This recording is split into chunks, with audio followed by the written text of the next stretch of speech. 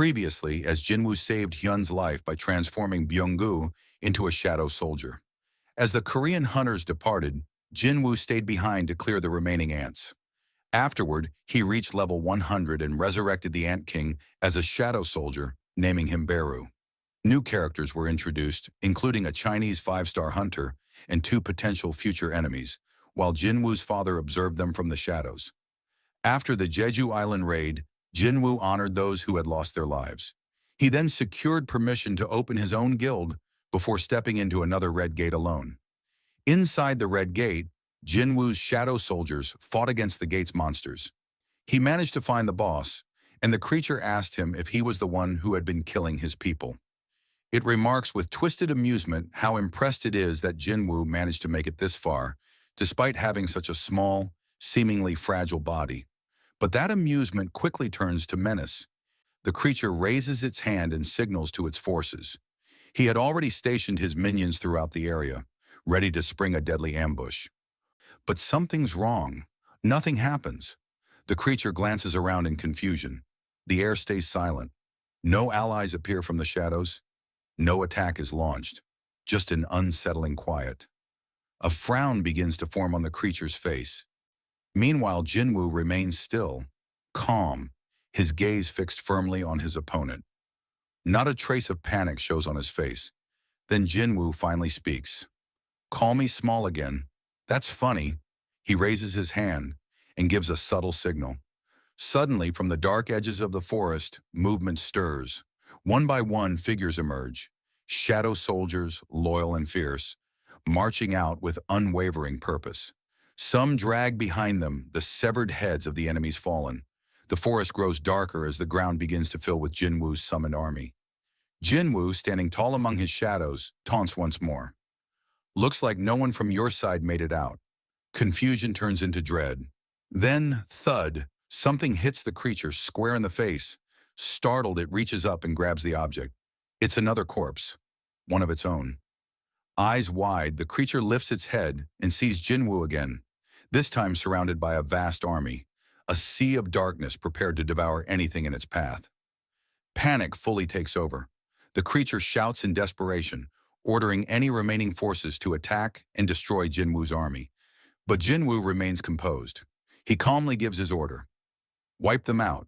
Both sides surge forward, and the battlefield erupts. But from the very first clash, it's clear. The outcome is already decided. Jinwoo's shadow soldiers are faster, stronger, and better organized. They strike with deadly precision, overwhelming the enemy with little resistance. As the intense battle unfolds, Sung Jinwoo begins advancing toward the dungeon's boss. Leading the way ahead of him is Tank, the enormous shadow bear who crashes through enemy lines with ease, clearing a path for his master. Sensing the threat, the boss monster erupts with rage. It roars and charges directly at Jinwoo, attempting to stop him before he can get closer. But before it can land a single blow, 2 powerful shadows intervene. Beru swoops in with incredible speed, slicing off one of the boss's arms with razor-sharp claws. Igris follows right behind, his sword flashing through the air as he severs one of the creature's legs. The massive beast collapses to the ground, overwhelmed. As it tries to lift its head, another presence looms over it. Tusk, the high mage of Jinwoo's army. Without hesitation, Tusk casts inverse gravity, pinning the boss down with an unseen force. The ground buckles beneath the weight, rendering the monster completely immobile. Step by step, Jinwoo approaches. Calm, he comes face to face with the fallen creature. His voice is low and cold. "You'll answer my questions," Jinwoo says. "It'll hurt less if you cooperate." He proceeds to interrogate the boss, trying to extract vital information. But once it's over, Jinwoo stands before its lifeless corpse, silently reflecting. Again, nothing useful. He suspects the same interference as before. The system itself may be blocking the flow of information. Frustrated but not surprised, Jinwoo opens his inventory. "I'll figure it out eventually," he mutters. "So it's fine." From within the inventory, he retrieves a peculiar object, a key. It's one he obtained earlier from a cursed random box. Jinwoo recalls an important moment. He had reached level 100 during the Jeju Island raid. That achievement fulfilled the minimum requirement to unlock a special dungeon. Now the item's name becomes visible. Key to the Temple of Carthion. A countdown timer ticks beside the key's description, indicating the limited window of time before the key would expire and the dungeon would be lost. As he studies the item, vivid memories flood his mind. Flashbacks of the double dungeon, the place where everything began. He realizes something. This may not be random. The system is calling him back. But he's not the same man who once crawled out of that dungeon barely alive. Now he's stronger, far stronger, stronger than anything that temple might hold. He wonders if all of this was orchestrated from the beginning, if that dungeon is still waiting for him, and if it is, then wait for me. Meanwhile, deep inside the Temple of Carthion, a shadowy figure stirs. Sitting in the darkness, an entity smirks, sensing Jinwoo's resolve from afar. It hears his words and prepares. Jinwoo is coming. The scene shifts to a dark and eerie dungeon. A man trembles in fear, trapped. In desperation, the man stammers, demanding to know who or what this creature is. But the figure responds coldly, as if talking to himself. He's not the one either. A pause lingers in the air, then the figure mutters again. They're hiding well, those brilliant fragments of light. This cryptic remark refers to powerful beings, ancient rulers known as the brilliant light fragments, scattered and concealed in human hosts. It's Silid, known as the king of the snowfolk, the monarch of frost. Sensing a familiar aura, Silid turns. Standing in the shadows is Yogment, the king of demonic specters, also known as the monarch of transfiguration. With a calm and confident tone, Yogment announces that he has news regarding the eastern island. Silid narrows his eyes, asking if he means the small landmass that lies eastward, the one humans call Korea. That island is the current dwelling of the Shadow Monarch. Intrigued, Silid asks if Yogment intends to take action there. Yogment explains that the rulers have begun deploying their legions near that region, just south of the Shadow Monarch's territory. He then adds, with a hint of ambition, that he will be the one to claim that place. But Silid challenges him, pointing out the obvious risk. And how do you plan to deal with the Shadow Monarch himself? Yogment, unfazed, gives a sly smile and responds, if the planner fulfills the contract, everything will go according to plan. Then with growing interest he adds, besides, the greatest of the brilliant light fragments has been confirmed to be there. This revelation changes everything. Silid's expression sharpens with excitement. He turns toward Yogment, realizing the implications. You came all the way here, just to tell me that. Yogment nods slightly, then inquires what Silid plans to do with that information. Silid responds with a smirk. If you're willing to follow me, then why not? But before their conversation can continue, Silid pauses.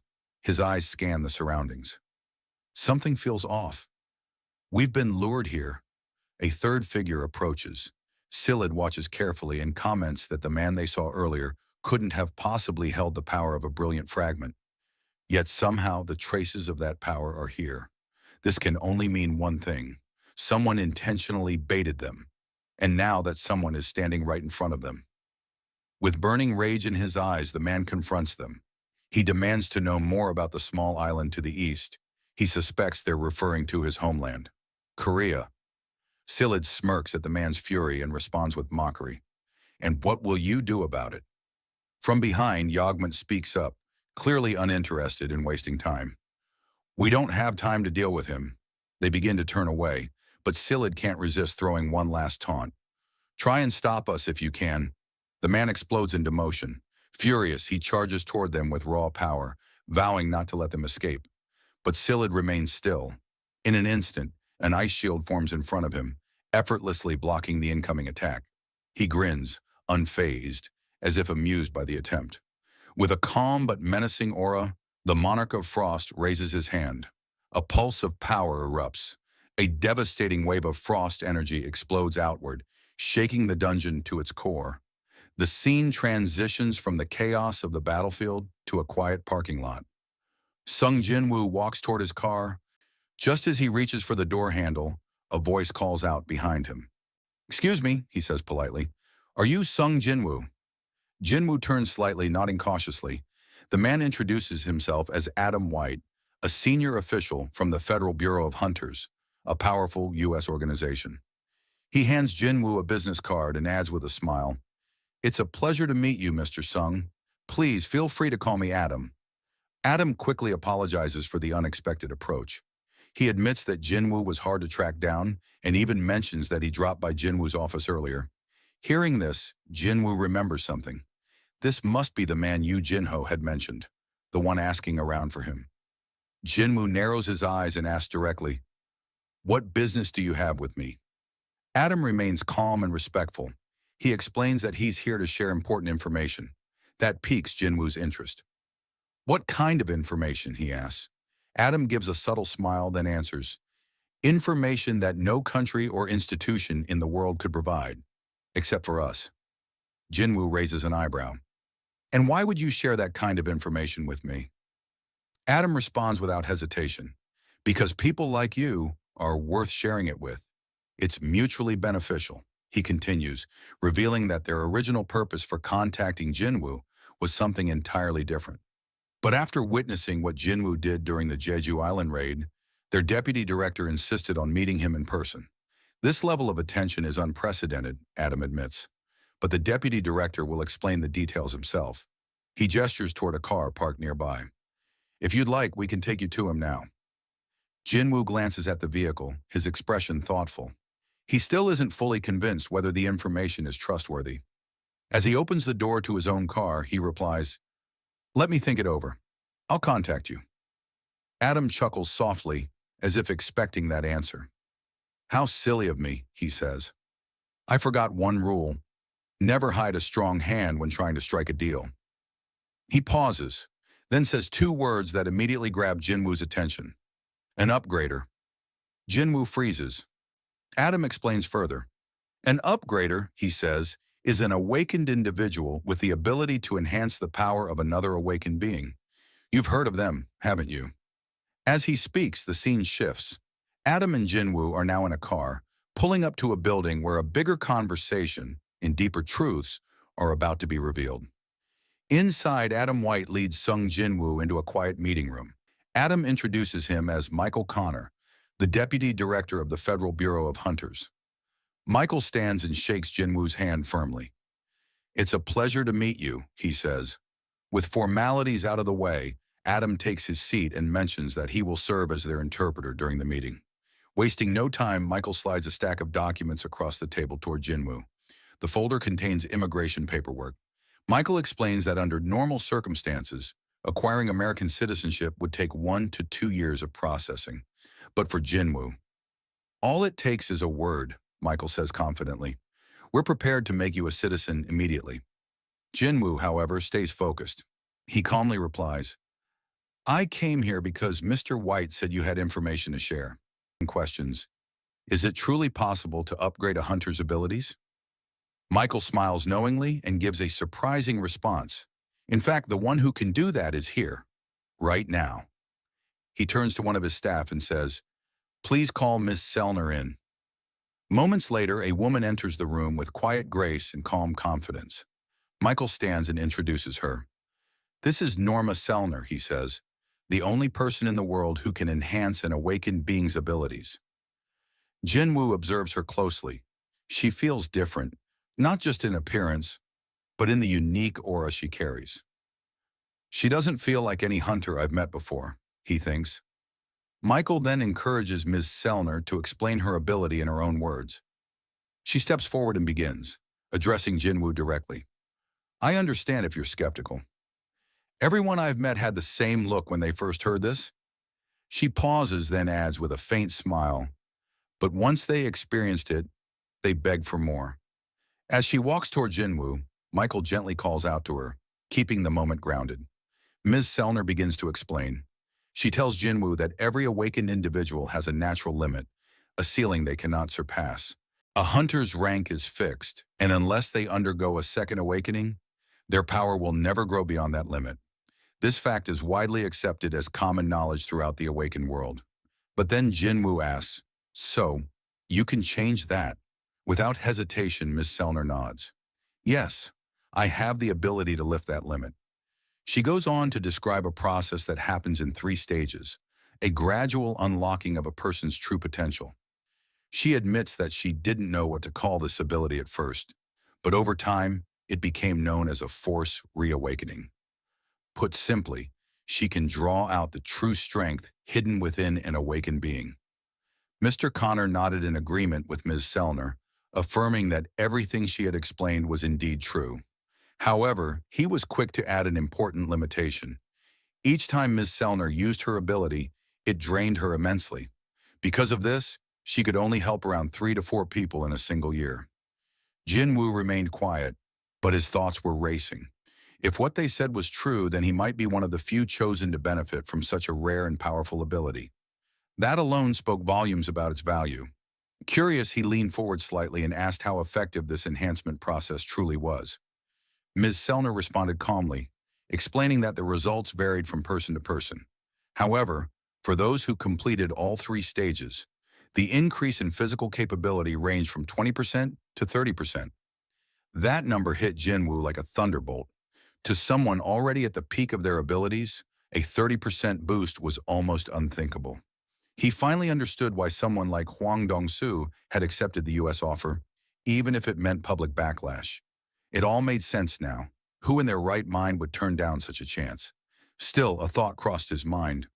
What would happen if others discovered the truth about Miss Sellner's power? Mr. Connor answered that concern without hesitation. That was precisely why the U.S. government kept her under close protection. In exchange for her cooperation, she received full security and a generous salary. In return, she assisted in strengthening select hunters, those deemed valuable enough to receive her gift. With that, Mr. Connor formally reintroduced Miss Sellner to Jinwoo, stating that her powers would be used on him as a token of goodwill. Jinwoo, still unsure of their motives, questioned whether this was truly a gift or just bait to draw him in. Connor clarified his position. If Jinwoo agreed to work with the Federal Bureau of Hunters, he would receive top-tier benefits. They would also personally arrange introductions to any guild he preferred and assist him in negotiating the most favorable contract. Ms. Sellner then gently pushed a small plate across the table toward Jinwoo.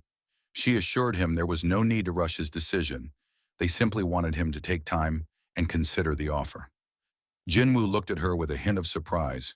She reaffirmed that, as they had said, this was a gift, not a demand. After a brief pause, Mr. Connor made another proposal. He asked if Jinwoo would allow them to temporarily remove his limits so that he could experience the effects firsthand. Jinwoo was taken aback. For nothing in return, he asked. Connor responded that it was to be considered a complimentary demonstration, meant only to show him the potential of what was being offered. At that moment, Jinwoo remembered something Miss Sellner had said earlier, that once he felt the power, he would come back on his own, begging for more. Her confidence now made perfect sense. Miss Sellner then requested that Jinwoo hold out his hand and look directly into her eyes. She explained this was the first step in the process. Watching from the side, Michael Connor observed quietly. From his perspective, Jinwoo had already taken the bait. He was calm, calculating, and listening. But Connor believed that once Jinwoo experienced even the first stage, he would come back to them voluntarily. And if he was the impulsive type, he might even sign the papers right then and there. As the process began, Jinwoo extended his hand toward Miss Sellner. The moment she took hold of it, a faint glow started radiating from his skin. A green aura gradually enveloped him, and a flicker of light ignited deep within his eyes. Mr. Connor silently observed, his mind drifting to Jinwoo's past achievements. He recalled how Jinwoo had turned the tide during the catastrophic Jeju Island raid, displaying powers that defied explanation. Even now, he couldn't help but wonder, what more is this man capable of? The energy continued to surge. Ms. Sellner's eyes began to shimmer, and her entire body was cloaked in a radiant yet eerie light. Then, something shifted. It was as if her consciousness had been pulled elsewhere. Suddenly, everything around her faded into a vast void of darkness. Within that black expanse, a vague outline began to emerge. A shadowed figure stepped forward, slowly, from the depths. Each step it took brought it closer, closer to her. And then, it stood directly in front of her. Its presence was overwhelming. Its glowing, fearsome eyes pierced through her soul. It wasn't just looking at her, it was watching her, as if silently warning her that she had trespassed where she shouldn't. Overcome with fear, Miss Selner let out a scream. The glowing energy shattered. The process came to an abrupt halt. The atmosphere in the room instantly turned hostile. Agents nearby sprang into action, drawing their weapons and aiming them directly at Jinwoo. Panic and confusion filled the air as they demanded to know what he had done to Ms. Selner.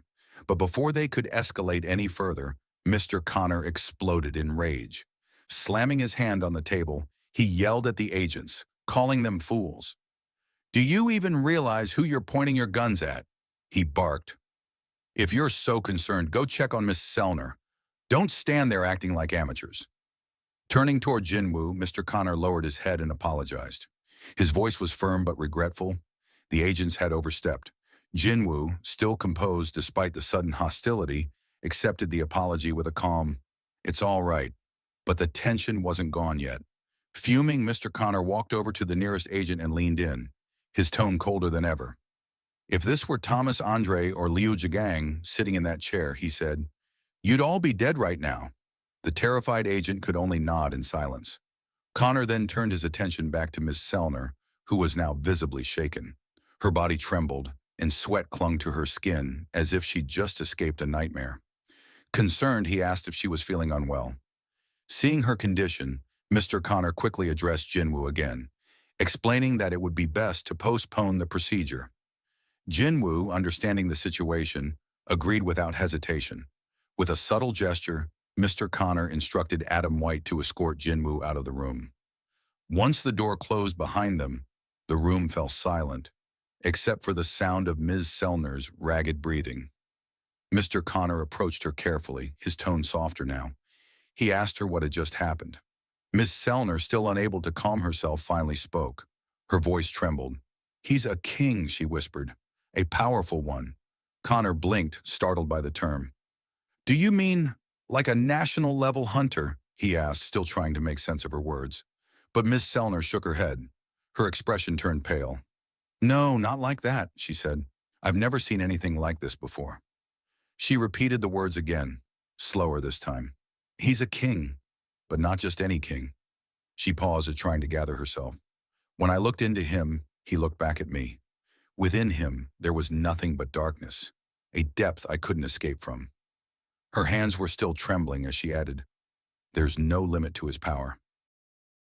Inside the newly established guild office, Yu Jin-ho sat at his desk, focused on paperwork. As he wrapped up a few reports, he muttered under his breath with a scoff, "Some people just never learn. Filing complaints after getting sued, whining like kids. That's not how this works." After some time, Jin-ho leaned back and nodded in satisfaction. He believed he had successfully tracked down all the groups that had been spreading false rumors about Jinwoo. While taking a short break, he suddenly noticed Jinwoo standing silently behind him. Startled, Jin-ho turned around. Jinwoo commented with a smirk, "You're working pretty hard." Jin-ho could only think to himself, how does he always appear without making a sound? Jinwoo asked if everything was running smoothly. Jin-ho reassured him that there were no issues. Then, noticing Jinwoo's outfit, he asked why he was dressed like that. Without answering directly, Jinwoo handed him a bag filled with magical cores. "You said we needed funds for the guild," Jinwoo explained. Opening the bag, Jinho's eyes widened. The contents were more than enough. "Well, I guess we won't need to worry about paying employee salaries anymore," he joked. Jinwoo tilted his head. "What do you mean?" Jinho reminded him that hiring another guild member meant they'd need to cover that person's salary too. Jinwoo nodded in agreement. "Even if we're only filling the guild's required numbers, we need someone who's loyal, someone who's in it for the long run, not just a placeholder." Then, with a more serious tone, Jinho brought up an important topic. "There's something we need to take care of first," he said. "We need a name for the guild." Jinwoo sighed dramatically. "I thought it was something serious." But Jinho countered, "It is serious." Jinho leaned in, throwing out suggestions. "How about Sung Yu Guild, based on your surname? Or Yu Sung, it flows better. Or even Woohoo Guild, using the last syllables of our names. Wait, maybe Jinjin Guild, based on our middle characters." Listening to all the creative, if slightly ridiculous, suggestions, Jinwoo finally declared his decision. "We'll name it Solo Play Guild," he said. Jinho blinked. Was that supposed to be a joke? Before he could respond, a knock came at the door. Jinho got up and opened it. On the other side stood a familiar figure, Hunter Cha Hai-in. Surprised, he asked, "What are you doing here?" Cha responded directly, "I want to join your guild." Soon after, they sat around the table together. Jinwoo looked at her with curiosity and asked her to clarify why she was there. Cha repeated calmly, "As I said, I'd like to join your guild." Jinwoo was puzzled. What's happening? He asked if the chairman had requested her to join, or perhaps if Hunter Choi Jong-in had expelled her from the Hunter Guild. Cha firmly denied both. Looking at her more seriously, Jinwoo asked, "Then why would you want to join a guild like mine, especially with that name?" Cha raised an eyebrow. "Wait, you really named it Solo Play Guild?" Jinwoo nodded. "Yeah. What's the problem? The Vice Master and I agreed on it." Jinho quickly objected. "Hey, when did I agree to that? What about the names I suggested?" Shifting his gaze to Cha, Jinho subtly examined her breathing and expression. She seemed calm, but he could tell it was an act. She's hiding something. But why? Then he asked bluntly, "You were awakened 2 years ago. You're still under contract with the Hunter Guild, aren't you?" Cha nodded but added, "I have enough to pay the cancellation penalty." That response caught Jinwoo off guard. "She's even willing to pay the penalty." He replied honestly, "Our guild doesn't have the resources to match what an S rank like you usually receives." Cha countered effortlessly, "That's fine. I don't need an upfront payment." Jinwoo frowned slightly, "But there's nothing here for you to gain. So why would you want to join us?" Cha paused, unsure how to explain the thoughts racing through her mind. If I tell him the truth, it'll sound insane. Her mind flashed back to the Jeju Island raid. She remembered regaining consciousness in a helicopter. The chairman had told her they had just landed at the association and that the hunters would soon be transferred to the hospital. She immediately asked about Jinwoo. Was he the one who saved them? The answer was yes. She had nearly died. And in the future, something like that could happen again. Next time, I might not survive. Back in the present, she struggled to find the right words. Her cheeks reddened. "I want to stand by your side, all the way to the end." Jinwoo noticed her silence and the color rising in her face. Why can't she answer? What is she hiding? He asked again. "So you're not going to answer me?" Cha finally responded. "I just want to live a peaceful life." "Is that so wrong?" Jinwoo paused. She's only 22. Carrying the pressure of being an S rank at her age must be overwhelming. After everything that happened on Jeju Island, her choice makes sense. After a moment, he said, "There's an entrance test for our guild." Surprised, Cha replied, "That wasn't in the recruitment notice." Jinwoo shrugged. Probably a new policy from the Vice Master. He turned to Jinho. "Can you get us some drinks and snacks?" Jinho left the room. Once they were alone, Cha asked, "So what kind of test is it?" Jinwoo answered plainly. "You'll have to defeat one of my summons." Cha raised an eyebrow. "Am I really that weak in your eyes?" "What kind of summon?" Jinwoo smiled slightly. "For you, Hunter Cha, I'll use my strongest one." Cha stood up. "When's the test?" "Right now," Jinwoo said. "Let's go to the association gym." He thought to himself, "This is the perfect time to test whether shadow exchange works with two people." He turned to her and said, "You don't need to walk. We'll take a shortcut." He stepped closer. "We just need to stick close together for a second." Darkness enveloped them as Jinwoo activated shadow exchange. They vanished. A moment later, Jinho returned to the office carrying snacks. But when he walked in, he didn't see Jinwoo or Cha. Instead, standing in the room was a towering high orc. The two stared at each other in complete silence. Then, without a word, the orc reached out, took the food tray from Jinho's hands, and devoured it in one massive bite. Jinho could only blink in disbelief. The scene shifts to the quiet gymnasium of the Hunter Association. Cha Hai-in looked around surprised. She had just arrived through Jinwoo's teleportation ability. Turning to him, she asked in amazement, "How did you do that?" Jinwoo, keeping calm, thought to himself, "I was right. Shadow exchange acts like a portal. I can bring someone along. He didn't explain much. Instead, he simply said, let's begin. But Cha paused. She realized she had forgotten her usual weapon. I left it behind, she said. Jinwoo raised an eyebrow. You mean that pickaxe? Cha frowned slightly. That's not my weapon. Jinwoo chuckled. I was just kidding. Looking around, Cha mentioned there might be a spare weapon in the storage area. She moved toward the nearby door and opened it, revealing a stockpile of reserve gear. Not top quality, she thought, but decent enough for practice. She eventually emerged holding a standard sword and told Jinwoo she was ready. Jinwoo glanced at the blade in her hand. Will you be all right? That's not your usual weapon, Cha responded with resolve. Weapons don't matter. Monsters never fight us on our terms anyway. Jinwoo nodded slowly. She's right. Now came the question, who would be the right summon? An ordinary shadow soldier wouldn't stand a chance against someone like Cha. After a brief thought, Jinwoo summoned a powerful knight draped in black armor. Among my forces, he's the best with a sword, Jinwoo thought. The knight stepped forward. His name was Igris. Clad in heavy black armor and radiating silent intensity, Igris stood ready. Cha asked a logical question. What are the win conditions? Jinwoo explained. You win by defeating the summon. You lose if you surrender. Even as he spoke, he reflected on his earlier words. I said I'd use my strongest summon, but Baru would overwhelm her. This knight will do just fine for now. With both sides prepared, Jinwoo raised his hand to begin the test. But just as Cha started channeling mana, Jinwoo stopped them. Wait a moment, he said, motioning for her to turn around. From his inventory, he pulled out a gleaming blade, the Demon King's longsword. He handed it to Igris. Use this, he ordered. Once the weapon was in place, Jinwoo gave the signal again. Begin. The battle started instantly. Igris moved first, channeling the power of the enchanted sword. A streak of crackling electricity surged forward, aiming for Cha.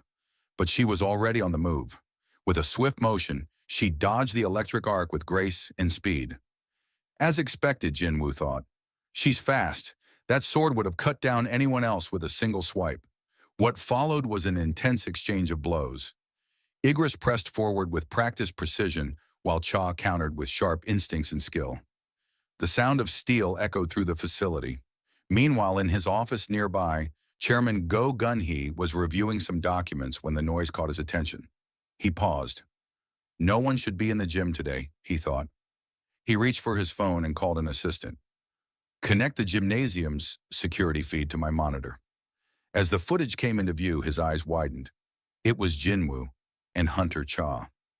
He watched silently for a moment. Then a knowing smile crept across his face. I see. So that's what this is.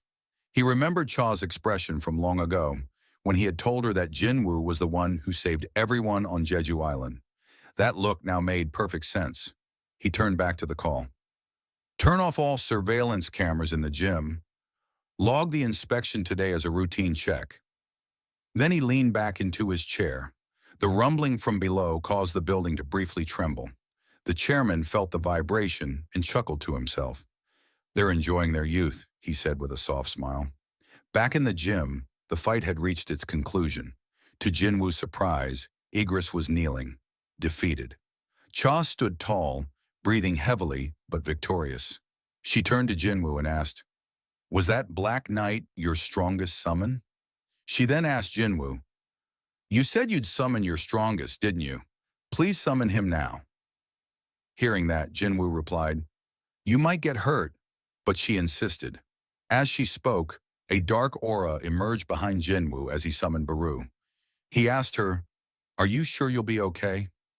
Jinwoo understood something very clearly.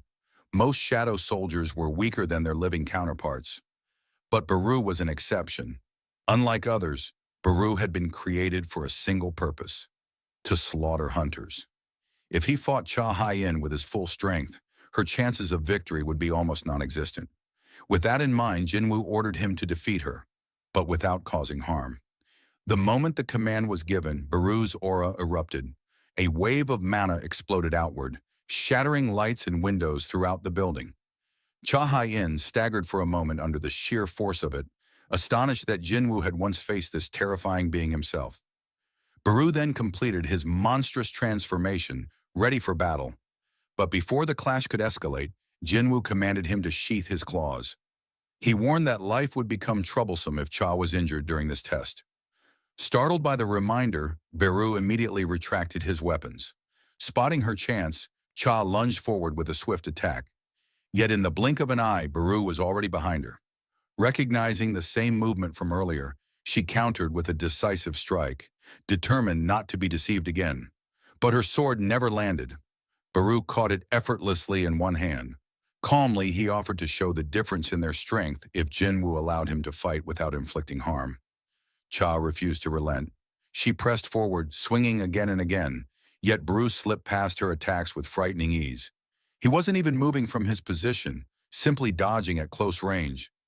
Realization dawned on her. This was a gap in speed and power she couldn't hope to close. Then, without warning, Bruce stepped right up to her face and released a piercing scream. The shock wave blasted her off her feet, sending her skidding back across the ground. From the sidelines, Jinwoo silently concluded that the outcome was already decided. Still, Cha Hai-in rose to her feet, unwilling to yield. She declared she could continue, even after seeing the overwhelming difference. Jinwoo frowned, questioning what drove her stubborn resolve. Recklessness didn't suit her, not after recognizing Baru's true power. Yet he couldn't ignore the truth. Baru was no ordinary shadow. He was intelligent, merciless, and born to kill. Jinwoo could still feel that killing intent seeping from him like a blade at the throat. Watching Cha's stance, Jinwoo worried. If she tried to gamble on a weak point, he could only hope she wouldn't make a fatal mistake. As the clash dragged on, Baru reminded Cha Hai-in of a simple truth. Every creature instinctively knows whether it is predator or prey. To prove his point, he lunged forward with deadly speed, declaring that prey defying a predator could never be tolerated. Cha reacted just in time, dodging his first strike, but Baru immediately prepared another. In that instant, he noticed her gathering mana for a counterattack. She released the blast with precision, landing a direct hit on his shoulder. Yet the blow barely scratched him. Baru's hardened exoskeleton absorbed the impact and reduced her weapon to shattered fragments. But this was exactly what Cha had planned. With her remaining strength, she prepared her strongest skill. She knew she only had enough mana for a single attempt, one strike that had to count. Summoning the radiant sword of light, she pierced through the layers of Baru's armor, finally breaking past his defense. Alarm surged through Jinwoo as he sensed something dangerous awakening within Baru. A buried command, etched deep in his very existence by the Insect Queen, stirred once more. Annihilate all enemies. The words echoed through Baru's mind as he branded Cha Hai-in an enemy and shifted into pure killing intent. Jinwoo's order to stop went unanswered. Cha closed her eyes, accepting what seemed like the end. A deafening explosion shook the battlefield. When she opened her eyes again, she realized she was still alive. Jinwoo had intervened in time, shielding her from certain death. Baru snapped back to his senses, recoiling in horror at his own loss of control. Dropping to his knees, he begged Jinwoo for forgiveness. Jinwoo, however, turned his attention back to Cha. He questioned her resolve, asking why she was risking her life for nothing more than an entrance test to a nameless guild. A hunter of her caliber had no reason to gamble everything on something so trivial. Then, almost to himself, he wondered if her determination stemmed from a personal interest in him. The thought left Cha momentarily stunned, while Jinwoo admitted inwardly that he still could not read her true intentions. And then, in a voice so soft he almost missed it, Cha Hai-in whispered her answer. She admitted that perhaps his guess was not entirely wrong. The scene shifts across the ocean to America, inside the headquarters of the Federal Bureau of Hunters. Seated at the top floor, Director David Brennan listens intently as Michael Connor and Mrs. Sellner report back from their meeting with Jinwoo. Brennan presses them for answers, demanding to know why they failed to convince such a powerful hunter to join the United States. Michael explains that according to Mrs. Sellner's vision, Jinwoo is unlike ordinary awakened.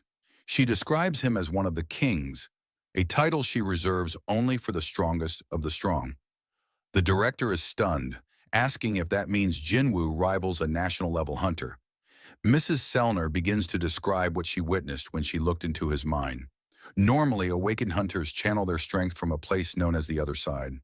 The bond between hunter and source appears to her as threads of light, sometimes so bright that they blaze like radiant kings. But when she gazed into Jinwoo's eyes, she saw no such bond. Instead, what looked back at her was a boundless darkness. To her, Jinwoo was darkness itself. The director quickly questions whether she is implying Jinwoo is evil. But Mrs. Sellner shakes her head. She clarifies that she is not speaking of morality, but of origin. Jinwoo does not rely on a connection like other awakened. His power is his own, untethered and unbound by the limitations of the other side. In theory, it means his strength has no ceiling. Michael, shaken, realizes what she is saying. Jinwoo can continue to grow without limit. Mrs. Sellner confirms this with grim certainty. Director Brennan rises from his chair, thanking Mrs. Sellner for her insight. He then motions for Michael to follow him as they descend into the depths of the bureau, all the way to level 24.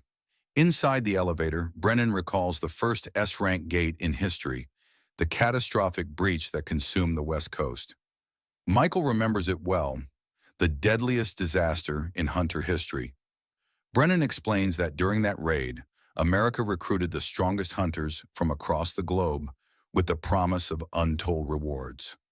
Only 5 survived, and those survivors became legends, granted authority equal to entire nations. From that day forward, they were known as national-level hunters. Among the horrors of that tragedy, one creature stood above the rest: Kamish, the inextinguishable flame. A dragon so powerful that it slaughtered hundreds of elite hunters on its own. Yet from that disaster came an unexpected reward. As the elevator doors open, Brennan invites Michael to witness it with his own eyes. They enter a cold storage chamber deep below ground. Inside, preserved and sealed away, rests a rune stone taken from Kamish's corpse. Brennan explains that for 8 long years, no mage-class hunter has risen to the rank of national level. And so, this rune stone has waited here in silence, its immense power seeking a worthy heir. With solemn pride, Brennan declares that Kamish, even in death, will bestow a gift upon their great nation once more. The story shifts to Jinwoo, who is in the shower, staring at his reflection in the mirror. He still can't believe that someone actually confessed interest in him. He thinks to himself that ever since his reawakening, his appearance has changed. He has grown taller, his physique has become sharper, and his skin has cleared up completely. He wonders if it's all because of the passive effects from the skill Will to Survive, which restores any damage to his body. But even so, he questions, am I really that attractive? Later, he walks over to his sister Gina's room and suddenly asks her how she would rate him. Confused, she replies by asking in terms of what? Jinwoo clarifies that he means in terms of appearance. Gina looks at him like he's lost his mind and says that, to her, he just looks like a bum. Annoyed by her blunt answer, Jinwoo sarcastically thanks her for the biased opinion. Gina begins kicking at him in irritation, but Jinwoo warns her to be careful or she might break her leg. He reminds her not to forget who her older brother is, questioning how someone like her even managed to get into school. She fires back, claiming that she's actually at the top of her class. The conversation shifts as Jinwoo tells his sister about his plan to form a new guild. Gina teasingly asks if that means he'll be the big boss now. While she gossips about it over the phone with a friend, Jinwoo wonders out loud about a possible name for his guild. His first idea is Solo Play Guild. Gina immediately shoots down the name, pointing out that it doesn't make sense. Since Jinwoo commands a whole army of shadow soldiers, he isn't exactly a solo player. Realizing she has a point, Jinwoo asks for her suggestion. Gina proposes the name Agent Guild, explaining that the character means to move forward. Jinwoo finds himself actually considering the name seriously. The scene transitions to Hunter Cha-Hyin's home. She is lying in bed, tossing and turning as she recalls the events of earlier. She can't stop cringing at herself, admitting that she basically blurted out her feelings for Jinwoo. Embarrassed, she thinks he must see her as crazy. But then again, she reasons, it was only natural to feel drawn to someone who saved her life. Still, she admits to herself that things don't feel okay at all. As she reflects, another memory resurfaces, something she experienced while unconscious. In that vision, she remembers drifting into darkness until a hand reached out and pulled her back. The voice that called to her belonged to Min Byung-gu, the healer who had sacrificed himself. In her vision, Byung-gu pleaded with her to pass on a message. He told her to warn Jinwoo that he must be cautious of the dangerous power that exists within him. Startled by the memory, Hai-in suddenly sits upright, realizing that she had completely forgotten until now. The next day, the focus shifts to the Night Guild's headquarters. Park Jong-soo listens as his vice guildmaster, Yoon Kyung-tae, reports that a massive gate has appeared in their territory. The association has rated it dangerously high, though not quite S-rank. Park Jong-soo frowns, saying that if the raid goes wrong, their entire team could be wiped out. Kyung-tae adds that if it truly were an S-rank, abandoning it would have been the only logical choice, since they lack the manpower. But because they are one of the top 5 guilds in Korea, public opinion would turn against them if they ignored the gate. On top of that, the Fame Guild would surely swoop in and seize the opportunity. This infuriates Park Jong-soo, who slams his hand down, asking if they're supposed to simply hand over a gate that appeared right in their backyard. Kyung-tae, intimidated, insists that he was only presenting the situation. At that moment, another guild officer, Yoo Jin-hai, speaks up, suggesting they could form an alliance with another guild. Jong-soo hesitates, pointing out that asking for outside help would make it obvious they don't think they can clear the gate alone. Their reputation could take a major hit. But then Jin-hai reminds them of someone, Hunter Sung Jinwoo. After a moment of silence, Jong-soo admits that working with Jinwoo could actually be an advantage. The public might even see it as a bold move if they were to join forces with him. He asks what Jinwoo has been doing lately. Kyung-tae reports that Jinwoo recently cleared a gate that opened in the middle of a highway, but otherwise has been keeping a low profile. He asks if Jong-soo would like him to arrange contact, but Jong-soo shakes his head. Something this important shouldn't be handled over the phone. Instead, he orders that they go meet Jinwoo directly. The story then shifts back to Jinwoo, who is in the middle of another discussion with Jinho. Jinwoo tells him that he's leaning toward naming their guild Ajin. Jinho nods enthusiastically, thinking that anything is better than Solo Play Guild. With the name decided, Jinwoo remarks that all they need now is one last member to officially form the guild. Curious, Jinho asks what happened with Hunter Cha. Jinwoo replies that she isn't quite the person he's been searching for. Shocked, Jinho protests, pointing out that Cha Hai-in is a powerful S-rank hunter with an excellent record and undeniable beauty. From his perspective, she's the perfect candidate. But Jinwoo calmly explains that what he's looking for is someone different, not just strength or fame, but someone trustworthy and uninterested in political guild activities. Jinho thinks for a moment and says that he knows a few people who might fit that description. Before they can continue, there's a knock at the door. Jinwoo rises, half expecting to see Hai-in again. But when he opens the door, he's surprised to find Park Jong-soo, Yoon Kyung-tae, and Yoo Jin-hee representing the Night Guild. After polite introductions, they sit down and explain why they've come. Jong-soo shows Jinwoo a video recording of the gate in question. The footage reveals a massive structure radiating enormous waves of magic energy. Jinwoo asks if it's an S-rank gate, but Jong-soo clarifies that it's close, one of the largest ever seen in Busan.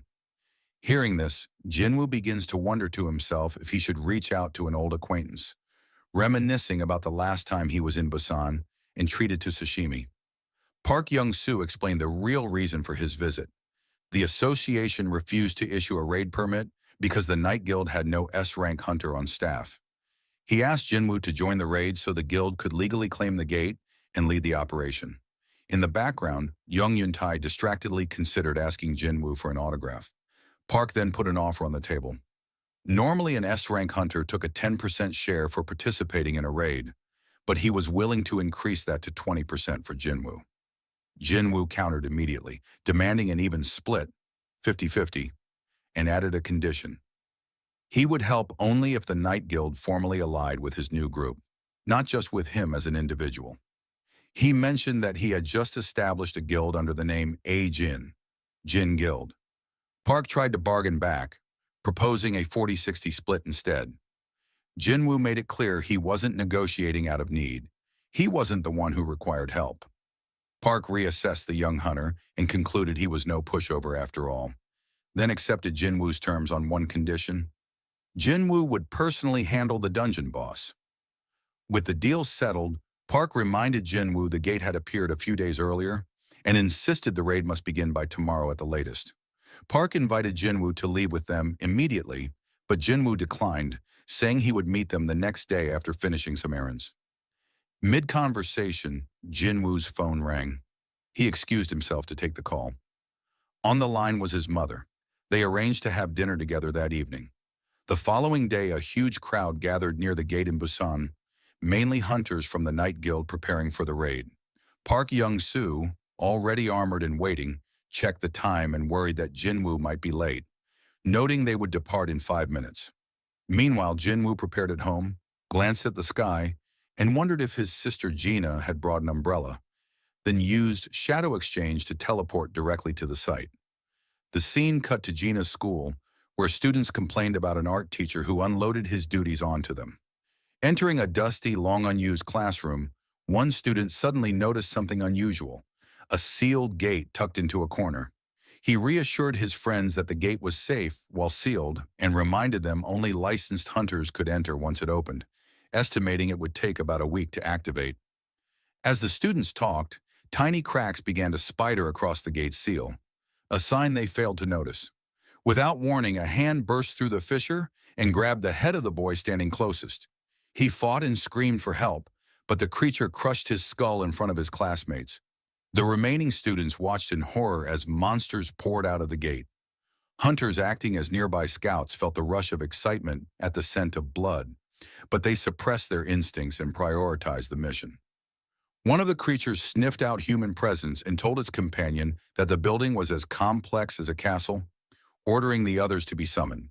The monster declared it would slaughter all humans there, fortify their position, and then begin the real hunt. As it stepped into the corridor, the beast pounced on students before they could react. Cut back to the raid staging area. Jinwoo arrived and remarked that the gate was even larger in person. He surveyed the assembled teams, mining and collection crews alongside the assault force, and counted 13 A-rank hunters and 20 B-rank hunters. He thought to himself that the guild's roster of A-rankers matched the reputation of a top house. Before he could settle, a swarm of guild hunters bombarded him with questions about his abilities and whether he would lead the raid. Uncomfortable with the sudden attention, Jinwoo froze until young Yerim stepped forward to quiet the group. Yerim introduced herself as an A-rank healer assigned to the Night Guild's assault team and tactfully removed the pressure from Jinwoo. Park Young-soo then stepped up to address the gathered hunters and explain the plan. Park announced he would lead the raid operation. Several members protested, arguing that Jinwoo, as an S-rank, should be the one to lead. Park clarified Jinwoo's role. Jinwoo would be assigned to the rear to secure the team and protect their withdrawal. Not as an insult, but as a tactical assignment. Some hunters bristled, offended at the implication they needed protection, and tension briefly flared. Park smiled wryly and admitted their blunt talk was simply the guild's atmosphere, a show of confidence more than disrespect. Jinwoo accepted that interpretation and remarked that such swagger meant they believed in themselves. With roles defined and grudges kept in check, the raid party closed ranks and proceeded into the dungeon. The scene opens inside the Hunters Association Emergency Call Center, where an operator answers a frantic incoming call. A terrified girl reports a dungeon break at her school and tells the operator she is hiding in a bathroom. She explains that she and her friends were suddenly attacked when monsters poured out of a sealed gate. The operator reassures her that hunters are already on their way and urges her to stay calm. The operator asks for a description of the attackers.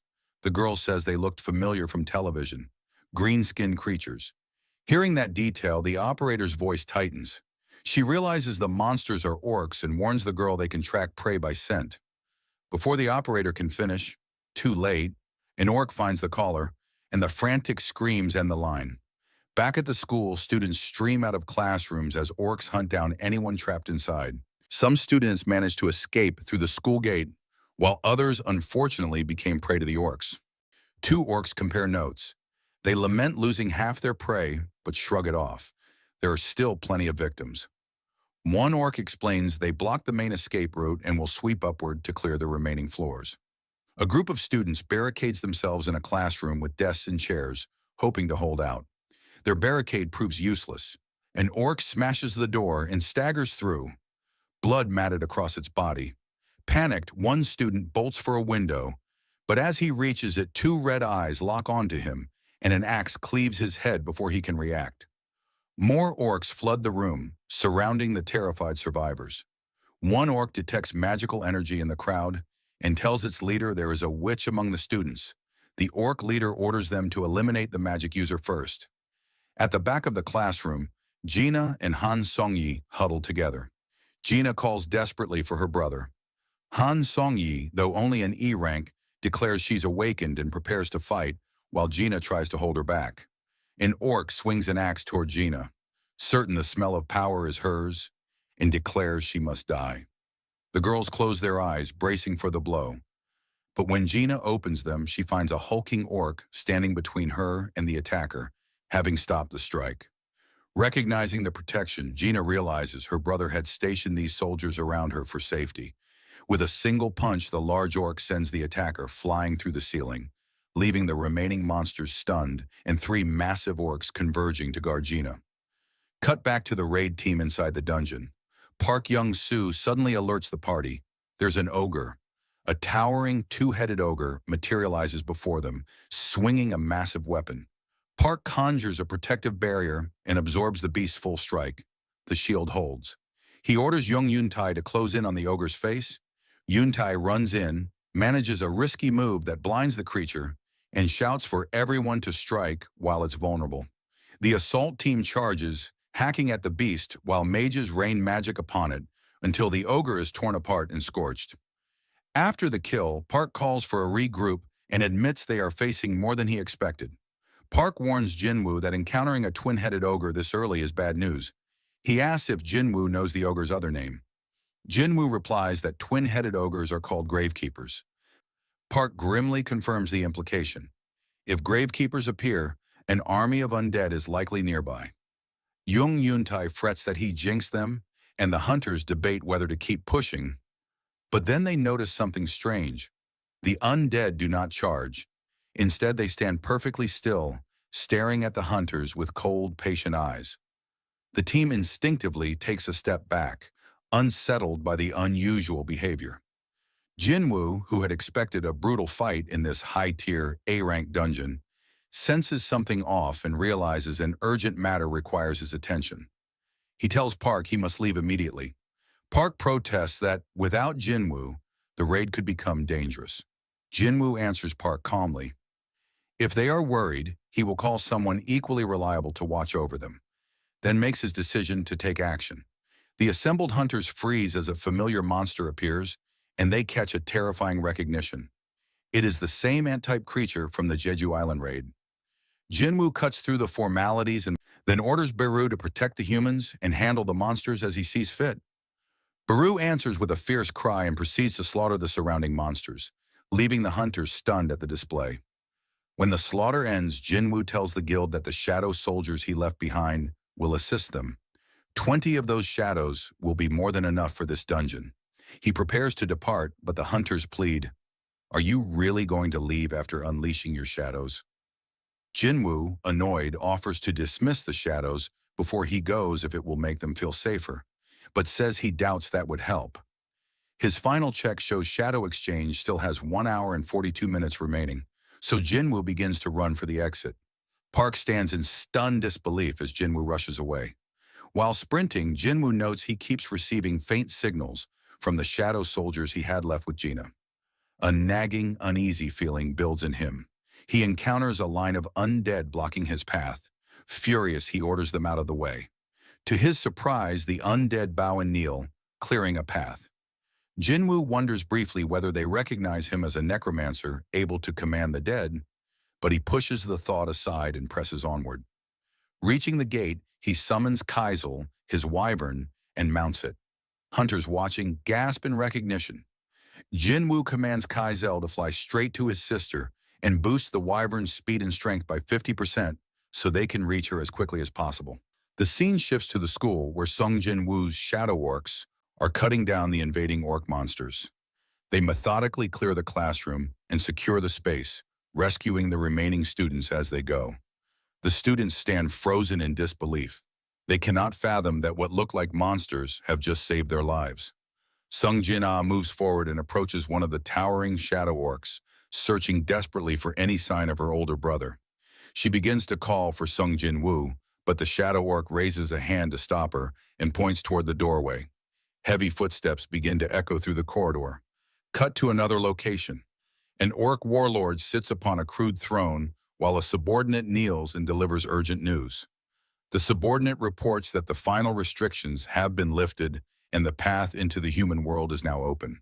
The throne-bound warlord proclaims himself the chieftain of the Red Blade tribe and exudes confidence that nothing will stand in his way. The subordinate adds that high orc warriors are assisting the humans at the school, an unexpected complication for the invasion. Irritated, the chieftain asks for the exact number of those opposing forces. The reply comes back: 3. Hearing this, the chieftain sneers in contempt and grows enraged at the thought that his foes could be held by so small a force, judging the situation pitiful. He rises, grips his weapon, and orders his followers forward. He intends to lead the assault personally and turn the way ahead into slaughter. Meanwhile, deep inside the dungeon, insect-type monsters swarmed around the strike team. Anxiety spread through the hunters as the creatures closed in. The hunters begged their leader not to stay. They feared that if the monsters marked them as enemies, the team would be wiped out. Their leader, Park Jong-soo, refused to abandon the mission. He argued they could not simply withdraw now. Pulling out would invite chaos outside and make a mess of what waited beyond the gate. At that moment, a massive shadow approached. Baru had arrived. Seeing Baru so close unnerved Park Jong-soo, but he forced himself to remain composed and ordered the team to move forward. In an instant, Baru blinked, vanishing from one spot and reappearing directly before Park Jong-soo. The sudden appearance startled the leader, knocking him to the ground. Without exchanging words, Baru tossed an object toward the fallen hunter and then turned and walked away. The other hunters rushed to Park Jong-soo's side, worried and ready to follow the strange shadow. They asked if he was all right and whether they should pursue the monsters. Park Jong-soo waved them off and told them to examine what Baru had left behind first. When they inspected the object, their faces drained of color. It was the severed head of the Death Knight. Staring at it, Park Jong-soo realized the implication. Whatever had toppled the Death Knight had killed a top-ranked foe in an instant. He muttered that the thing they had just seen was far stronger than they had imagined. He asked if anyone still wanted to retreat. When he looked up, however, he found he was the only one still hesitating. The other hunters had already scrambled to follow Baru and the summoned creatures deeper into the dungeon. Back at the school, Sung Jin-woo's high orc shadow soldiers moved to shield the students, confronting the attacking orcs. The orc chieftain proved far stronger than the soldiers expected, pressing the attack despite their effort to hold the line. The chieftain boasted that orc tattoos mark victory, each one a tally of fallen foes, and he taunted the high orcs as he advanced. One of the high orc shadows managed to block the chieftain's strike, a move that briefly impressed him. He acknowledged the block but dismissed their chances of winning. With brutal force, he sliced into the defenders, expecting to break them. Yet the shadow soldiers only fell and reformed, rising again as if nothing had happened. The chieftain froze in confusion. Each cut that should have ended a soldier instead saw them regenerate. He realized this was no ordinary opponent and wondered if some spell protected them. At the same time, a different danger began to trouble him internally. Voices whispered in his mind, urging violence against humans. The compulsion grew stronger and unnerved him. Putting pieces together, the chieftain inferred the soldiers were acting under someone's control. If magic animated the warriors, then destroying the controller would end the interference. He scanned the classroom for the source of power, and his eyes landed on Sung Jin-ah, hiding among the shadows. Convinced she was the key, he ordered his minions to seize her while the high orcs were briefly vulnerable during regeneration. The orc attackers pressed forward and, bit by bit, overwhelmed the three shadow soldiers guarding the students. Panic spread through the room. The chieftain grabbed Sung Jin-ah by the mouth and lifted her into the air, certain he had found the one responsible for the magic. He declared that he could sense the power and that his suspicion was confirmed. Jinnah trembled with fear as he prepared to finish her. Then something outside the window cut through his focus. A massive shadow descended from above, its presence so overwhelming that the chieftain staggered back in shock. He barked at his followers to brace themselves. Something terrifying had arrived. Before he could react further, Sung Jin-woo crashed through the building, the impact sending the chieftain flying. The classroom erupted as the threat was interrupted. Sung Jin-woo moved to Jinnah's side, gently calming her and reassuring her she was safe. The chieftain struggled to his feet, now staring in fear at Jin-woo and the looming figure of Kaisel at his side. The chieftain tried to proclaim himself, Garrick Darupo, leader of the Red Blade tribe, but Jin-woo cut him off without a word, silencing the boast. Jin-woo swept the room with quick checks. He hugged Jinnah tightly and whispered an apology for arriving late, then asked Han Song-yi if she was all right. She shook her head weakly. Noticing a red mark marring Jinnah's face, Jin-woo's calm hardened into anger. Without hesitation, he summoned Igris and other shadows to guard the children. He assigned Igris to protect Sung Jin-ah, then ordered his shadow soldiers to escort the students downstairs to safety. An orc tried to flee in the confusion, but Jin-woo snapped at him to stay put. Once the students were evacuated, the orc leader stepped forward to confront Jin-woo. The leader realized that the immortal high orcs were not creatures of their kind, but soldiers under someone's command, and demanded to know who Jin-woo was and how he spoke their language. Jin-woo gave no answer. The orcs signaled his troops to attack. The orcs charged. The first raised an axe, but Jin-woo caught the weapon hand mid-swing, crushing the fingers and slamming the attacker to the ground. He finished the strike with a stomp that ended the orc instantly. Two more orcs lunged, only to be stopped mid-air by Jin-woo's Dominator's touch. He crushed them with a single, merciless motion. Enraged, the remaining orcs swarmed him, but Jin-woo cut through them without mercy until only one combatant remained, pinned to the wall by Dominator's touch and trembling. Jin-woo seized the last orc by the mouth and demanded to know why they wanted to slaughter humans. The creature, terrified, confessed that voices spoke inside their heads, ordering them to kill. Jin-woo narrowed his eyes and asked if the voices continued when the orc stood near him. The beast stammered and begged for mercy, but could not answer clearly. Jin-woo tightened his grip and demanded a response. When none came, he called forth his dagger. He observed that, in the orc's eyes, he was not even human. Yet Jin-woo said he would grant forgiveness. His forgiveness came with a warning: it would not be painless. Back in the dungeon, Cha Hae-in tried to stop one of the summoned shadow ants from devouring a fallen creature, scolding it for eating something rare and valuable. She warned the ant not to waste it. The ant scratched her shoulder and continued feeding. Cha Hae-in flinched from the pain, but a massive shadow, Baru, moved in and began to heal her injuries. Cha Hae-in watched, surprised. The summoned shadow's healing felt more potent than her own magic, and she could not help but wonder at the difference. The party pushed forward into the boss chamber and froze. A monstrous figure hovered at the center, encircled by many undead minions. The hunters identified the foe instantly. It was an arch-lich flanked by 10 death knights, a combination no ordinary A-rank team should face. Park Jong-soo remembered a past disaster in China. The Gold Dragon Guild had once been wiped out by an arch-lich, a catastrophe that had led to a dungeon break. He felt the weight of that memory and knew how dire their odds were. As he considered their options, a lookout warned that more undead were closing in from the rear. Park Jong-soo reacted fast. He ordered Cha Hae-in to seal the entrance with a magical barrier. She erected the ward and warned the group she could only sustain it for about 5 minutes. While the barrier held, Park Jong-soo noticed Baru moving straight toward the arch-lich, unbothered by the surrounding death knights.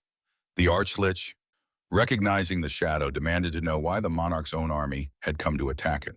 The boss could not fathom being targeted by the monarch's personal soldiers. Baru's reply was curt and mocking. The shadows had been chosen by the monarch, and the lich had not. The arch-lich refused to accept this and declared it would report the affront to the monarch itself. Baru showed no patience for rhetoric. With a single, decisive move, he leapt forward, grabbed the glowing essence lodged in the lich's chest and crushed it in his hand. The arch-lich screamed as his core was destroyed. Instantly, the undead soldiers animating the dungeon began to collapse and vanish. The boss's hold over them had been broken. The hunters stood in shocked silence. Baru had slain an archlich in one blow, a feat far beyond what they imagined possible from a summoned shadow. After the victory, Baru roared triumphantly. Park Jong-soo, watching, recalibrated his estimate of Sung Jin-woo's power. Even if Jin-woo could not control every summon at once without draining himself, commanding a portion of that army still constituted a force stronger than a major guild. Back at the school, the Hunter Association arrived to secure the scene and take control of the aftermath. Sung Jin-woo sat inside a car with Chairman Go Gun-hee as the chairman briefed him on the rescue. The chairman reported that 213 students who had fled quickly were safe. 10 more had been pulled from the building, and the remaining students were unaccounted for. He then showed Jin-woo a graph on his phone charting gate appearances in the area over the past 6 months. The chairman explained that gate incidents were spiking worldwide and that the number of newly awakened hunters was rising alongside them. In short, gates and hunters were both increasing. Jin-woo asked why the chairman had asked to meet him that day. In response, Go Gun-hee handed over a stack of documents and indicated that official requests to meet Jin-woo had arrived from multiple countries: Japan, the United States, China, Russia, France, the United Kingdom, Germany, and even several nations in the Middle East. The chairman added that some foreign parties had likely already attempted contact through unofficial channels. He reminded Jin-woo that while the association could honor Jin-woo's request to protect his personal information, it could not legally prevent foreign governments or organizations from making contact. Go Gun-hee urged Jin-woo to consider staying in Korea, arguing that the country would struggle to adapt to these fast-moving, global changes without its strongest hunters present. As the car neared a hospital, the chairman told Jin-woo that his younger sister, Sung Jin-ah, had been taken there for treatment. Preparing to leave, Jin-woo listened as Go Gun-hee pledged the association's full support if he chose to remain inside Korea, promising whatever resources were necessary.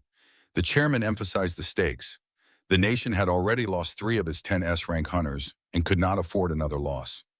Hearing the warning, Jin-woo stated that, from then on, he preferred to enter high-rank gates alone and asked if the chairman could arrange that. Surprised, the chairman asked whether that preference explained Jin-woo's recent formation of a personal guild, effectively a one-man assault squad. He thought it over and admitted that, while difficult to accommodate, it was not impossible. Fast forward, Yoo Jin-ho is on the phone trying to recruit a family member to join the new guild. The person on the other end is his cousin, Yoo Suk-yong, an A-rank hunter.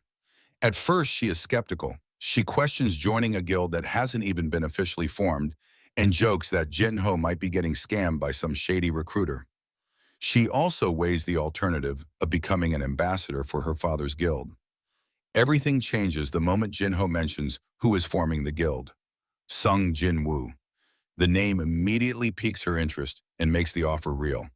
When she arrives, Jin-ho introduces her to the group: Yoo Suk-yong, A-rank hunter, and his cousin. Her excitement to meet Jin-woo fills the room. Jin-ho teases that she's the real celebrity in the meeting.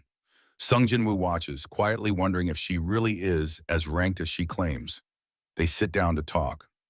Jin-woo warns Suk-yong that joining his guild will draw attention and asks whether she is prepared for the fallout. She answers confidently that anything is preferable to getting mixed up with Yoo Jin-sung. Jin-woo looks puzzled and asks who she means. Jin-ho clarifies. Yoo Jin-sung is his older brother. Jin-woo remarks about the brother's bad reputation for personality, and the small group laughs off the awkwardness.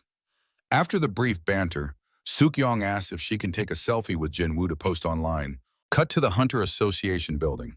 A stormy political scene unfolds as Senator Nam Jung-wook confronts Chairman Go Gun-hee over the chairman's plea to let Sung Jin-woo enter high-level dungeons alone. Nam argues that the special regulation was effectively created the moment Jin-woo set up his private guild and calls the arrangement blatant preferential treatment. He insists the association exists for all hunters, not for the convenience of one individual, and demands a formal explanation.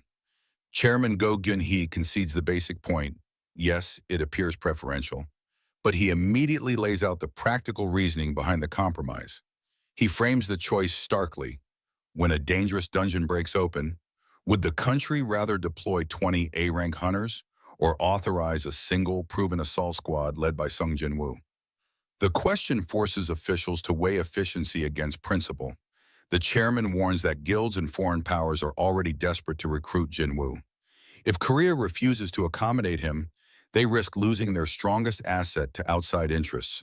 He invokes past mistakes, reminding the room of when Hunter Hwang Dong-soo left for America, and presses the senators to consider the real cost. When another S-rank gate appears on Korean soil, who will be there to save them? Back in the city, Cha Hae-in stared at her phone and froze. The picture on the screen showed Sung Jin-woo beside Yoo Soo-yeon, and the sight made her tremble before she let out a frustrated scream. Fast forward, Sung Jin-woo and Yoo Jin-ho stood before a massive gate preparing for the new guild's first official raid. Yoo Jin-ho marveled at the sight. He had never seen anything like this. The gate towered above them. Reporters swarmed immediately, peppering them with questions. Cameras flashed and voices shouted, even asking about Jin-woo's relationship with Yoo Soo-yeon. Jin-woo turned to Chief Woo Jin-chul and asked why his personal details hadn't stayed private as promised. Chief Woo explained that while the association could protect private records, it could not prevent the public from discovering a gate's location once word spread. Social media exposure was beyond the association's control. Jin-woo remembered the Instagram photo and the leaks it could cause.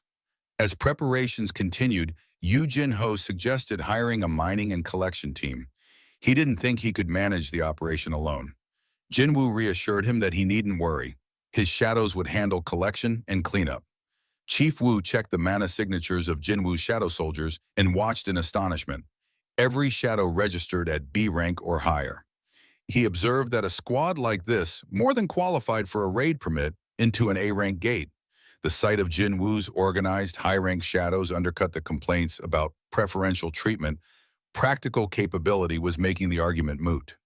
Chief Woo added that he had orders from the chairman to observe the raid in person and confirm whether the decision to allow a solo assault squad was safe.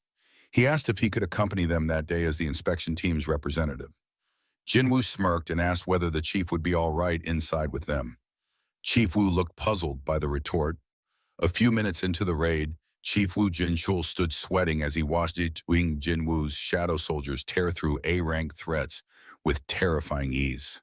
The foremost monsters were Nagas, elite A-rank serpentine foes, creatures that normally give even top hunters trouble. Yet Jin-woo's army overwhelmed them, their rapid regeneration making the assault look unstoppable. Woo's eyes locked onto the blood-red commander at the front, Igris. The knight moved like a war machine, cutting down enemies with brutal efficiency. He thought to himself that Igris was unusually powerful. He also noticed flashes of lightning magic among the shadows, a skill usually reserved for the highest-tier mages, and wondered whether some of these summons were even stronger than a normal A-rank. If he faced one of them one-on-one, would he stand a chance? As the battle raged, Woo spotted a small, ant-like shadow gnawing on a corpse. Jin-woo stepped in, kicked the creature toward the ceiling, and scolded it for eating valuable remains. He then turned to the lower-ranked shadows and ordered them back to work, mining mana crystals and collecting corpses. Watching Jin-woo manage the fight while overseeing extraction, Woo realized this was more than a one-man assault squad. Jin-woo was simultaneously clearing the dungeon, retrieving valuable remains, and gathering mana. One operator doing the job of a full team. When the minions fell silent, the true boss finally appeared. Jin-woo called out orders. Those still mining could stay. The rest should return. Chief Woo asked why he'd sent so many shadows away. Didn't they have enough strength to finish the boss by themselves? Jin-woo summoned his daggers and replied that relying too much on his shadows would dull his own edge. He needed to keep his combat instincts sharp. Then, moving with impossible speed, he ran up the boss's scaled body and, before it could react, split its face in two with a single swing. Woo stood speechless. He had never seen anything like that in all his years as a hunter. The boss fell, and Jin-woo's status updated. He gained a level and several skills improved, including Shadow Exchange. The cooldown on Shadow Exchange decreased by 1 hour. Jin-woo realized the pattern. Each level up shaved an hour off the skill's cooldown. If he kept leveling the ability, he could travel with far fewer limitations. exactly what he needed to protect his mother and sister. Chief Wu stared at the corpse and thought about the scales. Nagas had hide tough enough for shields or armor, yet Jin Wu had sliced through them with only 2 daggers. He watched, still trying to process the sheer lethality on display. Jin Wu performed shadow extraction on the fallen boss. A new shadow began to form from the corpse, and a notification confirmed that the shadow's power had been enhanced, and that it would start at level 13th. Observing the newly born soldier, Jin Wu assessed that its rank matched that of Tusk. It was as strong as the original creature had been in life, even though the summoned form was smaller. Despite the reduced size, it radiated an enormous mana signature. Jin Wu judged the new summon to be roughly Tusk's equal and accepted the prompt to name it. He christened the soldier Jima. The cave trembled afterward. Yu Jin Ho warned Jin Wu that they needed to leave, and Jin Wu paused a moment longer, wondering what to do about the fallen boss's remains. After a short wait, Tusk reappeared through the gate carrying the boss's corpse over his shoulder. Reporters outside immediately recognized Tusk as one of Jin Wu's summons and swarmed to take pictures. As the entire squad exited the dungeon, Chief Wu looked shell-shocked, overwhelmed by everything he'd seen inside. Later, he sat across from Chairman Go Gun-hee and gave a full report on the raid. The chairman listened intently and admitted he understood why even a veteran like Wu would be shaken. Wu summed up bluntly, what he'd witnessed wasn't merely a raid, it had been a massacre. After Wu left, the chairman sat and thought, realizing the implication. Hunters in Korea, and across the world, were about to see the balance shift. A new dominant force had arrived on the field. The story shifts to Japan, where an unnatural sight hangs above the city. A gigantic red gate looms in the sky. Citizens stop and stare in confusion, powerless to understand what they are witnessing. Conversations spread quickly. People remark on the sudden appearance of the red gate and the alarming spike in high-level gates across the country. Officials call an emergency meeting and summon every major guild to decide how to respond. The urgency is plain.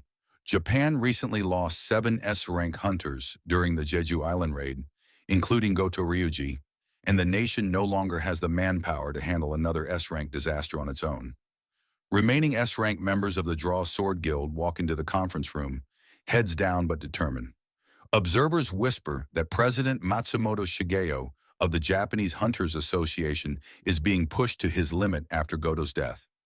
Some commentators mutter that it is almost satisfying to see the association struggle. After all, they once held a near monopoly on S-rank talent. The talk turns to whether the Draw Sword Guild will lose its top position in Japan. Sugimoto overhears the barbed comments, stops, and fixes the men with a cold glare. They fall silent and back away. Outside the conference, Minoru tells Sugimoto that those critics weren't so bold before Goto's loss, and Kane adds a rumor. The Black Tiger Guild and Snowcloud Guild might merge, bringing their combined S-rank count up to 4, the same number the Draw Sword Guild still has. Sugimoto waves the concern off. He argues that simply counting S-ranks doesn't tell the whole story. Those other guilds lack the depth and real strength necessary to stand up to a true S-rank crisis. The scene cuts to a government meeting room where tempers flare. An angry official demands to know why the Hunters Association hasn't mounted a response to the S-rank gate in central Tokyo and warns of the catastrophic consequences of a dungeon break. Chairman Matsumoto Shigeo answers soberly. The remaining S-rank hunters in Japan are not capable of clearing an S-rank gate without support from national-level hunters. Another official points out the obvious and painful lesson from the Jeju raid. Attempting an S-rank clear without national support can end in disaster. Japan already lost its best men, including one who was rumored to be nearing national level. Someone suggests contacting Thomas Andre, the American national-level hunter, but the room quickly realizes Japan lacks the funding to hire such mercenaries. Every nation is now scrambling. With gates popping up worldwide, mercenary national-level hunters are in demand and expensive. The discussion grows tenser as options dwindle and diplomatic channels strain. Japan has few external recourses left. At that moment, Sugimoto speaks up with a different solution. He mentions a specialist known as the barrier expert, Yuri Orlov, someone who might be willing to help, but only for the right price. The scene opens with Sung Jin-woo sitting alone in his car, reflecting on his progress. He notes that he's reached level 101. At level 100, he received the key to the Kartanon Temple, and at 101, all his job-specific skills leveled up. He can't help but wonder what level 102 will bring as he steps out of the car. In the parking lot, he spots Cha Hai-in. She freezes when she sees him and immediately turns to walk away. In a blink, Jin-woo is beside her. He questions, silently and with a half-tease, why she ran. If she planned to flee, why come to his office at all? Flustered, Cha Hai-in stammers and points toward a parked car, explaining it's still there. Last time she couldn't take it because they used Shadow Exchange to teleport to the gym. Cha asks whether Jin-woo has time to talk. He invites her to continue somewhere private. Inside his office, Cha glances around at the emptiness. Jin-woo explains that Vice Guildmaster Yu Jin-ho stayed behind at the dungeon site, which leaves the two of them alone, a fact that makes Cha flush with embarrassment. Cha avoids confessing her feelings. Instead, she relays a message from Min Byung-yu. She had seen a vision while unconscious on Jeju Island. Drifting in darkness, a hand reached down and pulled her up. In that vision, Min Byung-yu warned that his power was overwhelming and terrifying. Something Jin-woo needed to understand. He had attempted to mention Jin-woo's true army before vanishing, but the message ended there. Later, Jin-woo sits in a dungeon room, turning Cha's message over in his head. He tells himself that tracking the origin of his summons is a priority. Answers matter more than rank gains. Beside him, Yu Jin-ho asks a practical question. If Jin-woo's summons can move on their own, why do the team members need to accompany them? Why not let the shadows handle raids while the hunters relax? Jin-woo answers plainly. He can't always trust the summons to behave without oversight. They're powerful, but unpredictable when left unchecked. The conversation shifts to family. Jin-ho asks about Jin-woo's sister. Jin-woo reports that Sung Jin-ah is recovering after the school incident. Doctors recommended rest, so he's posted his most trusted shadows to guard her. Wanting to check on her personally, Jin-woo uses shadow vision to look through the eyes of one of his summons. He links into Baru's perspective and sees the Ant King's shadow lounging on the couch, watching TV while Jinna sleeps. Jin-woo sighs at the casual sight and can't help a bemused thought about what kind of show a summoned Ant King might enjoy. He decides to check on other shadows as well. Through his skill, he watches his mother buying groceries, then catches Baek Yun-ho and Choi Jong-in bickering as usual. Mundane, human moments that put him at ease. Curious, he flicks to one more target and, to his horror, accidentally watches Cha Hai-in in the shower. Startled, Jin-woo immediately severs the connection. Embarrassed, he settles back into silence. Jin-woo blushes and resolves to apologize to Cha, maybe even buy her lunch sometime to make amends. The mood shifts when Yu Jin-ho reports new intelligence. An S-rank gate has opened in Shinjuku, Tokyo, and a dungeon break is likely in less than 3 days. Japan is urgently summoning hunters. Jin-ho asks whether the Japanese officials contacted Sung Jin-woo. Jin-woo confirms they did, but he says something else is occupying his mind right now. The mystery Min Byung-yu hinted at. As they speak, the dungeon trembles. The ground rumbles beneath them. The two prepare to move out. The scene moves to Tokyo, where Russian national-level hunter Yuri Orlov introduces himself to Sugimoto, a Japanese official, and presents himself as the world's premier support-type hunter. Orlov mocks the Draw Sword Guild's evacuation choice and scoffs at Japan's manpower shortfall. He says he read their report and agrees that evacuating civilians was wise, but ridicules the idea that Japan could spare only 6 S-rank hunters for the Shinjuku operation. Sugimoto explains the reason. Multiple A-rank gates have opened across Japan, forcing each guild to leave at least 1 S-rank behind to defend its territory. Even Sugimoto's own guild is leaving an S-rank at home, while 3 others deploy to Shinjuku. Orlov sneers that the arrangement is pathetic and questions how the country can realistically protect itself under those conditions. He then offers blunt terms. He will hold the Shinjuku gate for them, for a price. He names a staggering fee, framed as roughly $3.6 billion per year, about $10 million per day. Sugimoto and the assembled officials react in shock at the demand. Orloff downplays it by comparison, claiming that, relative to Thomas Andre's rumored price, his rate is a bargain. Nearby hunters bristle at his tone. Minoru whispers to Kanzaki and asks what the Russian is saying. Kanzaki, who understands some Russian, reports that Orloff's words are hostile even if the precise phrasing is unclear. Pushing the provocation further, Orlov challenges them. Are you trying to save your country or trying to save money?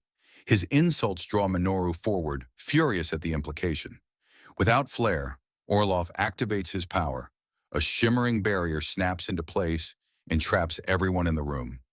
Movement becomes impossible inside the field.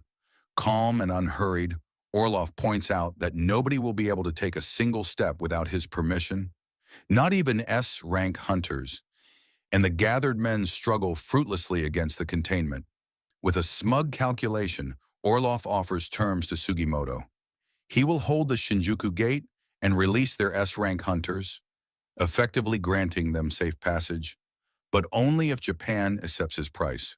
Cornered and with no better option on the table, confirms Orlov's abilities. Sugimoto reluctantly agrees and prepares to place the call. Meanwhile, in Korea, Sung Jinwoo prepares himself for the double dungeon. Before he departs, his mother, still recovering, asks softly if there's anything she should be worried about. Jinwoo gently reassures her, telling her not to worry and that he just has something important to take care of. The timer on his temple key finally runs out, revealing the gate's location. Shockingly, it's at his sister Gina's school. Without hesitation, Jinwoo rushes to the site. Outside the gate, Hunter Association agents stand guard. When Jinwoo approaches, he calmly asks how long the gate has been there. They explain it has lingered for 3 days, registered only as a C-rank gate. A Hunter assault squad had already entered about 2 hours earlier. Hearing this, Jinwoo warns them with urgency. The squad must be called back immediately. Remaining inside would mean certain death. Without waiting for further debate, he strides directly into the gate, declaring that he will bring the squad back himself. Inside, the assault squad has already reached the doors of the boss room. Despite their efforts, including magic, the massive stone doors remain sealed shut. As they argue about their next move, a voice echoes behind them, warning them that it's a trap. Startled, the squad turns to see Jinwoo standing calmly in the shadows. Suspicious, they demand to know who he is and why he's here. Jinwoo answers that he is a survivor of a double dungeon. At first, they doubt him until one of them suddenly recognizes him, the new S-rank hunter of Korea. Realizing his words might hold weight, Jinwoo explains that this dungeon is far too dangerous and urges them all to leave. He steps forward, examining the sealed stone doors, when the system's familiar text appears before him. The gate to the Kartanen Temple is locked. Please insert the key. Pulling out the temple key, Jinwoo notices how different this feels compared to his first time here. As he unlocks the doors, the other hunters watch in shock. None of their attempts had worked, yet Jinwoo effortlessly opens the way. One of the squad members protests, reminding him that this dungeon had been purchased by the Dragon Guild. It was technically their property. They refuse to simply let him take command. Jinwoo doesn't argue. Instead, he gives them the choice. If they truly wish to enter, they may. One reckless hunter takes the challenge and steps through the open doorway. Instantly, the system responds. Unauthorized entry detected. A stone statue awakens and swings its massive sword down at the intruder. Jinwoo reacts in an instant, pulling the hunter out of harm's way before the strike lands. The hunter collapses in shock, realizing how close he came to death. Jinwoo's voice cuts firmly through the silence. Every monster in this place is like that. Are they still willing to risk it? The squad falls silent. Jinwoo orders them instead to contact the Hunter Association and report that a double dungeon has appeared. Without waiting for their response, he walks into the boss chamber alone. The heavy doors slam shut behind him, sealing him inside. As he steps forward, the chamber slowly illuminates. Dozens of massive stone statues stand frozen, their shadows stretching across the walls. Among them, a winged statue cradles a stone slab filled with inscriptions. At the very center, an imposing figure sits motionless upon a throne, its presence suffocating. Jinwoo studies the room, speaking softly to himself. This was where everything began, the place where his journey as a player started. Yet now it feels different. He can sense it deep in his bones. As his eyes scanned the towering statues, he recognized they were neither alive nor monsters, just lifeless puppets controlled by something unseen. Sensing a single source of magic in the chamber, he walked toward it and demanded an answer. Silence followed until at last the winged statue moved and declared that he had finally arrived. Meanwhile, in Japan, a plane touches down at Tokyo International Airport. From it steps Yuri Orlov, Russia's top-ranked barrier-type hunter. Almost instantly, the press swarms him with cameras and questions. The reporters demand to know how he intends to block off the massive gate threatening the city. Calmly, Orlov explains his method. He will draw a vast magic circle encircling the gate, then pour his own mana into it, forming a barrier strong enough to prevent anything inside from escaping. When pressed further, the reporters ask if he can truly seal an S-rank gate on his own. Orlov admits he cannot maintain such a barrier with only his strength. However, the circle he constructs does not rely solely on him. If a large supply of mana crystals is placed throughout Tokyo, the circle will absorb their energy. Over time, it will continue to gather power until the barrier transforms into an impenetrable wall. Confident before the flashing cameras, Orlov addresses the public directly. He declares that he is the one who will save their lives and insists they remember who stood between them and disaster. Back in Korea, Chairman Go Gun-hee watches the televised interview. He quietly reflects that while Orlov may or may not succeed in sealing an S-rank gate, the outcome of failure is already certain. Tokyo would be destroyed. Turning away from the screen, he asks his right-hand man, Woo Jin-chul, what Hunter Sung Jinwoo has been doing recently. Woo reports that Jinwoo has been actively clearing gates around Seoul. He adds that Jinwoo's Ajin Guild has filed requests to take over every portal marked on a particular list. The issue, however, is that those gates lie within districts normally managed by the White Tiger Guild, the Hunters Guild, and the Fiend Guild, a decision that may spark conflict. After some thought, Chairman Go Gun-hee approves the request regardless, deciding to support Jinwoo's moves despite the political risks. As Woo Jin-chul prepares to leave, his phone rings. He steps aside to take the call. On the line, a field officer reports the sudden appearance of another gate. At first, it seems routine, but the location stands out. It has opened at the very same school recently attacked by orcs. Investigators confirm the worst. It is not just any portal, but a double dungeon. Back inside the double dungeon, Sung Jinwoo stood before the winged statue that had come alive. The creature shattered a stone slab and acknowledged his arrival, claiming that he had finally reached this stage. Jinwoo questioned whether the being itself was responsible for summoning him here, and whether destroying the slab was allowed. The entity confirmed it, but dismissed his question of identity. Instead, it told Jinwoo he was asking the wrong thing. Rather than wondering who the statue was, he should first uncover the truth about himself. Declaring that the final trial was about to begin, the being promised to reveal everything only if Jinwoo could endure until the end. At that moment, the stone statues surrounding the chamber began to move, slowly advancing. Jinwoo prepared to summon his shadow army, but the entity snapped its fingers. The summons were suppressed. This was to be a personal test. Only Jinwoo would be measured here. His servants were irrelevant. System restrictions followed instantly. Potions and shop items were locked. Recovery from quest rewards or level-up bonuses was denied. An escape from the chamber was no longer possible until the test ended. Jinwoo realized every advantage he had relied on had been stripped away. Yet his inventory remained untouched. He clenched his fists, deciding he would fight using only his strength. The first stone soldier swung its massive sword at him. Jinwoo caught the blade in midair, snapped it clean in two, and hurled one half into the statue's face.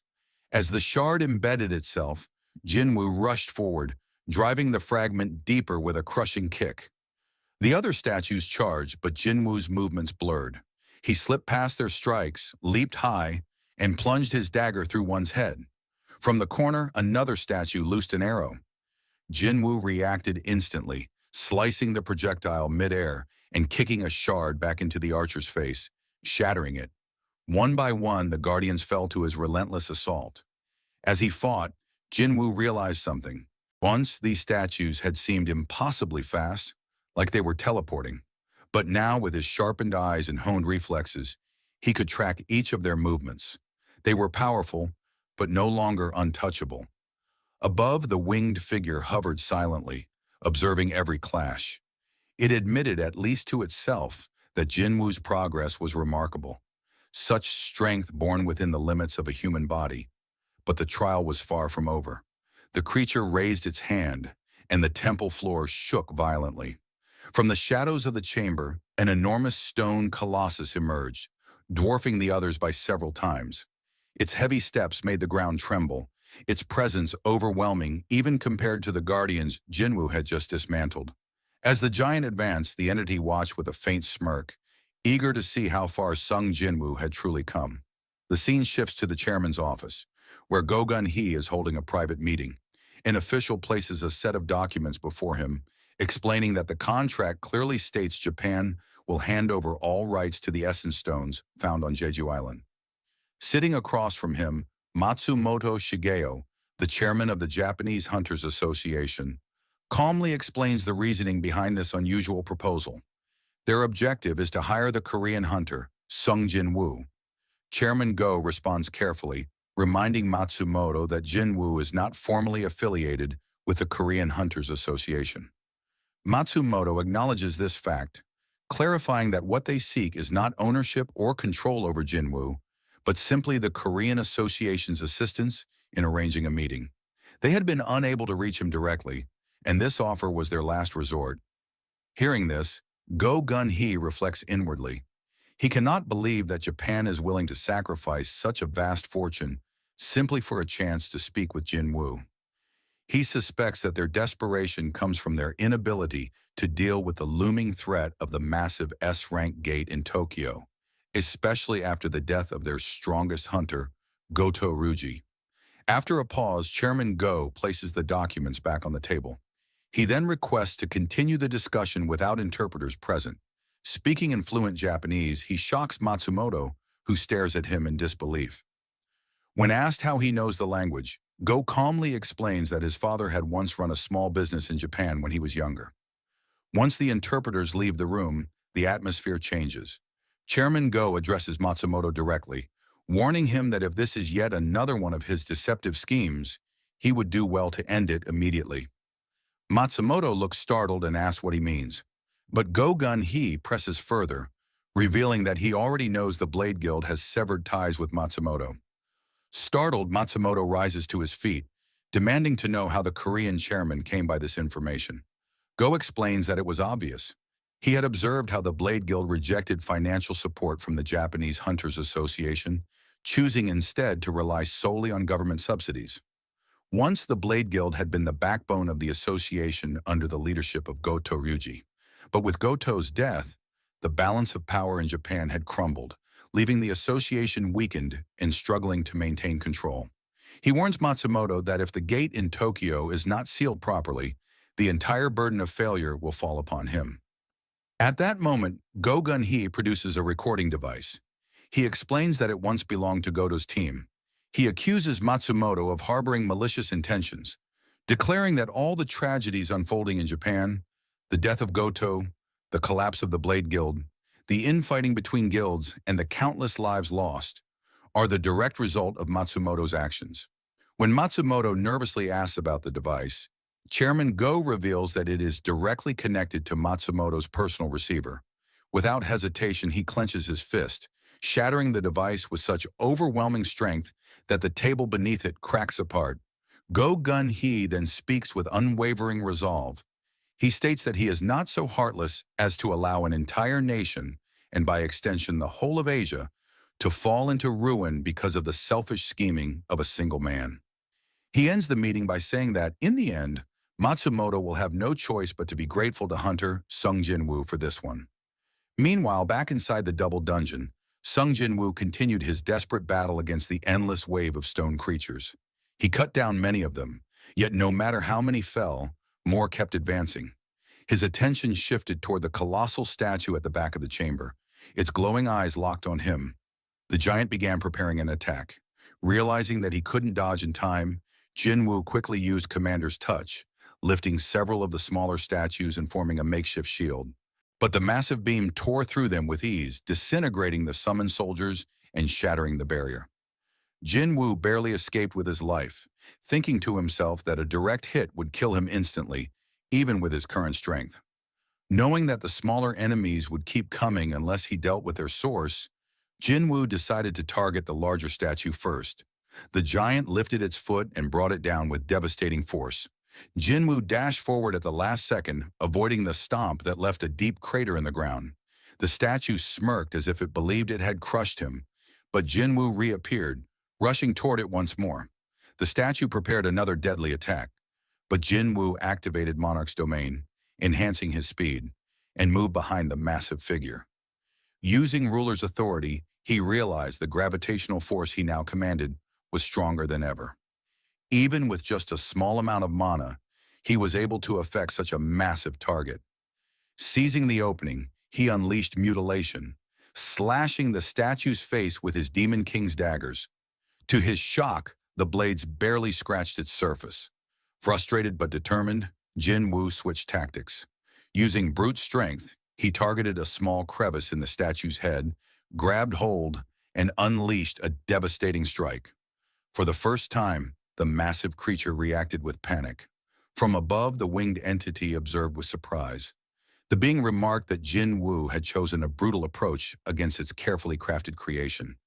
But Jin Woo did not stop. He relentlessly hammered his fists into the giant stone creature, pouring every ounce of his strength into a final blow. He declared that he would show what it truly meant to stand at level 103. With a thunderous strike, the massive statue toppled, crashing violently into the ground. Not wasting a moment, Jin Woo leapt down into the horde of smaller stone monsters.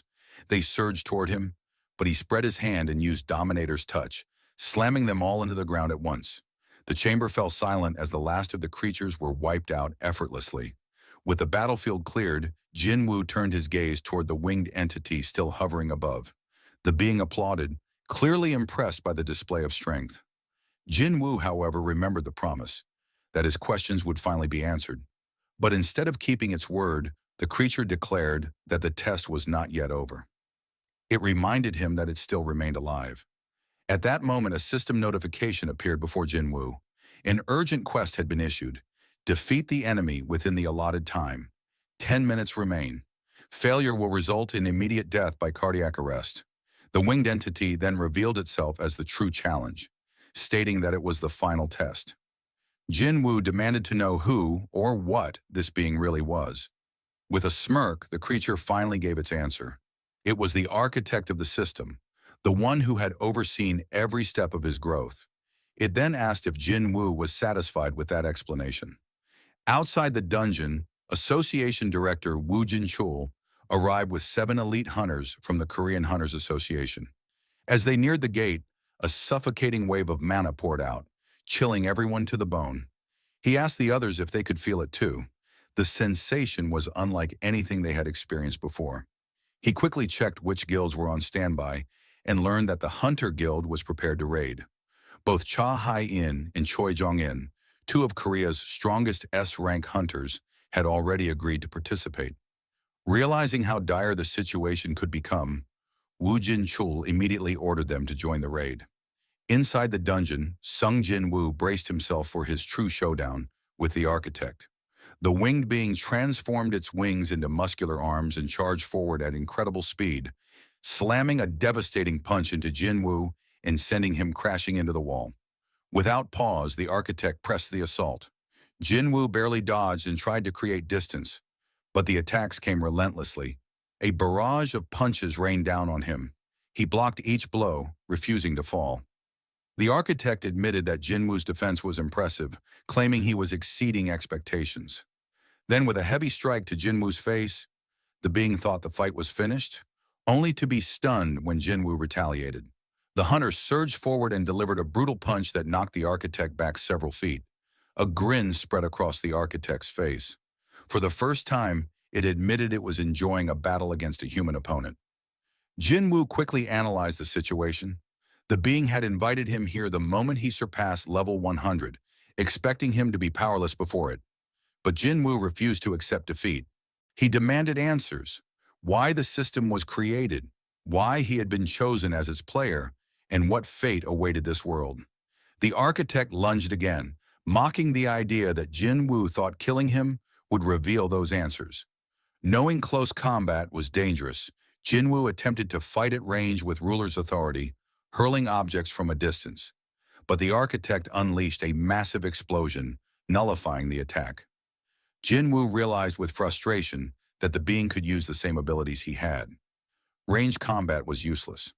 The architect then declared that the truth had already been decided long ago, since the moment the system had been designed. It summoned every weapon in the chamber, demanding to know how such a system was even possible. Jin Woo asked how a mere architect could give him so much power. Calmly, the creature explained that it had not chosen him at all. In fact, it had been against his selection. Its role was only to design and moderate the player selection system. With just 6 minutes left on the quest timer, Jin Woo had no choice but to face the architect head-on. The wing being ascended, declaring it would now fight with its full power. Its attacks came like a storm, yet Jin Woo moved with supernatural precision, vanishing and reappearing with each dodge. He noticed something strange. His senses were sharpening, his body growing faster. He could read every movement of his opponent.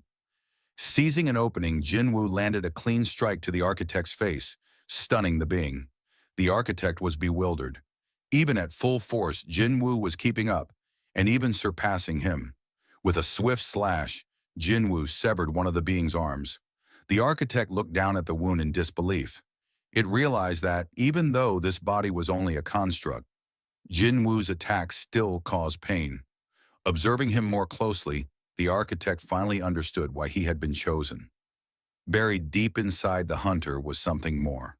Something beyond human. In rage, the architect roared, refusing to accept it. With fury, it resurrected every fallen stone soldier in the chamber. The countdown ticked down to 3 minutes. Jin Woo rushed headfirst into battle once again.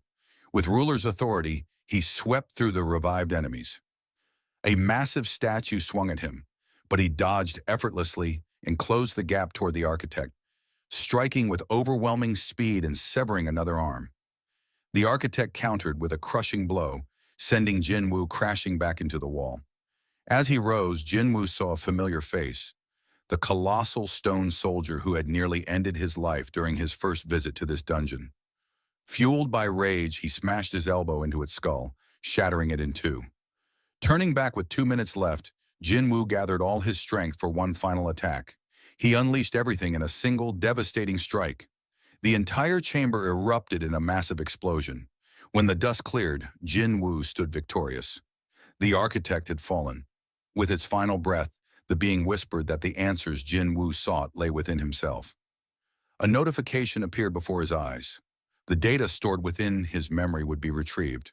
The architect told him that the choice was his to make. After a moment of hesitation, Jin Woo accepted. Suddenly, light engulfed him, and his spirit was transported to another realm. Below him stretched a sight both terrifying and awe-inspiring, an endless army of monsters. The sight left Jin Woo frozen. Every creature in that army was gazing upward, and when Jin Woo followed their gaze, he saw it. A massive gate hanging in the sky, set against a purple backdrop.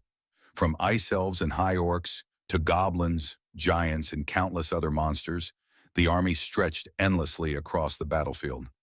Jin Woo realized that if such an army ever crossed into Earth, humanity would be utterly destroyed. Then the sky split open.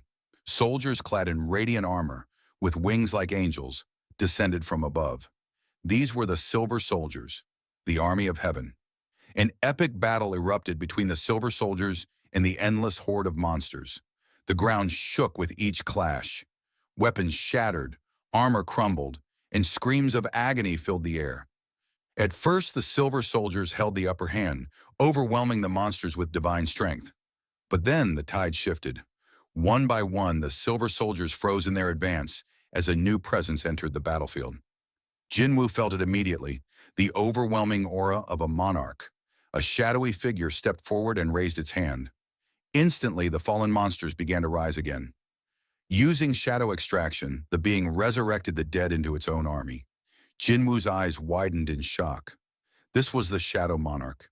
An immortal army was born from death itself. The slain monsters returned with blackened blood, their bodies reforged in shadow. Jinwu trembled as he realized the truth. The monarch's ability to summon was beyond comprehension, an endless tide of shadow soldiers, each more fearsome than the last. The silver soldiers, once so dominant, began to falter. The battlefield descended into chaos as shadow and silver clashed violently. The ground split and the skies thundered with the weight of their war. The Silver Army should have claimed victory, yet with the arrival of a single being, everything changed.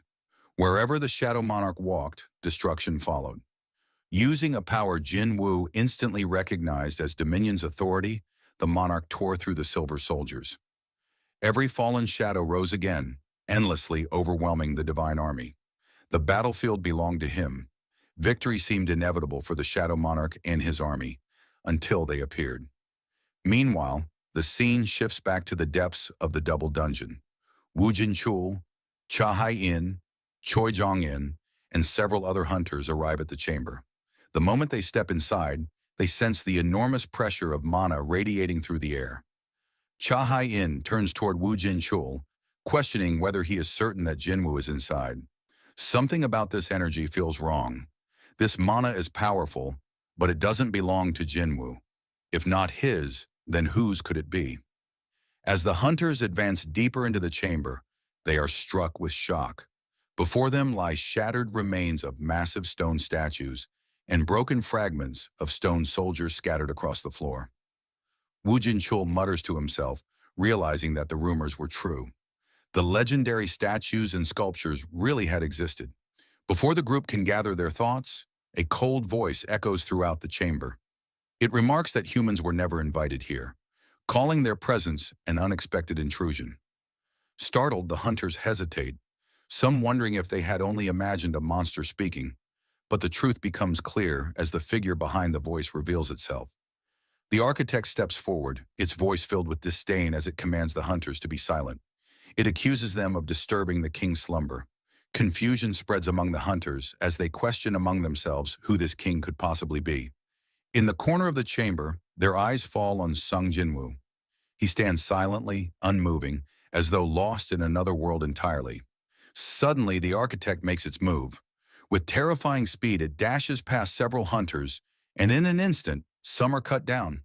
The architect declares that strong humans like these would make perfect offerings for the king. Meanwhile, Jinwu's consciousness drifts elsewhere.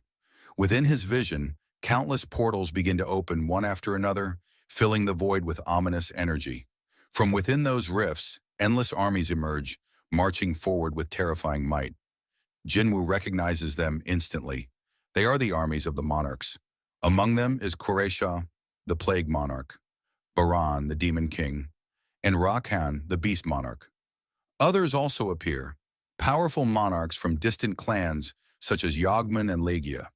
Among the advancing forces, a colossal wolf steps forth, radiating savage killing intent. Its very presence confirms that the beast monarch has arrived. The vast armies grind to a halt, assembling in formation before the shadow monarch. The air grows tense, heavy with anticipation. Both sides know what comes next. The stage is set, and the final battle is about to begin. The scene shifts back to the hunters inside the double dungeon, where they struggle to defend themselves against the architect and its stone soldiers. Choi Jong-in takes command of the situation. He instructs the hunters to use every skill they have and to move the wounded toward the back. The architect watches with disdain. It declares that by the time its puppets fall, anyone left alive will receive the great honor of witnessing the king's awakening, if any manage to survive. As one of the colossal statues charges forward, Choi Jong-in quickly orders everyone to take cover. The massive strike slams down, but Choi manages to dodge. He retaliates with a blazing fireball aimed directly at the statue's face. He urges the others to use this opening to destroy the remaining stone soldiers. Wu Jinchul steps up and throws a powerful punch at the colossal statue. To his shock, the blow has no effect at all. Choi attacks again with another fireball, but even his magic fails to leave so much as a scratch. Panic spreads among the guild members as they realize none of their attacks are working. With options running out, Choi Jong-in comes to a conclusion. The only hope is to wake Sung Jinwu, who appears trapped as if under hypnosis. He hurls a fireball toward Jinwoo, believing it to be the only way to break him free. But before the attack can land, the architect intercepts it and launches itself at Choi, furious that anyone would dare disturb the king's slumber. Choi freezes in shock, convinced this is the end for him. But before the architect can strike, Wu Jinshul and several other hunters intercept its assault, barely saving him. Meanwhile, Sung Jinwoo remains lost within his vision. He finds himself witnessing a colossal battle between the Shadow Army and countless demon clans. He observes how the shadows, even after being cut down, rise again endlessly. He thinks to himself that if those had been his soldiers, he would have already run out of mana. But the Shadow Monarch's power is different. It seems like a bottomless well of energy. Jinwoo begins to wonder if the Shadow Monarch had not been aligned with the monsters after all, or if there was some deeper internal conflict between them. The battle rages until finally, silence falls across the battlefield. Corpses of both demons and shadows litter the ground. From amidst the carnage, the Shadow Monarch approaches the defeated leader of the demon clans. His voice is filled with fury as he demands to know why they betrayed him when they had the chance to end the war that day. The demon only responds with defiance, mocking that it is unfortunate he failed to eliminate the monarch. The monarch, enraged, demands an answer once more. But the creature snarls back in the demonic tongue. In his fury, the Shadow Monarch grabs the demon by the mouth and crushes its skull with his bare hand. Yet even that brutal strike is not enough to kill it. The monarch stares deeply into its eyes, puzzled, as though he recognizes them from somewhere before. He tears away the demon's helmet and at last realizes the truth. It is Baran, the demon king. Shocked, the monarch wonders why Baran was here among the clans. But then his attention falls to his own body. He looks down at his hands in confusion, and the truth becomes clear. The one fighting the demon clans and the Silver Soldiers had been Sung Jinwoo himself all along. Jinwoo reels at the revelation, stunned that he had not realized it sooner. Then in his chest he feels it, a heartbeat, but not just one. He discovers he has two hearts, one normal, human heart, and another dark and black. Before he can process what this means, Silver Soldiers begin to descend from the skies above. A cold notification echoes in his mind. Playback of retrieved data has ended. Back inside the double dungeon, the architect turns his attention to Cha Hyen. He calls her interesting and challenges her to push beyond his designs. Cha launches forward with her sword dance, but the architect blocks the strike with ease. He counters immediately, his blow slashing across her shoulder. A sharp cry escapes her lips as pain overwhelms her. The architect explains coldly that the dungeon system anticipates every possible outcome. He reveals that their weapons, no matter how strong, are useless against his statues. Suddenly, Choi Jong-in intervenes, landing a surprise strike on the architect. His attack buys Cha the chance to dash toward Jinwoo. But before she can reach him, she glances back, and her heart sinks. The architect has already appeared behind her, his hand stretching forward to grab her. Cha narrowly dodges, barely escaping his grasp. The architect notices something strange, a faint shadow lingering on her shoulder. With curiosity, he questions what her relationship is with Sung Jinwoo. Cha replies firmly that she is his friend and that she came here to save him. The architect smiles ominously and declares that he will give her a chance. He states that, on this very day, one of the greatest monarchs in the world will rise. She may bear witness to it, but the rest of the humans will die. Before the architect can act further, another voice cuts through the chamber. A furious strike follows. Jinwoo appears and smashes his fist across the architect's face, shattering its jaw. The creature crashes to the floor as Jinwoo steps forward, demanding to know what had been done to his body. The hunters exhale in relief. Sung Jinwoo has awakened. Without hesitation, Jinwoo pins the architect down and crushes its head under his foot. The architect screams in protest, insisting that Jinwoo is not the king. It cries out in disbelief that he can control himself even while bearing the black heart. From this, Jinwoo realizes the truth. The overwhelming power coursing through him is coming directly from the black heart. A system notification appears. His mana has increased by 100,000. Jinwoo studies the architect's reaction. This development was never intended. The black heart was not supposed to strengthen him.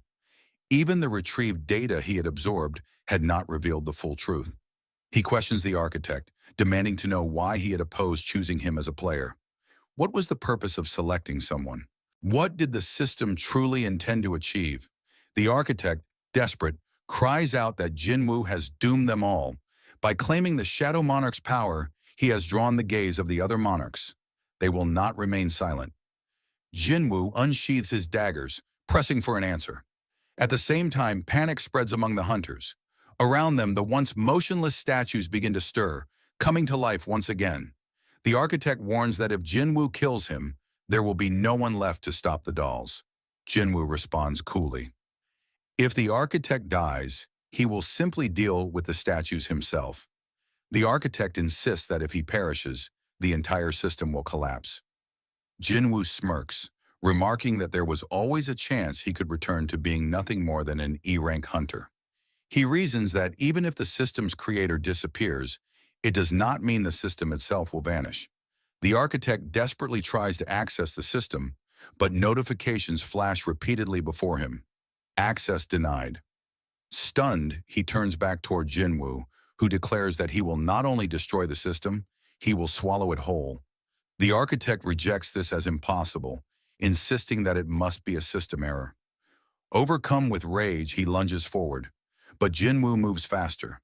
With a swift motion of his daggers, he slices the architect into pieces.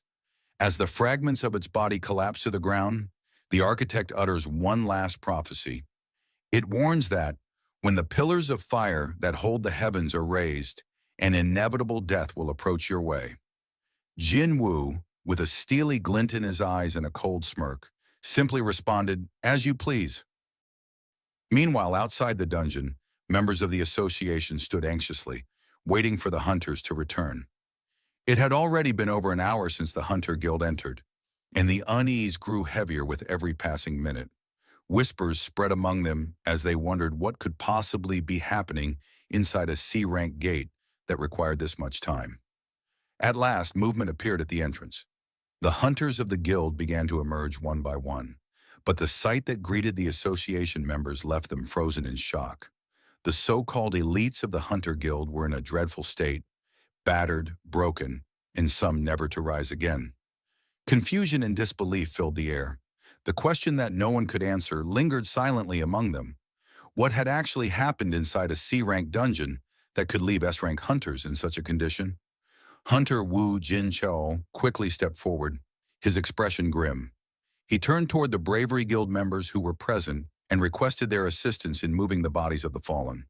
Still stunned by the sight, the guild members could only nod in silence before rushing to help. Amidst the chaos, another figure emerged from the gate. Sung Jinwu walked out quietly, his thoughts heavy. The battle with the system's architect was over, but many questions still lingered in his mind. Even with the architect gone, the mysteries of the system had not yet been unraveled. Once everyone had exited, Wu Jincheol approached Jinwu.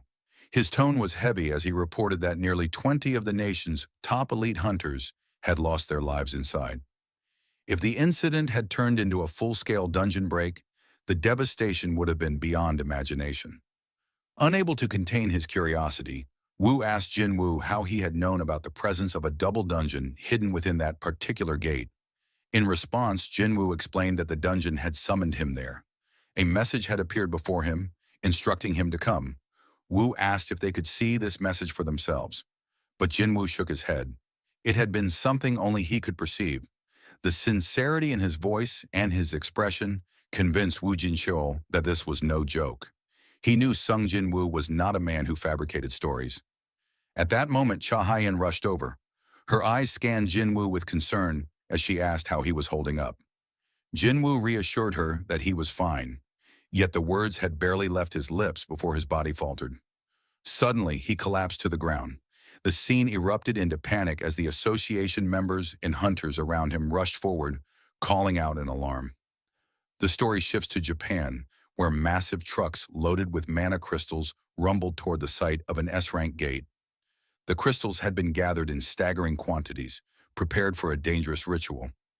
Watching the delivery, Hunter Yuri Orlov observed with satisfaction. In his estimation, Nearly 200,000 tons of mana crystals were being transported, more than enough to fuel the enormous magic circle he had designed. With a wave of his hand, he activated the formation, weaving a vast barrier around the gate. The structure began to draw in magic power on its own, stabilizing the area. But then Orlov's expression hardened. He sensed something. When one of the men near him asked if something was wrong, Orlov dismissed the concern, claiming the barrier was flawless. Yet he could still feel a presence nearby. Turning sharply, he called out, demanding that the unseen watcher reveal themselves. No response came. A soldier standing beside him wondered aloud what sort of person would be foolish enough to linger near a gate that could break at any moment.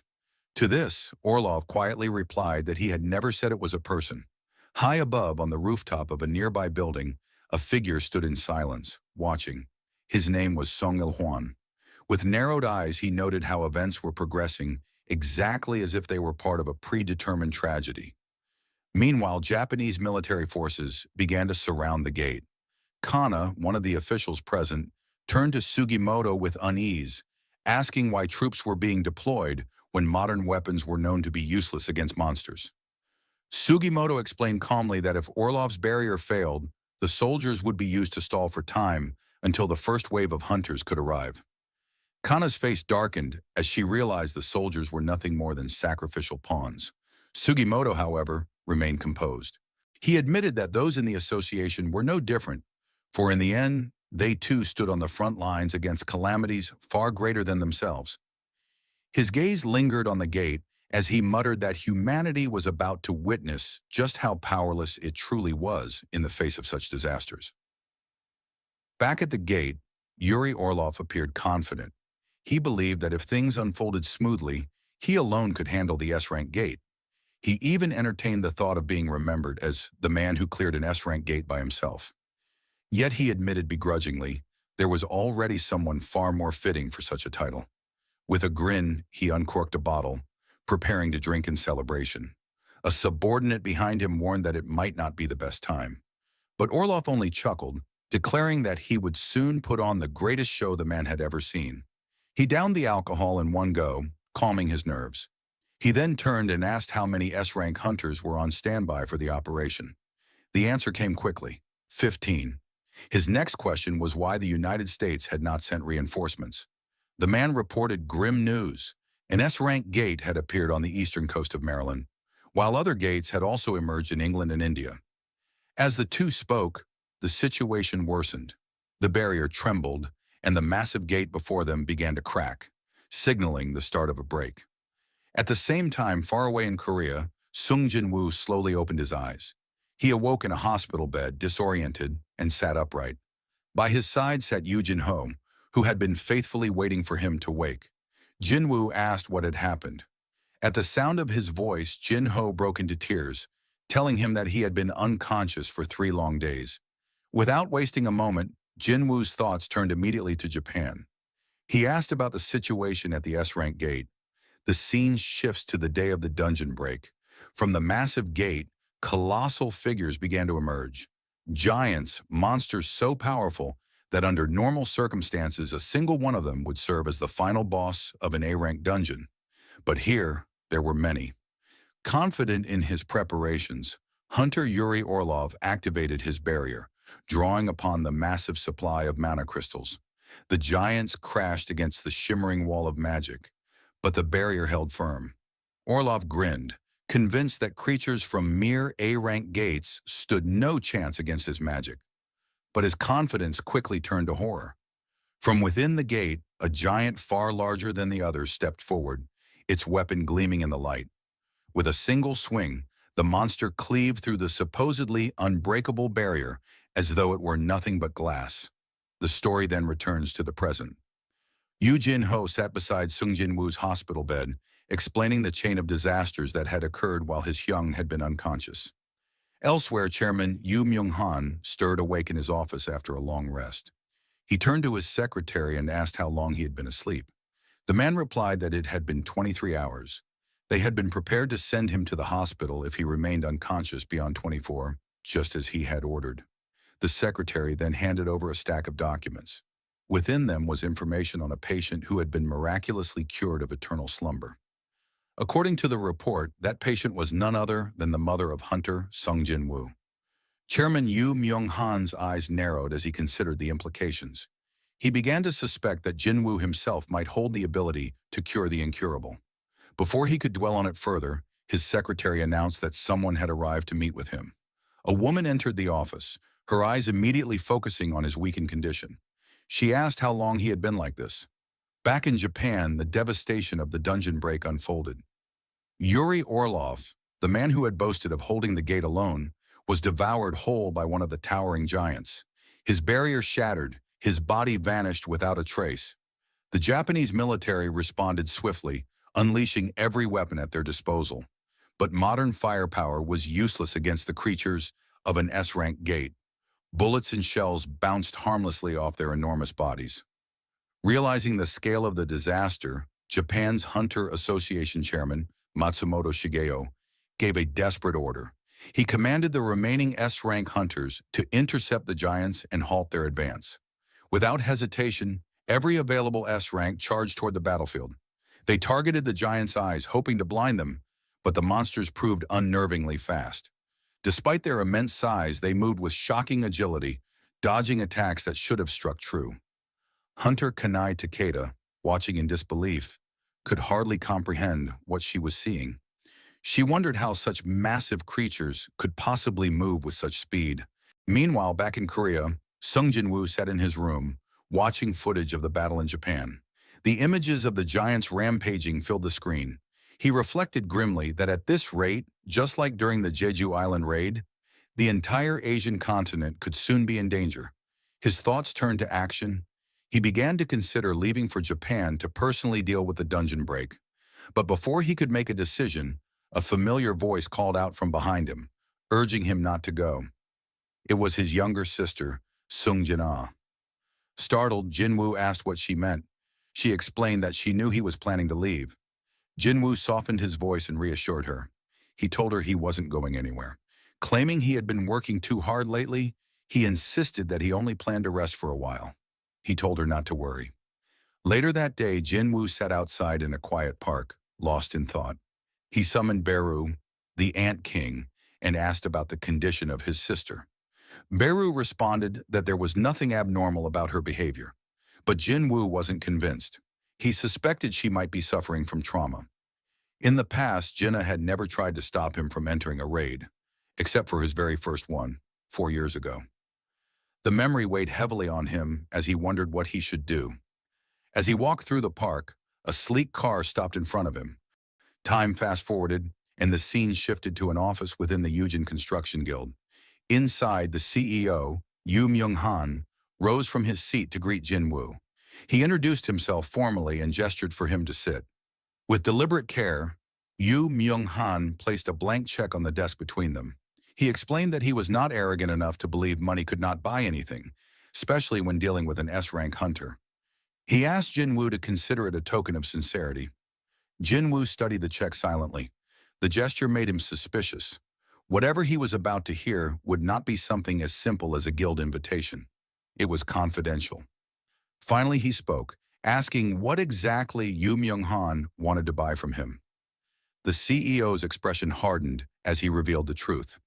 He was suffering from the same illness that had once afflicted Jin-woo's mother, eternal slumber. Jin-woo asked whether Yu Jin-ho, his son, knew about this condition.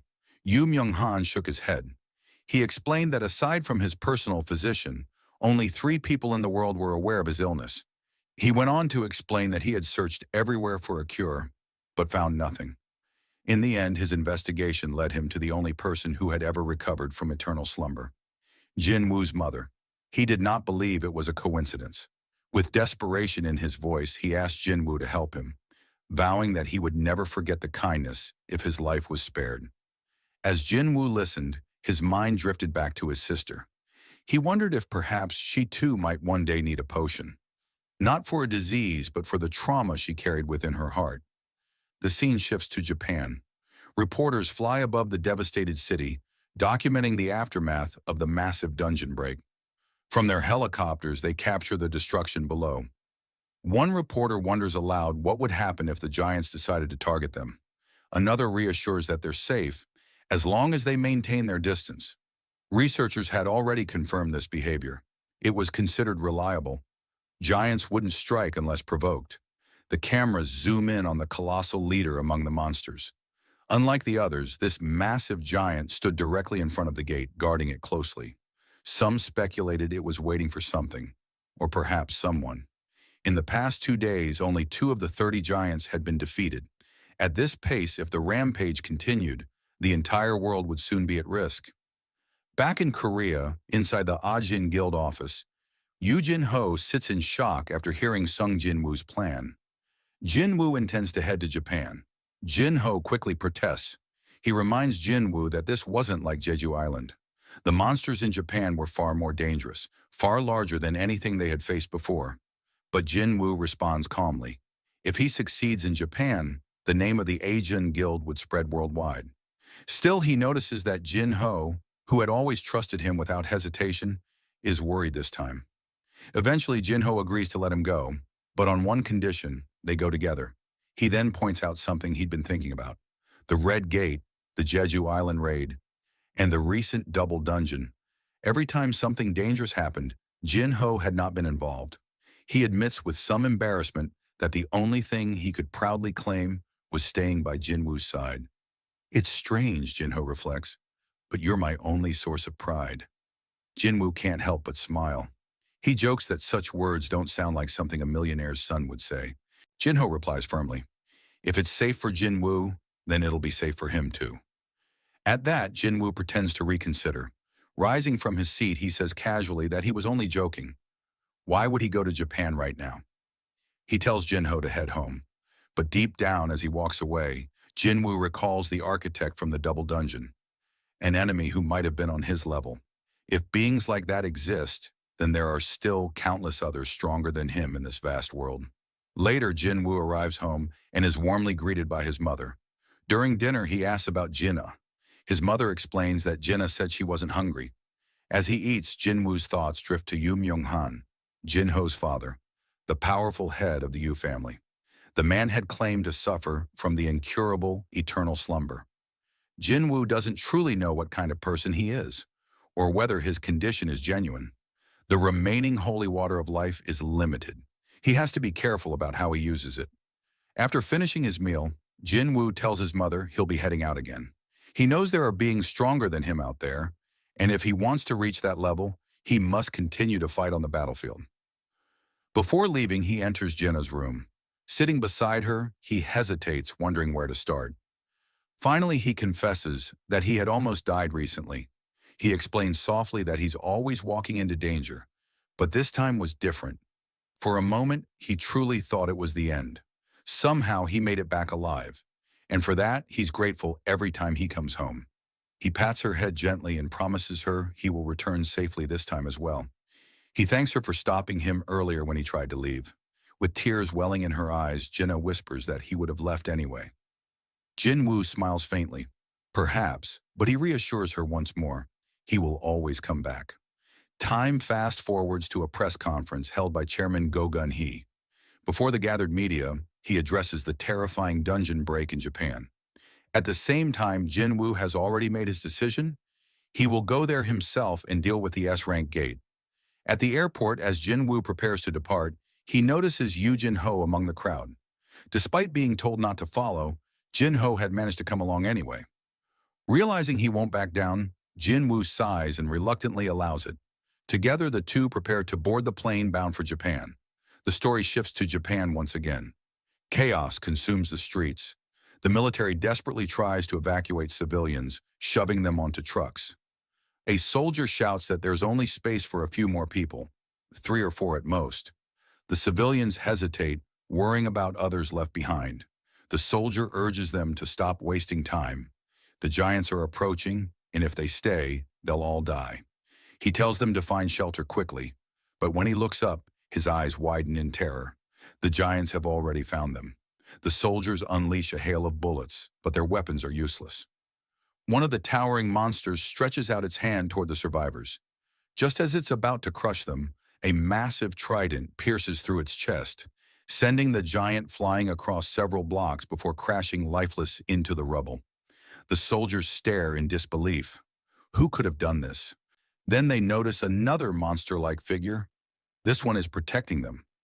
From the smoke, another figure steps forward, a lone man. He warns them to evacuate immediately. The area is no longer safe. That man is Sung Jinwoo. At that moment, debris from a collapsing building begins falling toward the civilians. Yu Jin-ho rushes forward, raising his massive shield just in time to protect them. He declares that he will stay behind and help the survivors escape. Hearing that, Jinwoo prepares to take out all the monsters in the area. Alongside Jima, he charges at the creatures. The giants are no match for Jima's strength, and it takes out multiple enemies with ease. Seeing this, Jinwoo then leaps forward himself. With a single strike of his dagger, he cleaves a giant cleanly in two. The story shifts across the ocean to the United States, inside the Scavenger Guild headquarters. Several hunters gather, gossiping about Sung Jin-woo's bold actions in Japan. One hunter remarks that Lady Selner, the American Awakened Enhancer, had not boosted Jin-woo's power. Another scoffs, saying that even with a reawakening, every hunter has limits, and Jinwoo would eventually die if he kept throwing himself into such battles. Their idle chatter soon turns into a cruel game, as they begin betting on how long Jinwoo might last in the raid against the giants. But their laughter suddenly stops when a powerful voice interrupts from behind. It is none other than Thomas Andre, the guildmaster of the Scavenger Guild and one of the world's strongest hunters. Thomas declares that he would bet the entire guild headquarters itself that Jinwoo would survive. His words silence the room. Then with a cold glare, he warns the hunters to worry less about mocking others and more about themselves. A dungeon break in an American S-rank gate was only a day away, and he doubts many of them will even survive that battle. Looking out of the window with a grin, Thomas mutters that while Japan might have been entertaining, tomorrow's events in their own land would bring a different kind of spectacle. The scene then returns to Japan, where news outlets broadcast live footage of the battlefield. The chaos of the giant invasion fills every screen. Viewers watch as one of the monsters screams in agony, its flesh ripped apart as Ant King Baru's minions swarm and devour it alive. Elsewhere, a small girl runs through the ruins, desperately fleeing from a pursuing giant. Just as its massive hand is about to seize her, a figure clad in black armor appears like a shadow. It is Igris. With one swift strike, Igris slices off the monster's hand, saving the child. The giant bellows in pain, but before it can react, another shadow soldier charges forward. Iron slams into its skull with devastating force, crushing it into the earth. Standing triumphantly atop the corpse, Iron beats his chest proudly. Igris, watching his comrades' antics, lets out a subtle sigh, as if mildly exasperated by Iron's excitement. From a distance, Jinwoo observes his soldiers at work. Watching Iron, he notes to himself that the knight seems more spirited after his upgrade. Still, Jinwoo is relieved.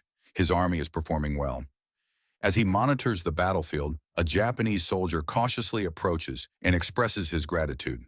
Not understanding the language, Jinwoo simply responds with a thumbs up, calling the man a brave soldier before signaling to Jinho. He orders Jinho to assist with the evacuation of survivors. With the civilians gone, Jinwoo turns his attention to the corpse of the fallen giant. Extending his hand, he channels shadow extraction, pulling its soul into his growing army of darkness. Meanwhile, at the Japanese Hunter Association headquarters, officials rush to inform Chairman Matsumoto Shigeo that their forces are gradually regaining control of the city thanks to Jinwoo. Hearing this, Matsumoto leans back in his chair, deep in thought. He reflects that perhaps Goto Ryuji, who once clashed with Jinwoo, had not been wrong after all. The memory of Jinwoo's piercing eyes at the airport resurfaces. Matsumoto had encountered countless hunters before, but Sung Jinwoo's presence was on another level, untouchable, unmatched. He recalls their meeting upon Jinwoo's arrival in Japan. At that time, Matsumoto explained the dire situation. The giants were advancing toward Osaka, and he requested that Jinwoo defend the city. Matsumoto had believed that no matter how strong Jinwoo was, one man alone could not possibly defeat every giant in Japan. While Jinwoo held the line, Matsumoto had planned to negotiate for international reinforcements, but Jinwoo's reply had stunned him. Rather than agreeing to the defensive plan, Jinwoo boldly declared that he would hunt down every single giant by himself. The narration returns to the present, where Jinwoo stands before his new shadow soldiers. He considers giving them names, but instead decides to keep things simple by numbering them 1 through 5. Just as he finishes, Baru materializes before him, reporting that another enemy has been eliminated. Jinwoo calmly names this new soldier number 6. Turning back to Jinho, he tells his loyal companion to rest for now. Internally, Jinwoo reflects that while things have been progressing smoothly, this is only the beginning. Across Japan, his shadow army spreads like wildfire. The soldiers are unstoppable, tearing through giant after giant. Their regenerative ability allows them to rise again, even after being defeated, making them an immortal force of destruction. However, the aftermath of the S-rank dungeon break has created further problems. Smaller rifts have opened throughout the country, releasing hordes of lesser monsters. As a result, the Japanese Association struggles to balance simultaneous evacuation efforts and suppression operations, barely keeping the chaos under control. 7 days later, Sung Jin-woo and Yu Jin-ho were still scouring the ruined city, searching for any remaining survivors and exterminating the last remnants of the giants. Eventually, their search brought them to the massive leader of the giants, stationed directly before the S-rank gate. Taking in the devastation around them, Jin-ho sighed in dismay. To him, it felt as if everything had been completely ruined. Just then, a familiar voice called out. It was Hoshino Hankawa, the Japanese interpreter who had once traveled to Korea alongside Goto Ryuji. Jinwoo immediately asked her about the whereabouts of the other hunters. Hankawa explained that she was the only one left in Tokyo. The rest had either perished or scattered in the chaos. She added that the giants had spread across the country, but thanks to Jinwoo, the majority had already been annihilated. Now the few that remained were being hunted down by other awakened hunters in Jinwoo's shadow soldiers. Hearing this, Jinwoo concluded that only one remained, the colossal giant standing guard before the gate. As he surveyed the ruined city, a haunting thought entered his mind. The destruction before him reminded him of the demon castle. Could that endless wasteland have been a model? Did the system's architect design the demon castle as a reflection of this possible future? But the architect was already dead, and Jinwoo hadn't received a single message or vision since. Perhaps that really had been the architect's true body. Regardless, Jinwoo resolved not to allow this future to come to pass. That was the reason he had trained, the reason he pushed himself to wield power no one else could match. With renewed determination, he turned to Hankawa and said they were ready to move. Hankawa hesitated, telling him that the other hunters hadn't yet arrived. But Jinwoo assured her calmly that they had. Meanwhile, Kino grumbled in frustration, complaining about how exhausting and annoying this ordeal was. Minoru quickly reminded her that they should at least be grateful to still be alive. Hankawa, however, could not hold back her frustration. She vented that Jinwoo and his shadow army were pushing forward on their own, dominating giants that Japanese hunters couldn't even dare to approach. To her, it felt as if they were only here to clean up scraps, an infuriating realization. As she voiced her thoughts, shadows began to ripple across the battlefield. Jinwoo's army started returning to him, the air growing heavy with their presence. Then, Baru emerged from the dark mass, kneeling before his master. Jinwoo asked if the task was complete. When Baru confirmed, Jinwoo praised his soldiers for their efforts. He then ordered Jinho to escort Hankawa to safety. Once they departed, Jinwoo turned back to the battlefield. Stretching out his hand, he began performing shadow extraction on the countless corpses of fallen giants. One after another, towering shadows rose, forming monstrous copies of the giants. With his army swelling in both strength and numbers, Jinwoo gave a final command. All soldiers were to charge directly at the massive giant standing guard before the S-rank gate. The army roared to life, surging forward in unison, while Jinwoo chose to remain behind and observe the fight unfold. The giant, sensing the wave of approaching shadows, prepared itself. In a sudden burst, it unleashed a devastating mana wave. The attack cleaved through the shadow army with ease, scattering them by the dozens. Watching from a distance, Jinwoo was stunned. The giant had killed 100 of his soldiers with a single swing. He couldn't deny the overwhelming magic power it radiated. The oppressive aura was so intense that even he felt a primal urge to flee. But Jinwoo knew there were only two ways to escape such a suffocating pressure. Either run away and forget it, or completely destroy the source. Despite being vastly outnumbered, the giant refused to falter. The shadows were unable to close the distance, and even when they launched mana-based attacks, the creature remained unharmed. At one point, it casually caught a fireball in its bare hand, before tearing through more of Jinwoo's summoned giants. When insect-type shadows swarmed at its feet, the giant simply crushed them underfoot without effort. Baru, enraged by the sight, stepped forward, prepared to leap into battle. But Jinwoo raised a hand and stopped him. It wasn't time yet. For now, he had to keep pressing forward until he discovered the creature's weakness. His mana reserves were still plentiful, allowing him to continually regenerate his fallen soldiers. Yet even with relentless assaults, the giant's body showed no visible damage. It was then that Jinwoo realized the truth. The giant's immense mana was acting like armor, wrapping around its body and shielding it from all physical blows. But he also remembered something. Earlier, the creature had flinched and instinctively blocked when a fireball nearly struck its face. That small reaction gave him the clue he needed. Without hesitation, Jinwoo summoned Kaizel, along with his strongest shadow generals, Baru and Igris. Baru immediately sprang forward, his wings blurring with incredible speed as he aimed straight for the giant's eye. But the creature moved at the last moment, narrowly dodging the lethal strike. Meanwhile, Igris, mounted on Kaizel, swoops down from above and unleashes lightning magic. A powerful beam shoots toward the giant's face, but the creature twists at the last moment, narrowly avoiding the strike. From the ground, Jinwoo observes the exchange and quickly deduces the truth. The giant's weak point lies in its face. Its mana is concentrated on protecting its lower body, leaving its head vulnerable. The creature retaliates with a crushing blow that sends Kaizel spiraling out of control, forcing the wyvern out of the fight.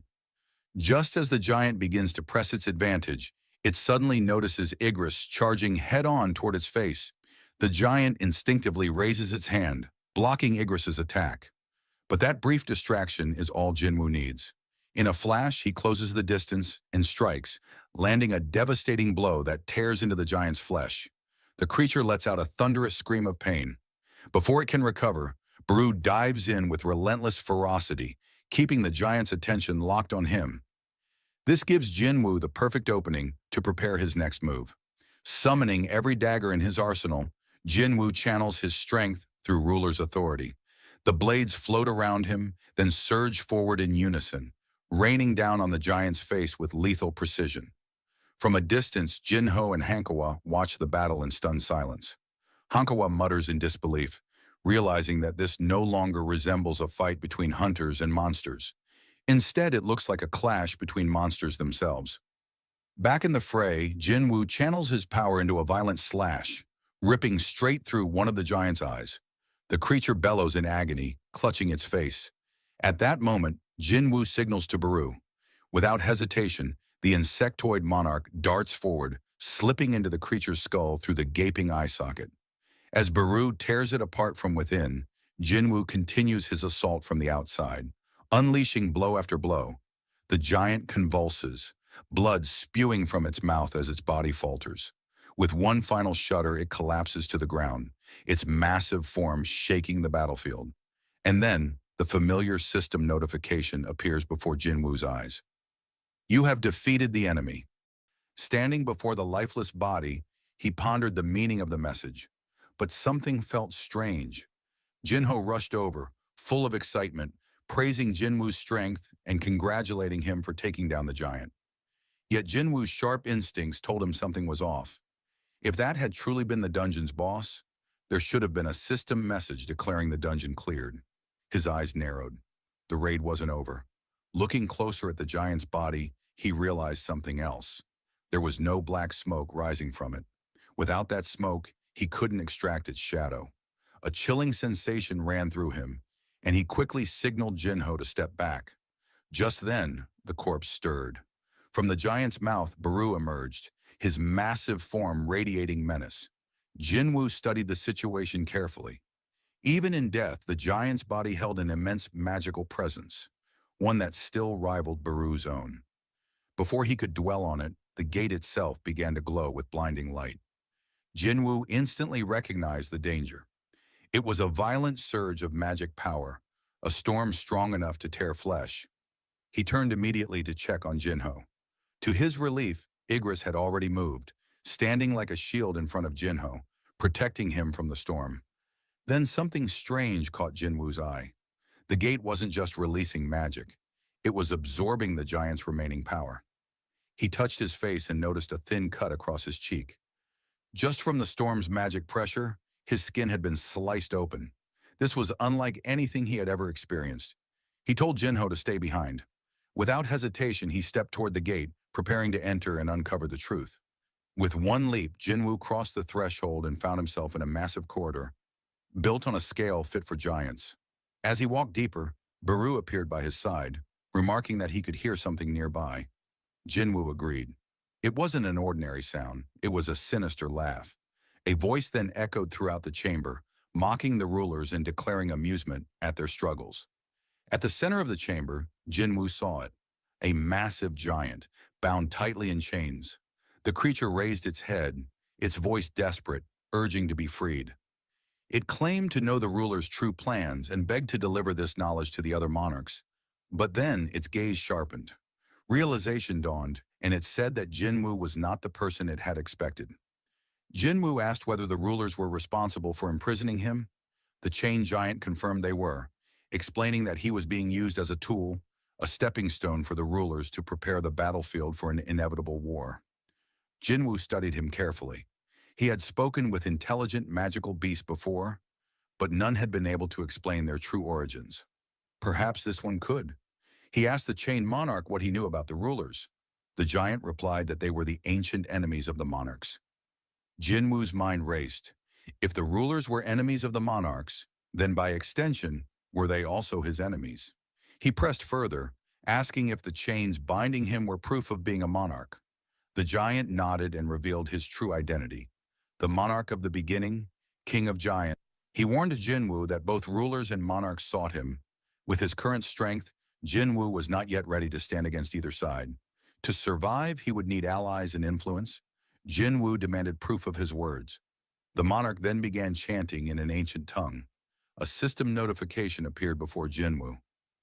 The monarch of the beginning has activated the skill, Oath of Truth.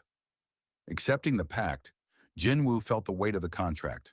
Neither he nor the monarch could speak lies until the oath was annulled. Again, Li Jie asked for freedom, promising aid against Jinwu's enemies. Jinwu attempted to respond with false assurance, but found himself unable to. The oath bound his words. Li Jie explained this was the power of the truth-binding contract. Jinwu could not lie now. Curious, Jinwu asked why Li Jie could speak with such clarity, unlike the other monsters from the gates. Li Jie realized Jinwu was referring to the creatures of chaos, the mindless beasts who poured out of dungeons. He explained that those were prisoners of the rulers, locked away for so long that their minds had decayed, leaving them nothing but beasts. He, however, was different. He was a king. He had retained his sanity, enduring countless years in chains, waiting for this very moment of release. Jinwu then asked if the silver-winged soldiers were also part of the ruler's forces. Li Jie confirmed it, adding that the rulers were already preparing for a war against the monarchs. Jinwu questioned why they sent endless waves of monsters into humanity's world. Li Jie revealed the truth. Their purpose was not to destroy, but to prepare. By injecting magic power into Earth, little by little, they were transforming it into a battlefield capable of withstanding the clash between rulers and monarchs. Magic stones and crystals, what humanity thought were blessings, were in fact part of this grand design. The blood and deaths of hunters and civilians alike were the very fuel transforming the planet. Jinwu finally understood. The world was being prepared for war. When Jinwu asked what war Li Jie meant, the monarch's answer was simple: the rematch between rulers and monarchs. And Earth would become the front line of that conflict far sooner than Jinwu expected. The giant then warned that Jinwu himself was a target. The power he wielded was not truly his own. By inheriting it, he had marked himself as an enemy to both sides. Yet Li Jie swore that he would stand by Jinwu's side in the battles to come. Jinwu, however, remained suspicious. If Li Jie truly wanted to help, wouldn't it be easier to join him as a shadow soldier? At that moment, the monarch froze. Behind Jinwu, he saw something, a figure cloaked in darkness, the true presence of the shadow monarch. He tells Jinwu that rulers and monarchs are bound to spiritual forms. When they die, they can't become shadows. Li Jie then asks, "Was that enough to convince you to help me?" Jinwu draws his weapon, slowly approaching. He understands the situation, but something feels off. He senses he's missing a crucial detail. As he begins to free Ligia, Jinwu asks, "You said you'll stay by my side, right?" Ligia replies, "Of course. If you help me, I will help you. This is a fair and absolute deal between monarchs." But Jinwu, still wary, asks, "Are you on the human side?" Ligia remains silent. Jinwu repeats the question, "Why aren't you answering? Is it because of the oath of truth?" Then Jinwu notices something. There's a magical crystal embedded at the back of Ligia's neck. He realizes, as long as that stone exists, you must be hearing the ruler's commands, just like every other monster, telling you to kill humans. Ligia lunges, but Jinwu dodges, saying, "The deal's off." He stabs Ligia through the chest. "You're too dangerous to let live. You could become a calamity." Ligia, wounded, looks at Jinwu and says, "You're wrong. The true calamity is you." He tries to attack again, but Jinwu is faster. He strikes back, though even that isn't enough to kill the monarch of the beginning. Using his last bit of strength, Ligia warns Jinwu, "As the battles between the people of Earth and the residents of Chaos grow more frequent, the world will become a more intense war zone. I pray that everything you hold dear turns to ash, burned by the karma of war." Jinwu finishes him with the final blow. It won't go as you hope. A system notification appears. "You have defeated Ligia, one of the 9 original monarchs. It adds that a great amount of experience has been earned, and it may take time to process." Jinwu picks up a piece of metal from the ground and mutters, "Too bad I didn't get a shadow soldier. But I'll take this as a souvenir." As he stepped out of the dungeon, another message appeared before him. "You have reached level 122. The scene shifts to America, where a helicopter descends onto a private estate. Director David Brennan of the Hunter Bureau steps out, accompanied by Miss Selner, the mysterious woman gifted with foresight. They are greeted by Christopher Reed, one of the world's national-level hunters. Surprised by the unannounced visit, Christopher remarks that he hadn't expected any visitors today. Director Brennan explains that they have an urgent matter to discuss and requests complete privacy.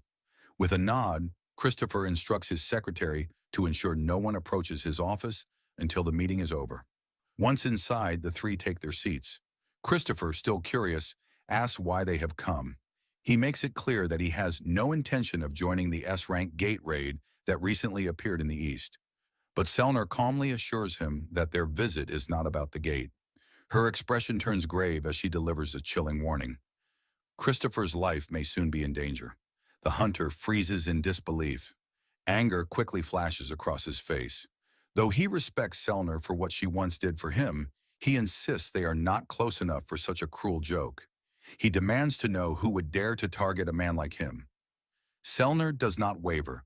She tells him that she had a dream, a vision where he was surrounded by men, his life at risk. But Christopher, growing impatient, cuts her off. He calls it nonsense, unable to believe that she traveled all this way to warn him about a dream.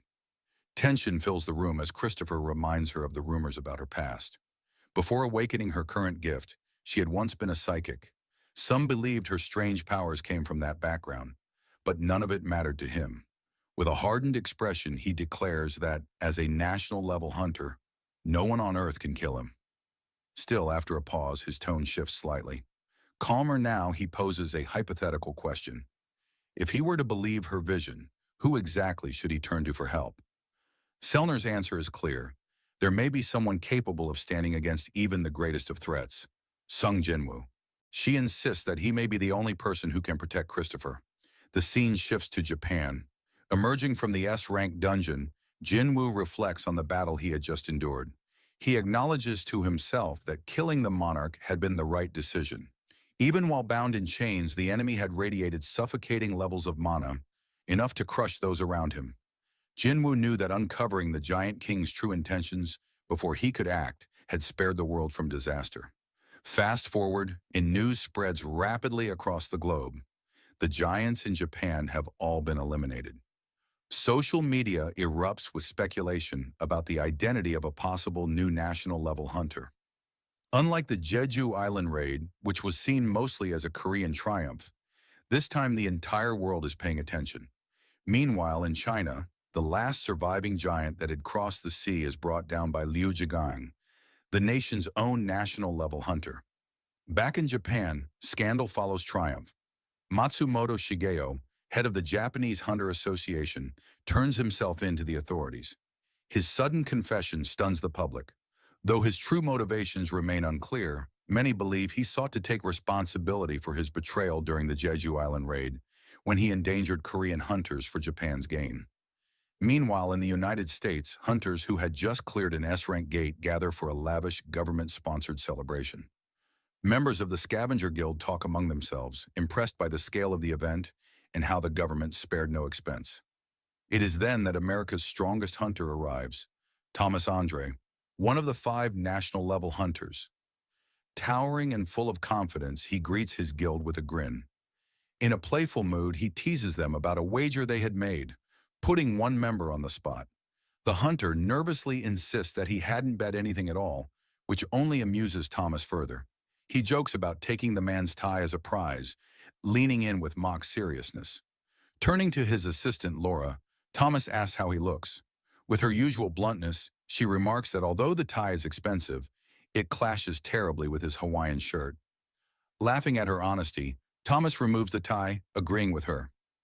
Once the humor fades, Laura provides an important update. She reports the list of guilds set to attend the upcoming International Guild Conference. Among them, one name catches Thomas's attention: the Ahjin Guild, newly created in Korea. Laura confirms that the guild belongs to none other than Sung Jinwoo. At once, Thomas's playful demeanor shifts.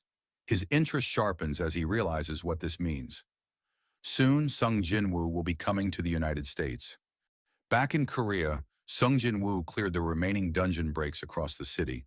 With the crisis finally under control, he stood before a row of giants he had turned into shadow soldiers. He observed his new forces, remarking that it was unfortunate one had managed to escape across the ocean. Still, the gains far outweighed the loss. His army had grown stronger, and the onlookers behind him couldn't hide their astonishment. Seeing their reaction, Jinho smirked, thinking it was no surprise they were shocked witnessing his abilities for the first time. He then noticed Hunter Hoshino approaching, telling him that someone was on the phone asking for him.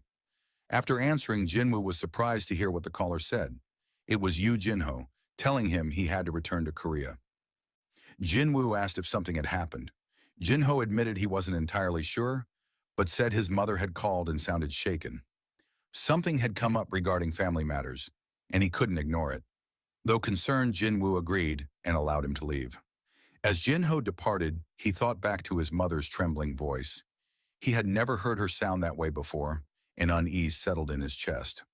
Upon landing in Korea, Jinho was met by his father's assistant. The man informed him that a car had been prepared to take him directly to the hospital. His tone was grave as he advised Jinho to brace himself for what he was about to see. During the drive, the assistant explained the situation. By the time they arrived, Jinho's father was lying unconscious in a hospital bed, caught in what doctors called an eternal sleep. Shaken, Jinho tried to rush inside, but the assistant stopped him. He warned that a hunter unable to fully control his mana could worsen his father's condition simply by being near. Instead, the assistant handed him a notebook. He explained that this was something the chairman had been working on before collapsing. At first, he had kept it aside in hopes the chairman would wake up to ask for it, but now it seemed more fitting for Jinho to have it. Opening the notebook, Jinho's eyes blurred with tears. The pages were filled with clippings of newspaper articles, every single one about him and Sung Jinwoo. Jinho managed a faint smile through his tears. He realized his father still had the same old habit of collecting clippings of everything that mattered to him.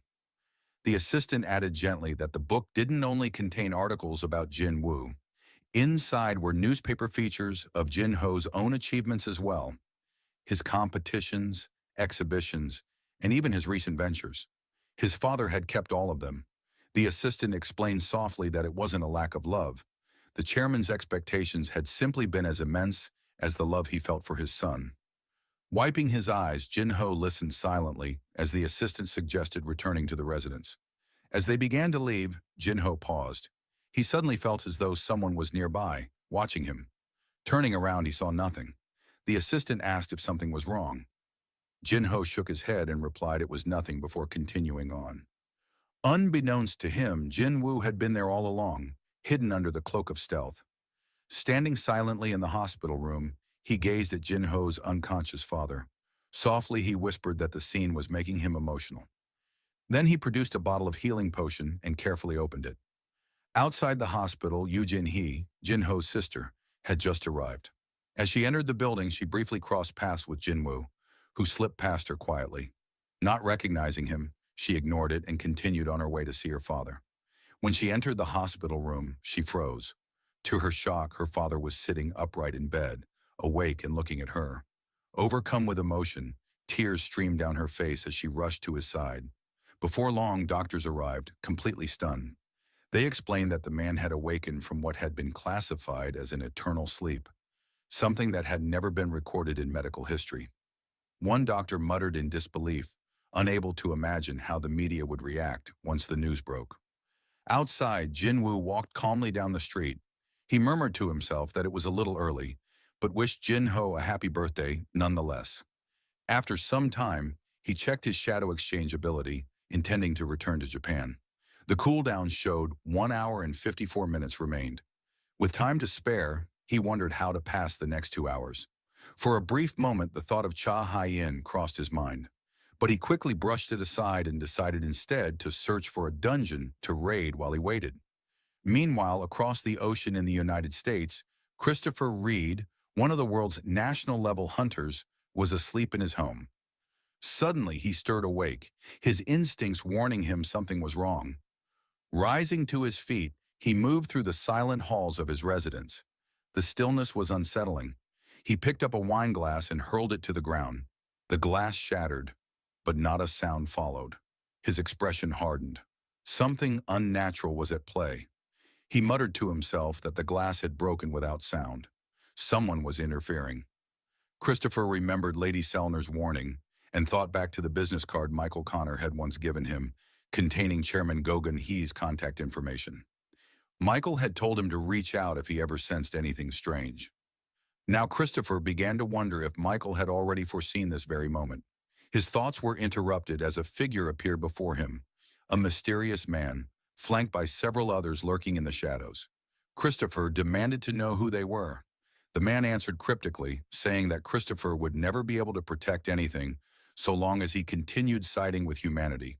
He referred to Christopher as a fragment of brilliant light. Hearing them speak in the language of monsters, Christopher's fury grew. He demanded answers, but the man merely pointed upward, declaring that he was not speaking to Christopher at all. He was speaking to the being connected to him, the one above. Outraged, Christopher snarled, asking if they thought this was a joke. He activated his powers, his body glowing as he entered a state of spiritualization. The intruders were startled, amazed that a human could use such an ability. But Christopher was beyond patience. Fully transformed, he lunged forward. At least one of them, he vowed, would die by his hands tonight. And with that, the fierce battle began.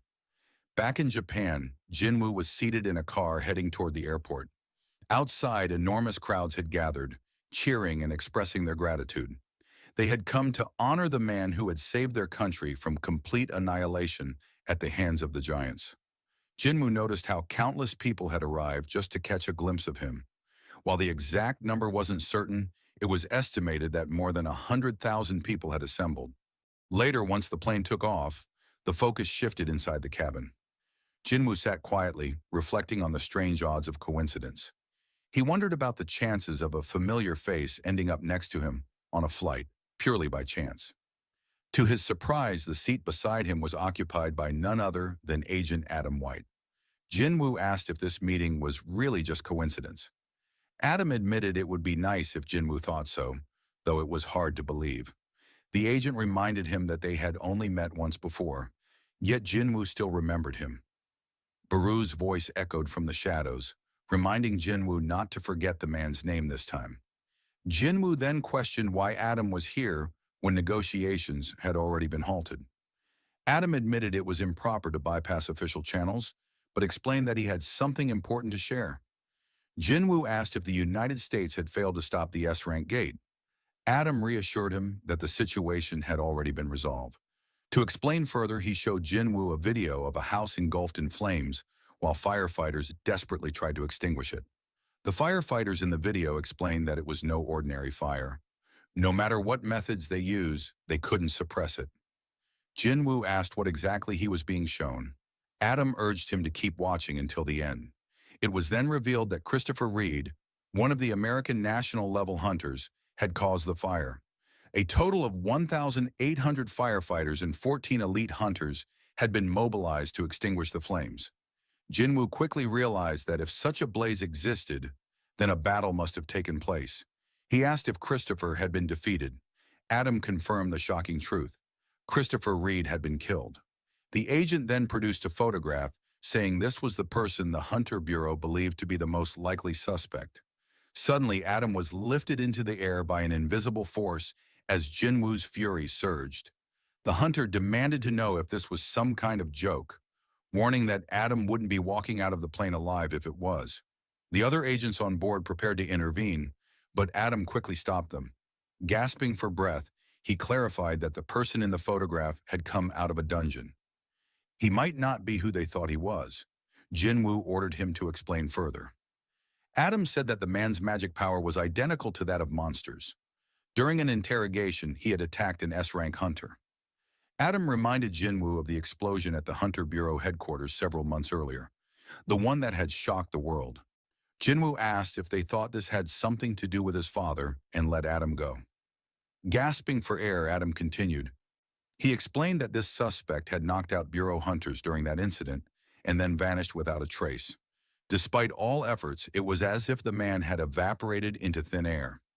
Still struggling to breathe, Adam admitted he understood how difficult this was for Jinwoo, but insisted that the suspect matched every requirement to be considered responsible. Jinwoo demanded to know why he was being shown this picture. Adam then explained about the upcoming International Guild Conference in New Bern. Representatives from guilds across the world would be attending, and the Hunter Bureau planned to distribute wanted posters of this man. The investigation would no longer remain a secret. The United States had lost a national-level hunter, and the association intended to use every resource to find the culprit. Adam clarified that the reason he had come in person was to preserve good relations with Jinwoo. He wanted to warn him before the announcement went public. Otherwise, Jinwoo might have been shocked to suddenly see his father's face displayed on a screen at the event. Jinwoo sat in silence, shaken by the revelation. His father, Sung-il Hwan, missing for 10 years, had somehow returned. But the Bureau now considered him a monster. The thought disturbed Jinwoo deeply. One of the hunters accompanying Adam stepped forward, asking about his condition after being lifted by Jinwoo's power. Adam, still shaken but steadying himself, assured them he was fine. Yet in that moment, he couldn't help but be astonished. Telekinesis was a skill possessed by certain high-rank magic users, but usually it was limited to moving objects around. What Jinwoo had demonstrated was on an entirely different level. It was the kind of ability only national-level hunters were known to possess. For Adam White, the truth was undeniable. Sung Jinwoo was indeed the 6th national-level hunter, and this was a fact he knew he had to report to the vice director immediately. A few days later, the official list of guilds invited to the International Hunter Conference was released. Among them was the newly formed Ajin Guild, surprising many across Korea. Not long after, a press event was held to address the news. Reporters turned to Choi Jong-in, master of the Hunters Guild, for his thoughts. Choi explained that the American Hunter Bureau had made the obvious choice. Having fought alongside Jinwoo during several life-threatening incidents, including the Jeju Island raid, he had seen the hunter's abilities firsthand. In his view, the Ajin Guild's strength could rival any guild in the world, and none would surpass it. When questioned about his own disappointment, since the Hunters Guild had always represented Korea at the conference until now. Choi admitted that, naturally, it was unfortunate he would not be traveling to the United States this time. However, he felt pride rather than resentment. He pointed out that in moments of despair, when facing overwhelming monsters, there was now one hunter in Korea he could trust without hesitation, Sung Jin-woo. Choi even reminded the press that both he and his guild members had once been saved by Jin-woo. To him, it was an honor that Jin-woo had been chosen to stand as Korea's representative. After concluding the interview, Choi left the building and headed toward his car. On the way, a guild member stopped him with an update. They had successfully reserved a gate that had appeared earlier that morning in Suseodong. It was classified as an A-rank gate, though the energy readings did not seem particularly threatening. Curious, Choi asked whether the Ajin Guild had also requested this raid. His subordinate shook his head, explaining that the Ajin Guild had been unusually quiet lately. At the Korean Hunters Association, Woo Jin-chul delivered a report to Chairman Go Gun-hee. China had submitted a request for information on Sung Jin-woo. The chairman asked if they were seeking personal records, but Woo clarified that the request was limited to public data, raid logs, records, and news articles. Chairman Go found the timing unusual. Jin-woo had already rejected offers to be scouted by foreign powers, so why the sudden interest from China? Wu explained that the request had not come from the Chinese government itself, but from Liu Zhigang, the strongest hunter in the nation. Go considered this carefully. China didn't adhere to the international ranking system. While five-star hunters were usually the highest classification, Liu Zhigang was treated as an exception, a seven-star hunter in practice. Wu elaborated that Liu had once fought off a giant that crossed into China, and now, after Jin Woo had single-handedly eradicated the giants in the recent crisis, Liu wanted to know more about him. Chairman Go's decision was firm. The request would be denied. If necessary, only superficial details would be released.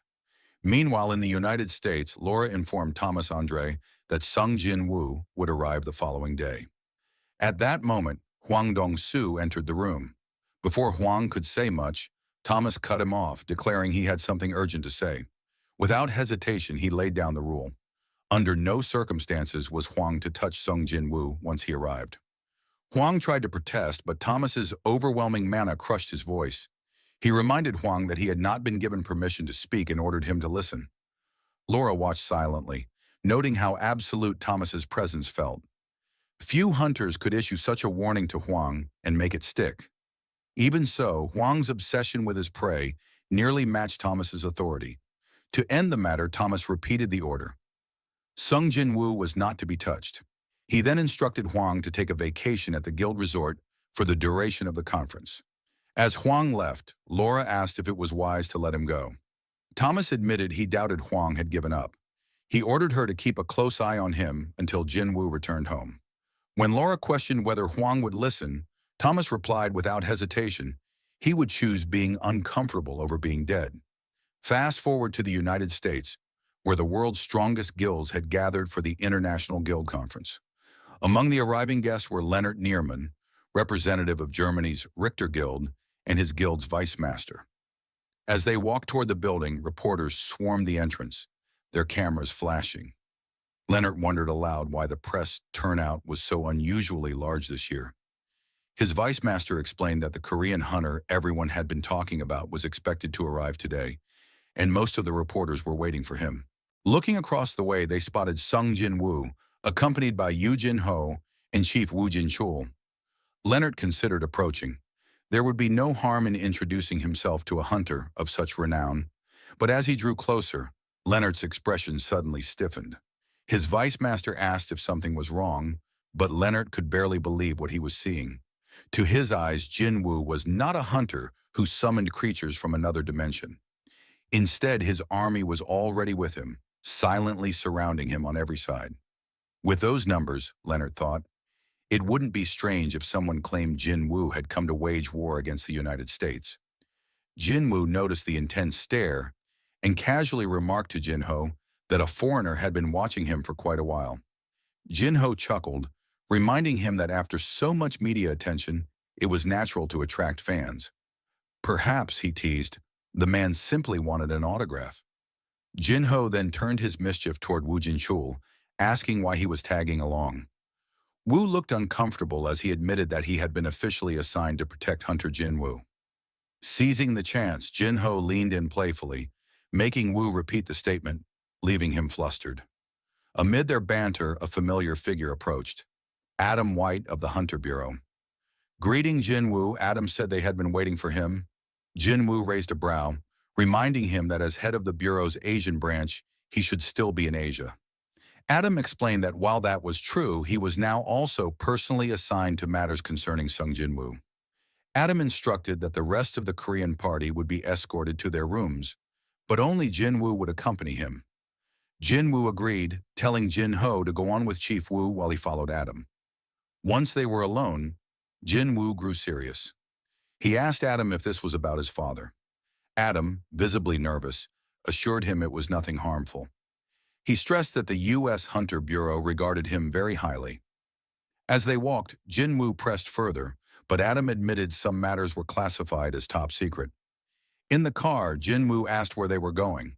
Adam replied that their destination was the Hunter Bureau headquarters. He explained that since the death of Christopher Reed, a national-level hunter and one of America's strongest, the Bureau had been under immense pressure. The public had not been told, but within the Bureau, Reed's death had left a dangerous void in the nation's defenses. Because of this, Adam revealed, the Bureau intended to pour its resources into finding someone capable of filling the gap. When Jinwu asked if he was considered a candidate, Adam confirmed it with a nod. To support this, Adam produced several documents and photos. Among them was the skeleton of the dragon Kamesh, along with a runestone retrieved from its corpse after the raid. Adam explained that the value of a runestone corresponded directly to the power of the beast it came from. The Kamesh raid had been humanity's most harrowing nightmare, an event so terrifying most wished it erased from memory. Yet from the dragon's body, the Bureau had secured this powerful artifact, and they sought someone worthy of wielding it. With the evidence laid out before him, Adam finally asked what Jinwu thought of their offer. Jinwu scanned the photos in silence before asking to go back to an earlier image. Adam clarified if he meant the photo of Kamesh's corpse. Jinwu then questioned whether the Bureau had preserved the dragon's remains. Adam admitted they had. Jinwu requested to see the facility where the body was kept, insisting that Adam take him there first. Adam was surprised and asked why. Jinwu responded calmly that he had given the Bureau his time without complaint, so this was not too much to ask in return. Adam confessed he did not know the facility's exact location, but added that, given Jinwu's standing, it wouldn't be difficult to obtain permission. He would, however, need to make a formal report first. Jinwu leaned back and said evenly that if they were going to wait, they would wait together. Then he told Adam directly he was coming with him. Fast forward to the Hunter Bureau headquarters, Director David Brennan turns to Adam White and asks whether Sung Jinwu is really inside their building at that very moment.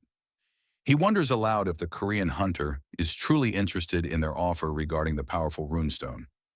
Adam answers honestly. Throughout the day, Jinwu had barely mentioned the runestone at all. David presses the issue. Was Jinwu truly focused only on viewing the corpse of the slain dragon rather than acquiring a new skill? After a moment of thought, he turns toward Michael Connor, the deputy director, and asks for his perspective. Michael explains that the worth of a skill can be beyond calculation. Many top-rank hunters spend enormous fortunes trying to acquire the right runestone. Perhaps, for Jinwu, witnessing the corpse firsthand might hold more value than learning a new ability. David narrows his eyes. Could it be that Jinwu's ability only works on monsters he has killed himself? Then a chilling thought strikes Michael. What if Jinwu can even raise creatures as shadows without needing to kill them personally? The two men exchange tense looks, realizing the terrifying possibility. If Jinwu could reanimate Kamish, the dragon itself, his power would be beyond imagination. Alarmed, David rises from his seat. He insists that no single individual should ever be allowed to wield such a level of strength. Michael warns him to tread carefully. Refusing Jinwu's request outright could seriously damage their relationship with him. After some thought, David reluctantly agrees. He decides to escort Jinwoo to the restricted facility personally, hoping to witness the truth of his powers. Soon after, inside the elevator, heading deep below the bureau, David addresses Jinwoo. He remarks that he would prefer to sit down for a proper discussion, but if this is the path Jinwoo insists on, then they will proceed as requested. When the doors slide open, Jinwoo immediately senses it. Residual traces of mana still linger in the air even after all these years. He wonders how powerful the shadow of this creature would become if he succeeded in bringing it back. Standing before the immense corpse, David explains the history. The dragon Kamish had been preserved exactly as it was when it fell, defeated by 5 national-level hunters. Before that, it had already slaughtered hundreds of elites. Its mana crystal now fuels the Bureau's headquarters. David looks to Jinwoo and asks if he is satisfied. Without hesitation, Jinwoo steps forward and instructs everyone present to stand back. David raises a hand, telling the staff not to interfere. For now, they will only observe. Jinwoo activates his ability, Shadow Extraction. A notification appears. Shadow Extraction has failed. He tries again. This time, black mist spills into the chamber. The dragon's massive bones begin to rattle and quake. A towering figure starts to rise. A gigantic shadow emerges, its form taking shape as Degrey the beast. The room itself trembles, structures collapsing under the released energy. The spectral dragon speaks. "Are you the one who has summoned me, King of the Dead, Shadow Monarch?" Panic erupts among the Bureau agents as they watch the impossible unfold. Kamish, once slain, appears to stand resurrected. The dragon's eyes glow with rage. "Humans! I will kill them all." The creature smashes against reinforced glass, shattering it like fragile ice. David stares in horror. This was glass fortified with the strongest mana, and yet it breaks with ease. Kamish bursts free of containment, drawing in power to unleash its deadly breath. David shouts desperately, "There's no escape." This was the legendary dragon's breath, capable of annihilation. But Jinwoo, calm and unwavering, steps forward. He speaks directly to the beast. "The mana crystal within your skull is long gone. You are no longer bound to the commands of the rulers." Everyone freezes, stunned as they realize Jinwoo is communicating in the language of monsters. Kamish halts its attack. Slowly its tone changes. "So this is what it means, to become the subject of the Shadow Monarch." Lowering its head, the dragon bows. "As one who once served the King of Dragons, I greet you, my new lord." Jinwoo asks carefully if it truly served the King of Dragons. Kamish confirms it served the Monarch of Destruction, the Mad Dragon. Jinwoo studies the shadow before him, amazed. Its ego was strong, independent, even surpassing any soldier he had summoned before. There was no doubt, this was once a being of terrifying might. Meanwhile, the Bureau staff look on in disbelief, seeing the legendary dragon wag its tail like a loyal beast before Jinwoo. Jinwoo recalls the entities revealed to him by the system: the King of the Dead, the Shadow Monarch, the King of Giants, the Monarch of the Beginning. It must be one of the 9 monarchs mentioned by the system. But suddenly Jinwoo notices something strange. The dragon's body begins to crumble. Kamish explains with a fading voice, "Too much time had passed since its death. Its soul could not fully endure." Panicked, Jinwoo tries to command the system to halt the collapse, but it is useless. In its last moments, Kamish speaks. "I envy your soldiers, who may serve you for eternity. Beware, my lord. The humans have borrowed the strength of the rulers." With those final words, the shadow disintegrates completely, leaving only the dragon's colossal skeleton to crash to the ground. A notification appears. Shadow extraction has failed. Silence fills the chamber. Jinwoo turns to Adam White. His voice steady, he asks him to tell Director that he is truly sorry for the outcome. He promises to cover all damages caused. As Jinwoo departs, frustration boils within him. Agents nearby flinch in shock as he punches the reinforced metal door, crushing it with a single blow. After the incident at the Bureau, Woo Jin-chul approached Sung Jinwoo, asking where he had been, since he hadn't been able to reach him by phone. Jinwoo calmly explained that he had been somewhere for a short while where no calls could get through. Woo then asked if he had met with Yu Jin-ho. Jin Woo looked puzzled, and Woo clarified that Jin Ho had supposedly left as soon as he received a message from Jin Woo, asking to meet him at the Hunter Bureau headquarters. But Jin Woo denied ever sending such a message, saying he had just returned from the bureau himself. Turning to Adam White, Jin Woo asked if he knew anything about the situation. Adam checked the visitor log but found nothing. Yu Jin Ho's name wasn't listed anywhere. Shocked, Wu explained that a hunter from the Scavenger Guild had come in person 2 hours earlier to pick Jin Ho up. Adam frowned, pointing out that although the Scavenger Guild had close ties with the Bureau, they had no authority to act on its behalf. He promised to call them directly.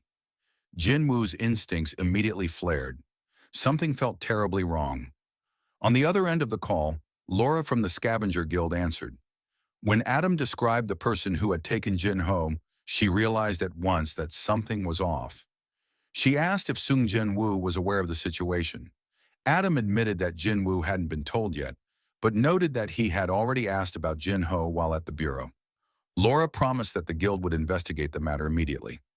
After the call, Adam assured Jin Woo that the Scavenger Guild was looking into it and would provide answers soon. But when he turned around, Jin Woo was already gone.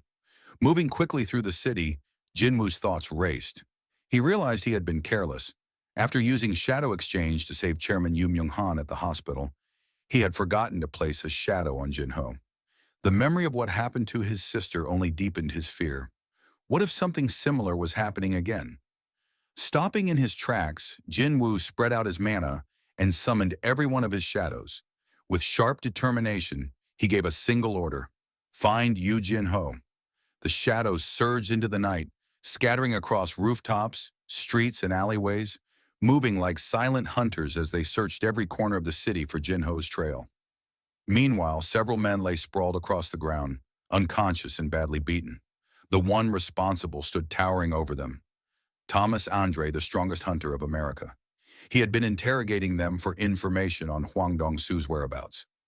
Realizing the situation had gotten out of control, Thomas ordered his subordinates to track Huang down, and above all, to find him before Sung Jin Woo did. In a deserted, crumbling building, Huang Dongsu loomed over Yu Jin Ho, who was bloodied and gasping, his body covered in wounds.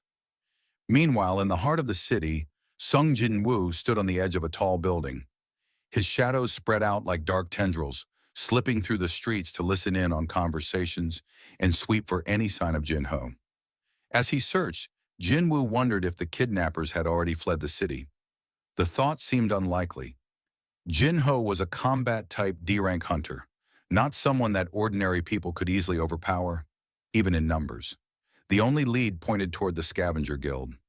Suspicion fell on Huang Dongsu, the younger brother of Huang Dongsuk, who had once perished in a dungeon where only Jin Woo and Jin Ho survived. To Huang, it was clear who he believed responsible, and he had been waiting for their arrival in America. Anger burned in Jin Woo's eyes. If anything had happened to Jin Ho, he swore those behind it would pay without mercy. Back at the Scavenger Guild headquarters, staff reported to Thomas Andre that Huang Dongsu was still nowhere to be found. Thomas reflected on the recklessness of Huang's actions. As an S-rank hunter, Huang should have understood the vast gap in power between himself and Jin Woo. Acting against him was nothing short of suicidal. The only explanation was that Huang believed Thomas would shield him from the consequences. Thomas placed a call to Laura, his trusted aide. He admitted he might have been too lenient with his guild members and asked her for an update. Laura explained that, with assistance from the Hunter Bureau, they had analyzed Huang's movement patterns over the past month. 3 locations stood out where Huang had deviated from his usual activity zones. Thomas immediately ordered every available member of the Scavenger Guild to move out to those 3 areas, declaring he would personally lead the search. Curious, he asked how Laura had managed to secure the Bureau's cooperation so quickly. Laura replied that she had warned them of the looming danger. If Huang was not found soon, a direct confrontation between Thomas Andre and Sung Jin Woo was inevitable. That was something the Bureau desperately wished to avoid. At the Hunter Bureau, tension ran high. Agents rushed with reports, and Adam White informed Director David Brennan of a troubling discovery. The Scavenger Guild had abruptly canceled all of its raids and grounded its members. Every single hunter was on the move. David immediately realized the implications.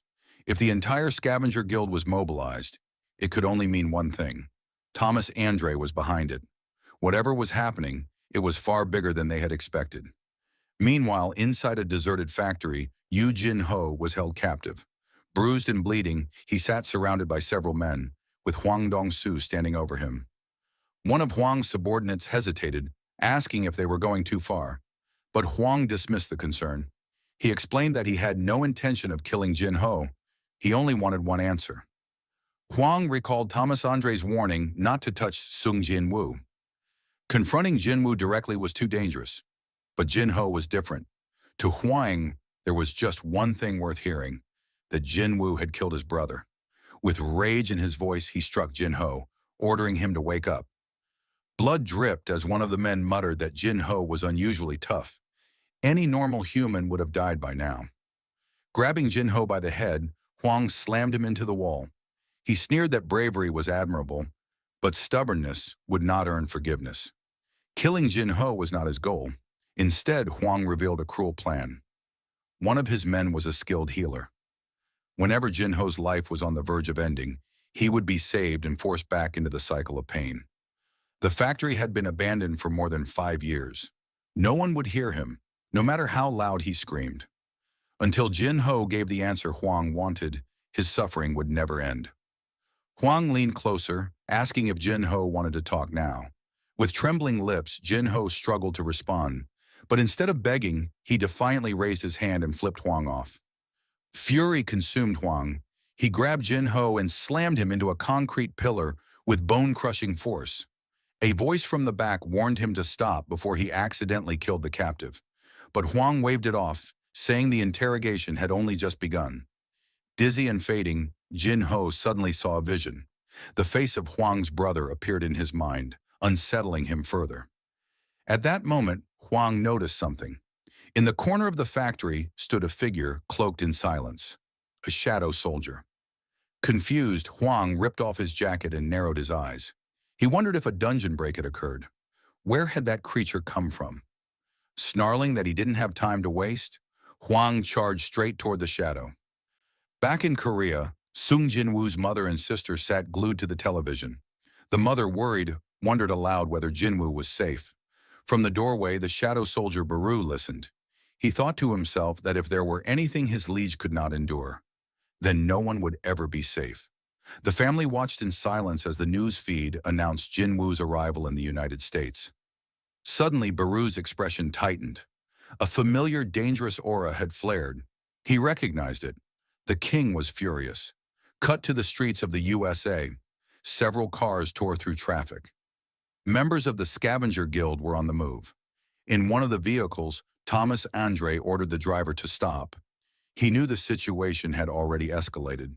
Thomas kicked his door open and strode out, telling his men to move quickly and that he would go ahead of them.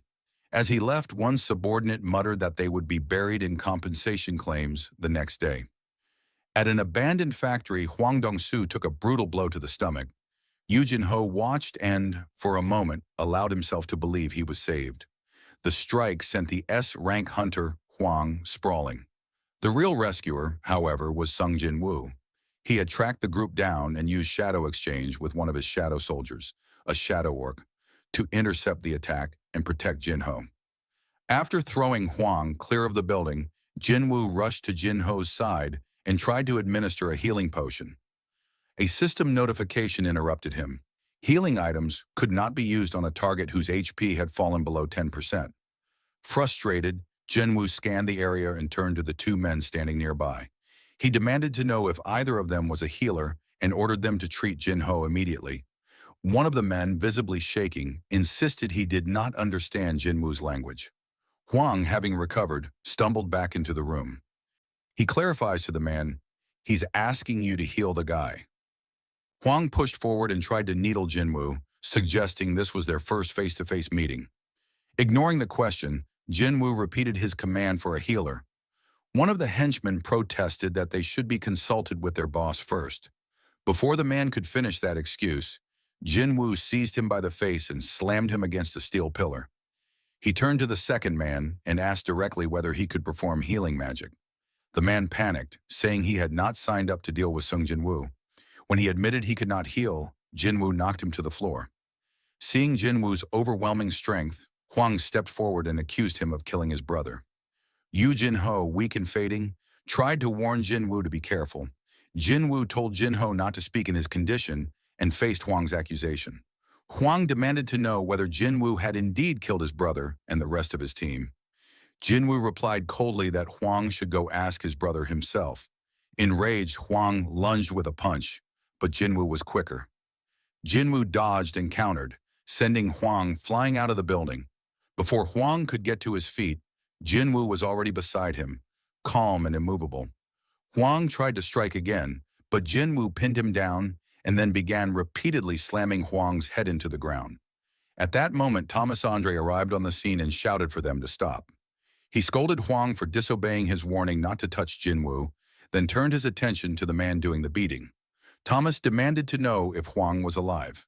Jinwu replied without softness that he was not finished yet. Thomas, seeking to de-escalate, offered a bargain. If Jinwu released Huang, Thomas would overlook what had transpired and let the matter slide. Jinwu asked what would happen if he refused. Thomas, his temper rising, made it clear that refusal would turn the offer into an order, and an order backed by force. Without answering, Jinwu hurled Huang into the air. As Huang flew, he pleaded silently to Thomas, urging him to intervene and kill Jinwu. Jinwu stepped forward and faced Thomas. Thomas warned that perhaps the other man did not yet know who he was. Jinwu dismissed the warning. He stated that Thomas's identity did not change what had to happen.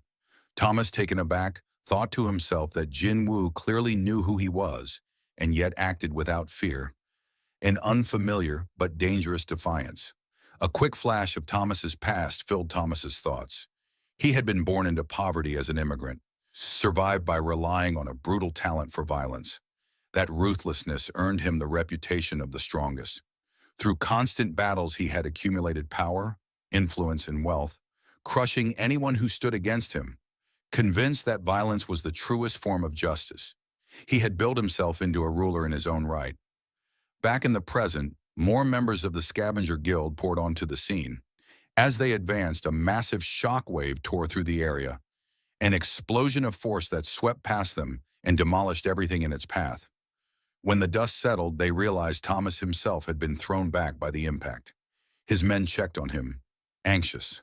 Thomas motioned for them to keep their distance from Jinwu. Panic rippled through Thomas's followers as they recognized the danger and began to pull back. While the standoff unfolded, Jinwu ordered one of his shadow soldiers to take Jinho to the nearest hospital and do whatever was necessary to guarantee proper treatment. Once Jinho's safety was secured by the shadow, Jinwu turned his full attention to Thomas Andre and the remaining members of the Scavenger Guild. With a single motion, he summoned his army of shadow soldiers, an imposing force that formed around him, ready to engage the entire guild. Seeing this, Thomas Andre's eyes lit up with excitement. At last, he had found an opponent worthy of his strength. Inwardly, he dismissed all thoughts of Huang Dongsu and the past. None of it mattered anymore. The only way to redeem his damaged pride was simple. He had to kill Sung Jinwu. Despite this burning resolve, Thomas gave one last warning. He told Jinwu it wasn't too late to admit his mistake, step back, and apologize. If he did, he would spare his life. But Jinwu didn't waste words. Instead, he raised his hand and flipped him off. The gesture made Thomas's fury boil over. His body began to transform as he snarled that Jinwu would regret refusing this final chance. Both sides prepared for battle. Jinwu signaled his shadow soldiers, and in an instant, the Black Army surged forward, charging toward the hunters. Thomas reacted just as quickly, ordering his guild to intercept. The scavenger hunters rushed to meet the assault head-on. Their tanks took a defensive stance, layering their magical shields into a towering wall in a desperate attempt to slow the advancing tide. But the pressure of the shadows was overwhelming. The wall cracked, and the defense was broken. The moment the barrier fell, dozens of shadow soldiers were destroyed in an instant, crushed by the overwhelming force of Thomas Andre alone. Looking ahead, Thomas spotted Tusk. The Orc High Mage had cast Hymn of Protection, summoning a glowing barrier to block his advance. Without hesitation, Thomas tore through the shield, leaping forward and smashing his fist directly into Tusk's face. Even as the blow landed, Thomas realized the truth. His guild members stood no chance against these monsters. Leaving them behind, he charged deeper into the building where Jinwoo was waiting. Inside, the sight was grim. Most of the scavenger guild hunters were already lying defeated on the floor, shadows looming over them. Amid the chaos, Jinwoo himself stood engaged in battle, cutting through the hunters with deadly precision. Thomas roared and launched himself at him. But before he could reach his target, Iron stepped forward, blocking his path. With a single furious punch, Thomas demanded the knight move aside. The impact shattered Iron's shield and armor, sending him crashing to the ground in one blow. But when Thomas looked again, Jinwoo was gone. Confused, he scanned the battlefield, only to sense him appear at his side. Before Thomas could react, Jinwoo's dagger struck, but to the Shadow Monarch's shock, the attack had no effect. Thomas countered immediately. His fist slammed into Jinwoo, sending him flying across the air. He declared that this was the power of a national-level hunter.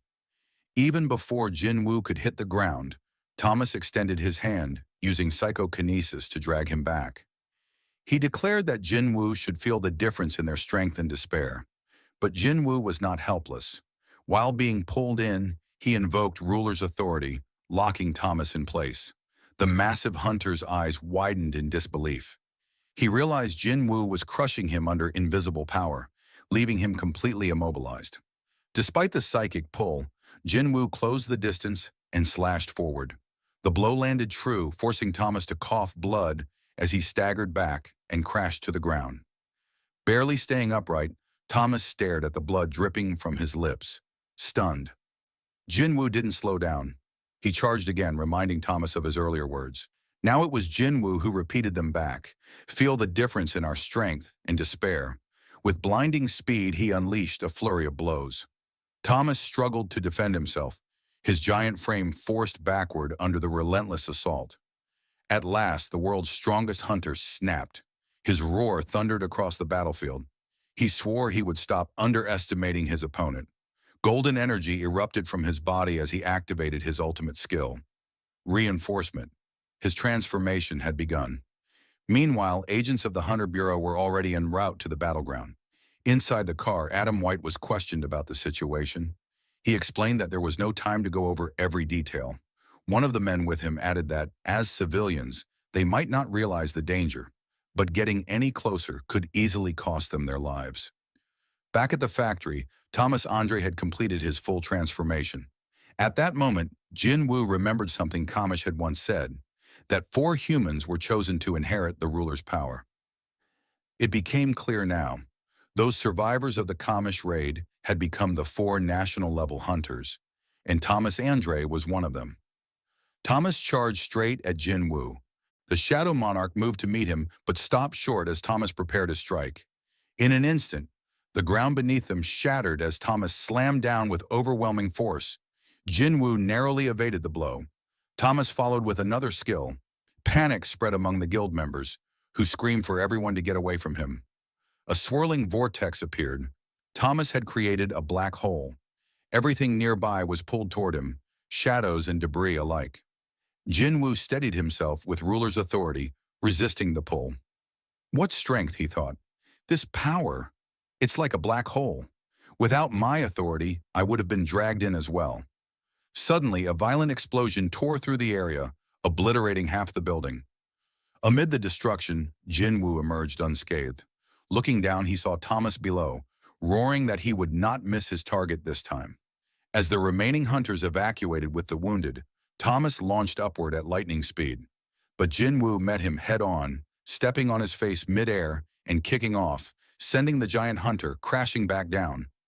Thomas used telekinesis again to pull Jinwoo in, but the monarch countered with ruler's authority, dragging Thomas toward him instead. Thomas realized his opponent intended to clash directly. Accepting the challenge, he steeled himself. Their fists collided with explosive force, shockwaves ripping through the battlefield. To Thomas's disbelief, Jinwoo's strike broke through his reinforced armor. The monarch's cold, disappointed glare cut deeper than the blow itself. Thomas was driven into the ground. He rose, screaming in rage, and threw another massive punch. But Jinwoo slipped past with ease, driving his knee into Thomas's face and shattering more of his golden armor. By now, the agents of the Hunter Bureau had arrived on site. They were frozen in shock at the sheer destruction being caused by just two individuals. One man warned Adam White to stay back, pointing to something that had just been hurled across the battlefield. White asked what it was, only to be told the truth. It was Thomas Andre himself. There, lying on the ground, the strongest hunter in America was being beaten mercilessly by Jin Wu. Thomas's thoughts reeled. How can a mage-type hunter display such overwhelming power and speed? Summoning what strength remained, he swore he could not lose this way and attempted a counterattack. But Jin Wu's speed was overwhelming. He deflected the strike with ease and tore more of Thomas's armor away. Furious, Thomas forced himself back up, roaring his name. He declared that he was Thomas Andre and demanded to know if his opponent truly thought this much was enough to bring him down. But Jin Wu was relentless. He appeared behind Thomas and struck again, reminding him that it didn't matter who he was. He continued the beating, driving his fists into Thomas again and again, shattering both his armor and his bones. Agent White pleaded for the assault to stop, but Jin Wu's wrath did not ease. He kept striking until Thomas was broken and barely able to stand. At last, the great Thomas Andre surrendered. He admitted defeat, saying it was over. Only then did Jin Wu finally halt his assault. Adam White looked on in disbelief. To see the world's strongest hunter reduced to such a state, he wondered how many hunters in existence could have accomplished such a thing. Perhaps none at all. And once news of this spread, the entire world would be shaken to its core. White immediately ordered the on-site hunters to treat Thomas at once. One of them reported grimly that every bone in Thomas's body had been broken, and his blood loss was severe. Healing him alone would not be enough. They would all need to combine their strength. Yet amid the devastation, one detail stood out. Despite the sheer scale of the battle, no one had died. White breathed a heavy sigh of relief. For a battle of this magnitude, this outcome was as good as they could have hoped for. But then, an agent called his attention to something nearby. When they arrived, they found a lifeless body lying in the rubble. It was Hunter Huang Dong-su, and Sung Jin-woo was nowhere to be found. Back in Korea, Sung Jin-woo sat quietly atop a tall building. Through shadow exchange, he had returned instantly from America, switching places with Baru immediately after his battle with Thomas Andre.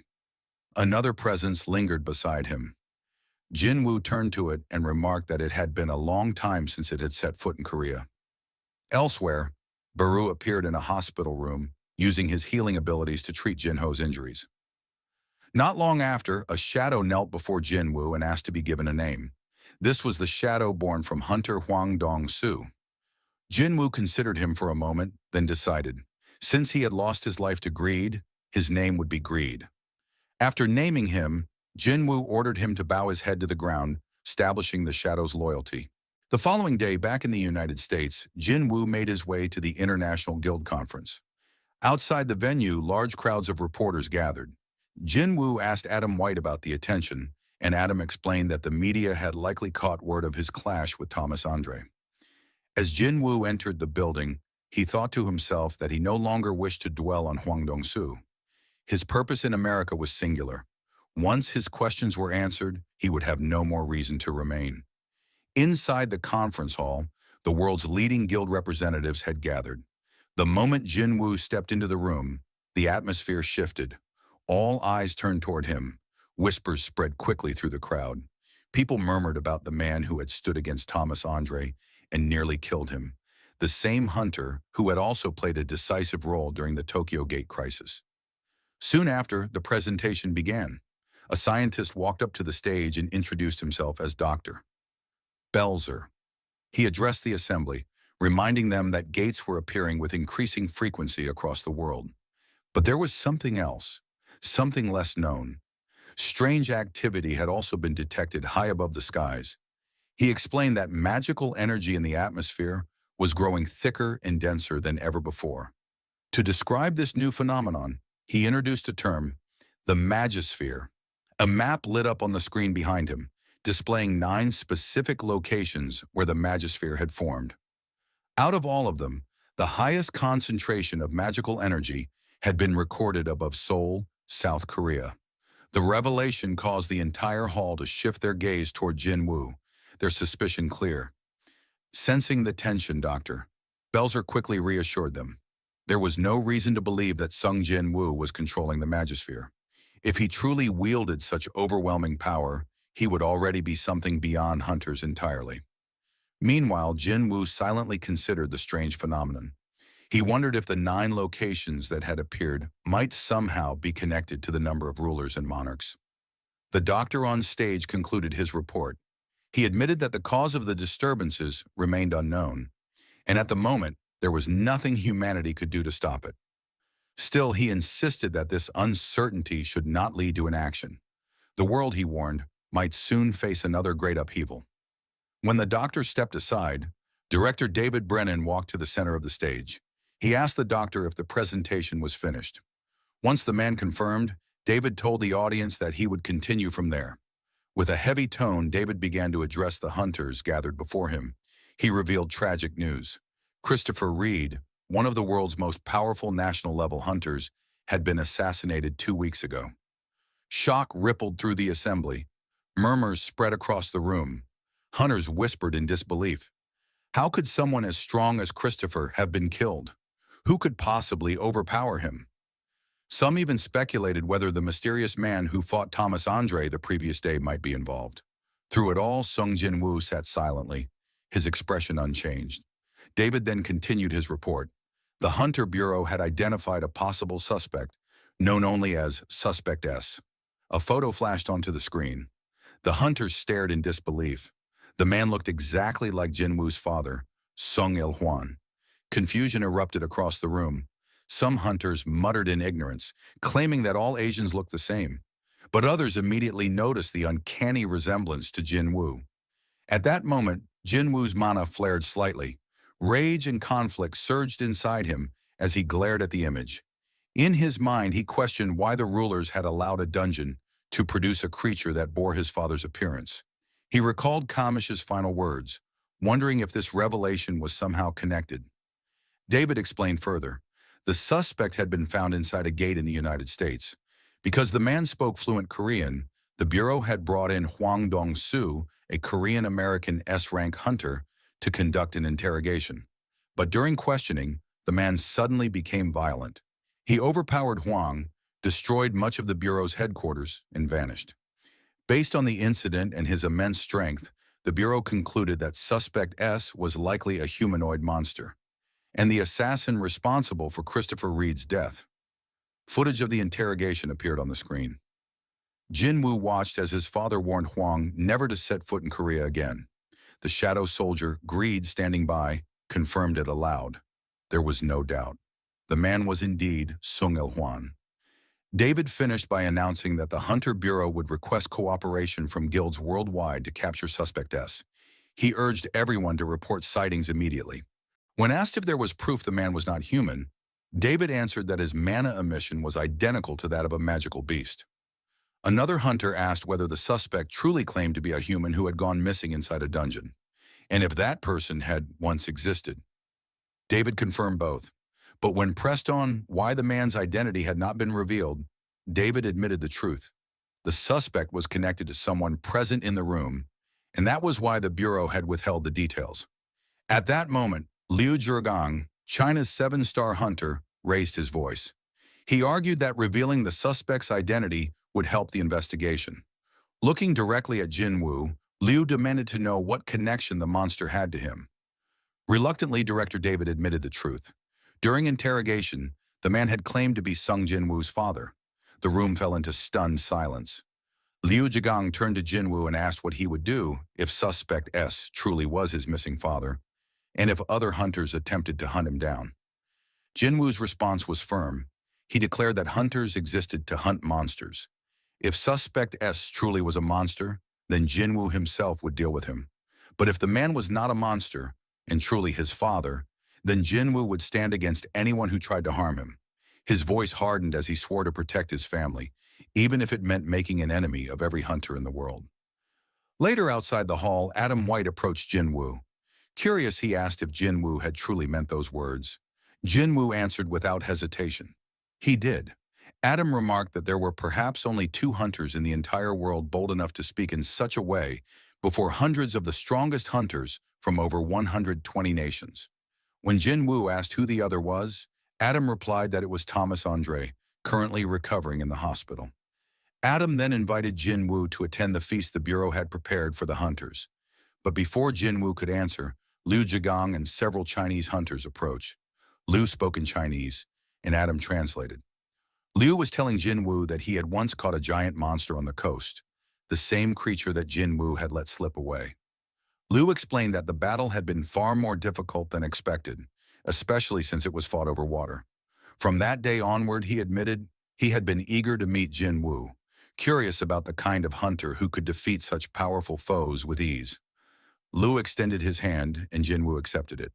As he watched Liu walk away, Jin Woo thought to himself that his first impression of the man had been wrong. Beneath his gruff exterior, Liu Zhigang was actually an interesting person. Adam then explained that Liu had also expressed hope that Suspect S was not truly part of Jin Woo's family. Jin Woo replied calmly that it was all right. He understood. Soon after, Director David approached Jin Woo and asked if he had a moment to talk. The scene shifted, showing Jin Woo seated across from Miss Sellner. She greeted him politely, remarking that it had been some time since they last met. Jin Woo studied her carefully, wondering what the upgrader wanted with him now. He replied that he had never expected her to come find him again. Sellner's expression turned serious. She confessed that she had been haunted by the same recurring dream every night. In that dream, the world's top-ranked hunters were hunted down one after another by a mysterious figure. A few days later, the dreams that Mrs. Sellner spoke of began to come true. Jin Woo questioned her carefully, wondering if she had meant Christopher Reed. Director David Brennan answered in her place. He explained that the Bureau had indeed warned Christopher, but the man had refused to listen, and the result was already known. Sellner continued her explanation. She trembled as she described how the world's strongest hunters, the very people who had been supporting humanity, were destined to be hunted one after another. She insisted that the pursuers would not stop until all had fallen. Jin Woo wanted to know if her reason for visiting was to warn him personally. Sellner shook her head. Instead, she explained that she had come to ask him to protect the hunters themselves. She admitted that she had tried countless times to recall the faces of those being killed in her dreams but failed each time. In an attempt to uncover their identities, she had used her unique ability within the dream itself. But when she came into direct contact with the endless power that surrounded them, she was forced awake. Even so, she remembered something vividly, the voice she had heard when her eyes met that overwhelming force. Jin Woo asked what that voice had said. Sellner recounted how it had ordered her to go back and prepare for war. Hearing this, Jin Woo realized the truth. This was the same war between rulers and monarchs that the King of Giants had once warned him about. He wondered which side was truly hunting the hunters. He then asked Sellner why she wanted him to protect the hunters. She explained that she had sensed within him the same type of immense power she had encountered in her dreams. Jin Woo immediately understood. She must have seen a glimpse of the Shadow Monarch's power within him back then. Director David Brennan then stepped forward. He clarified that the beings hunting hunters were not like ordinary enemies. They existed far beyond the level of humans. The Bureau was asking Jin Woo to use his overwhelming strength to stop them. David admitted that at first they had doubted whether Jin Woo was truly the one capable of protecting the others. But after witnessing his battle with Thomas Andre, they had no more doubts. He assured Jin Woo that the Bureau was willing to offer anything he desired, even the greatest treasure Kamish had left behind, the runestone. He reminded Jin Woo that there were hunters who had been granted powerful blessings, and it was because of their strength that the world still survived. If those hunters were lost, then humanity itself would collapse. But Jin Woo shook his head. Calmly, he told them he could not do what they were asking. David was shocked. He asked whether Jin Woo's refusal had anything to do with holding a grudge against Thomas Andre. Jin Woo denied it. His reason was different. He explained that the real problem was that he still did not know who he should be fighting. With that, Jin Woo rose from his seat and began to leave. As he walked away, Agent Adam White reflected on Jin Woo's earlier words in the conference room, his vow to protect his family even if it meant standing against every hunter in the world. Then Jin Woo suddenly paused and turned back toward Adam. He asked if it would be possible to receive a list of the hunters the Bureau wanted him to protect. He added that he would appreciate the chance to meet them himself. Hearing this, Adam White smiled warmly. He agreed without hesitation. Time fast-forwarded to the final day of the International Guild Conference, an event known as the Night of the Hunters. Jin Woo attended alongside Jin Ho, who had now made a full recovery. Jin Woo asked how his friend was feeling. Jin Ho responded with a grin, saying he was as good as new. As the two walked together, murmurs followed them. People whispered in awe about Jin Woo, remarking that even while standing so close, they could not sense his presence at all. They agreed he was operating on an entirely different level. Their eyes then shifted to Jin Ho. Some noted that he was the man who had fought Thomas Andre in order to protect Jin Woo. During the gathering, a man approached Jin Woo. He introduced himself as the CEO of a global corporation specializing in the trade of monster remains. With a polite smile, he expressed his wish to purchase all of the giant monsters Jin Woo had hunted in Japan, and he asked if Jin Woo had time to discuss business. Jin Woo shook his head and explained that he personally handled raids, while his vice chairman managed business matters. With that, he left Jin Ho to handle the CEO, thinking to himself that Jin Ho was finally living up to the role of a proper vice chairman. As Jin Woo stepped away, Agent Adam White approached and handed him the list of hunters he had requested earlier. Adam explained that the list ranked hunters according to their activity and contributions. Curious, Jin Woo asked where he ranked. Adam replied that considering his defeat of the giants, he would likely fall in third or fourth place. Jin Woo glanced at the names, thinking to himself that it was tedious to memorize them all. Instead, he considered simply placing shadow soldiers on each one. That way he could track allies, identify enemies, and even reach the rulers through these connections if necessary. While he was deep in thought, he sensed a presence approaching. Hunter Wu urged him to be cautious. Jin Woo reassured him that there was no need to worry. The presence turned out to be Thomas Andre. The massive hunter stopped in front of Jin Woo and explained why he had come. Lifting his arm, Thomas revealed that the magical damage he had suffered during their battle was too severe. Even with the combined efforts of healers and doctors, the injury had only partially recovered, healing slowly but incompletely. Thomas admitted that after their fight, Jin Woo had been in a position to annihilate his entire guild. Yet despite the chaos, no one in the Scavenger Guild had died, aside from Huang Dong-su, the one responsible for starting the incident. Looking directly at Jin Woo, Thomas asked why he had spared them. Jin Woo answered plainly, because they had not committed any crime deserving death. Thomas accepted the reply with a nod. As he began to walk away, he mentioned his intention to give Huang a proper funeral. Though Huang had committed sins deserving death, Thomas still wanted him to have dignity in the end. Raising his hand slightly, Thomas added that once his arm healed, he hoped to share a meal with Jin Woo. He suggested that Jin Woo give his contact information to his secretary so they could reach out later. Soon after, Laura, Thomas's secretary, approached Jin Woo. She explained that her master had just shown gratitude in the only way he knew, roughly but sincerely.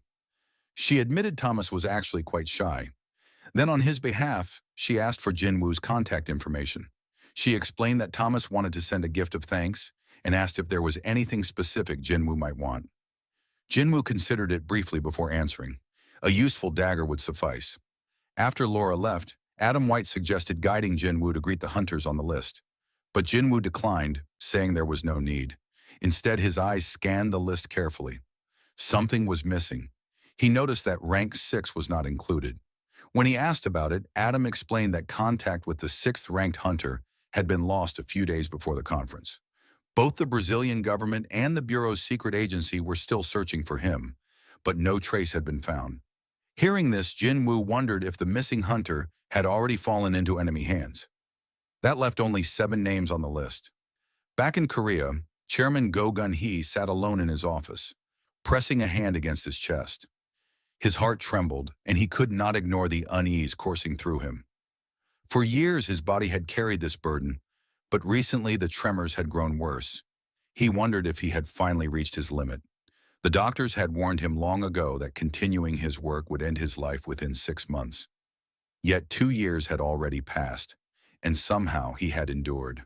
For that, he felt he should be grateful. His phone rang, and it was his wife checking in on him.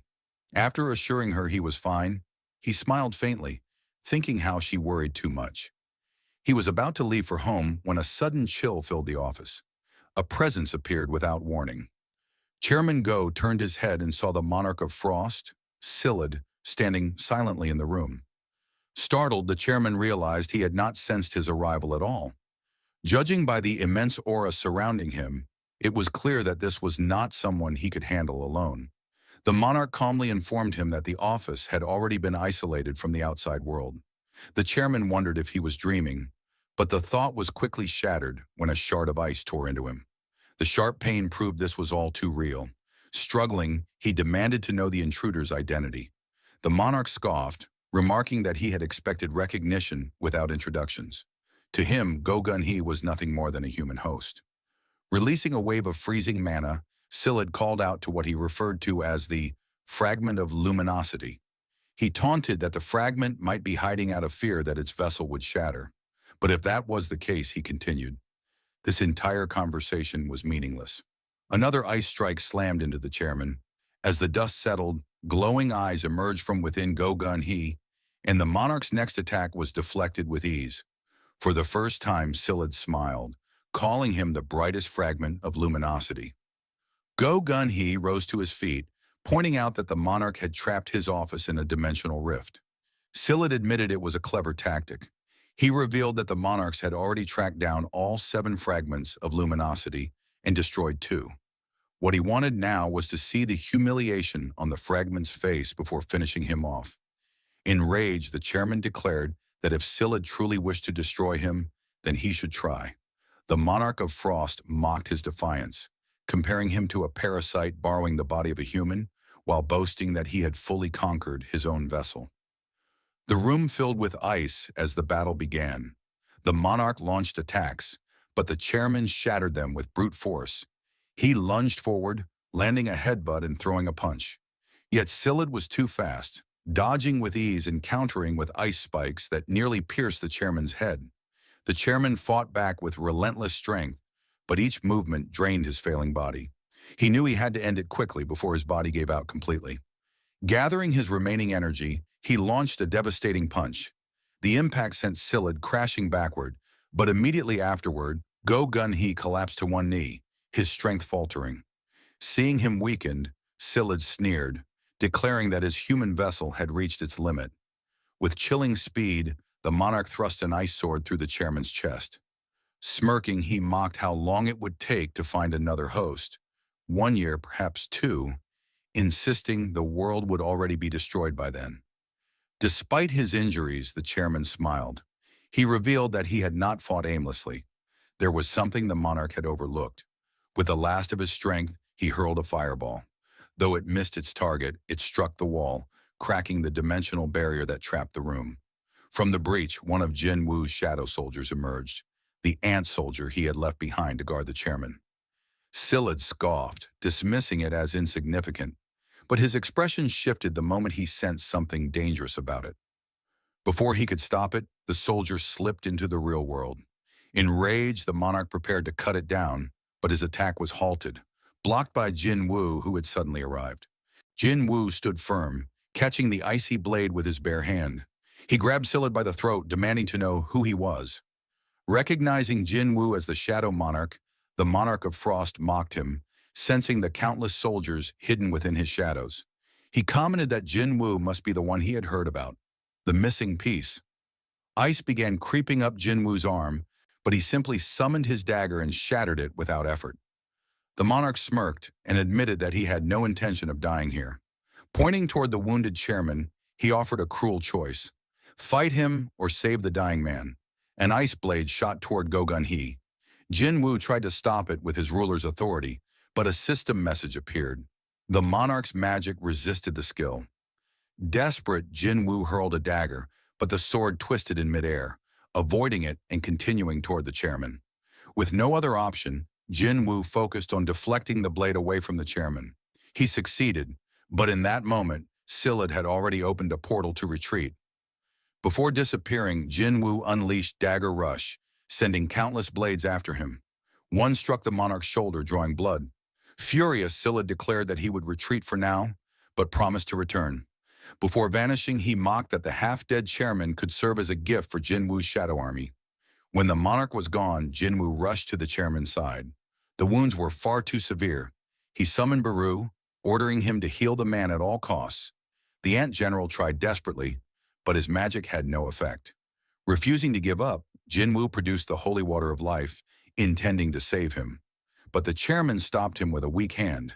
He thanked Jinwu for coming, telling him not to waste such a precious item. He explained that no treatment could reverse wounds inflicted by the monarchs. With calm acceptance, Go Gun-hee expressed his gratitude that Jinwu possessed such strength. He warned that one day, Jinwu would have to choose between sides, and he begged him to stand with humanity. The chairman smiled faintly, proud that he had lived long enough to fight alongside young hunters like Jinwu. He confessed that his only regret was leaving the future unfinished, but he also found relief, knowing it was in capable hands. As his final moments came, he revealed that the reason his heart had never stopped beating until now was so he could meet Jinwu. With a peaceful smile, his life quietly faded. His last words were filled with gratitude, whispering that it was a relief to have met him. The following day, devastating news shook the world. Brazil's strongest hunter, Jonas, was discovered dead in a nearby river. At the same time, reports confirmed that Korea's Hunter Association chairman, Go Gun-hee, had been brutally murdered, his heart pierced in the attack. The shocking announcement spread like wildfire across global media. Headlines blared the deaths of high-ranking hunters, sending the entire world into panic. News outlets everywhere focused on this unprecedented tragedy. Even the United States Hunter Bureau released a joint statement. They emphasized that hunters were humanity's protectors, but posed a sobering question: who would protect the hunters themselves? The deaths of world-class hunters signaled a threat unlike anything seen before. Amid this turmoil, Sung Jin-woo attended the funeral of Chairman Go Gun-hee. Standing beside him was Hunter Woo Jin-chul, grief-stricken and barely able to contain his sorrow. Jin-woo quietly asked if he was holding up. Woo Jin-chul admitted he had not been himself since the chairman's passing. He then asked about the creature responsible, wondering if it had been so powerful that even Jin-woo's strength could not prevail. Jin-woo solemnly explained that when he arrived, it had already been too late. Still in disbelief, Woo Jin-chul confessed that the loss felt unreal. Only the day before, the chairman had spoken with him, asking about his stay in America and urging him to return quickly. Now that voice was gone forever. Fighting back tears, he thanked Jin-woo for trying to save his leader during his final moments. But Jin-woo's eyes burned with fury. He declared that he would not accept gratitude until he avenged the chairman. He swore on his life that he would hunt down and kill the monster responsible. With resolve hardening inside him, Jin-woo turned to Woo Jin-chul and instructed him to call in the reporters. Soon after, a press conference was held. Standing before the world, Sung Jin-woo addressed the rising threat. He revealed that a colony of monsters with extraordinary intelligence was specifically targeting the world's strongest hunters. These creatures were far beyond the capabilities of ordinary hunters. They cared nothing for weapons or tactics. Instead, they excelled at sealing off spaces with powerful magic, isolating their prey, and striking with terrifying precision. Jin-woo warned that hunters who believed themselves potential targets should never stand alone. They needed comrades willing to protect them, or else they would not survive. He recalled the terrifying enemy who had introduced himself as the Monarch of Frost before vanishing. Facing such a being had felt impossible, even for the strongest among them. Finishing his address, Jin-woo delivered a final message to the world. Any hunter without comrades to stand by their side should reach out directly through the Korean Hunter Association. The scene shifts deep inside a hidden cave, where the monarchs have gathered to discuss their next move. The Monarch of Frost, Quarisha, spoke first.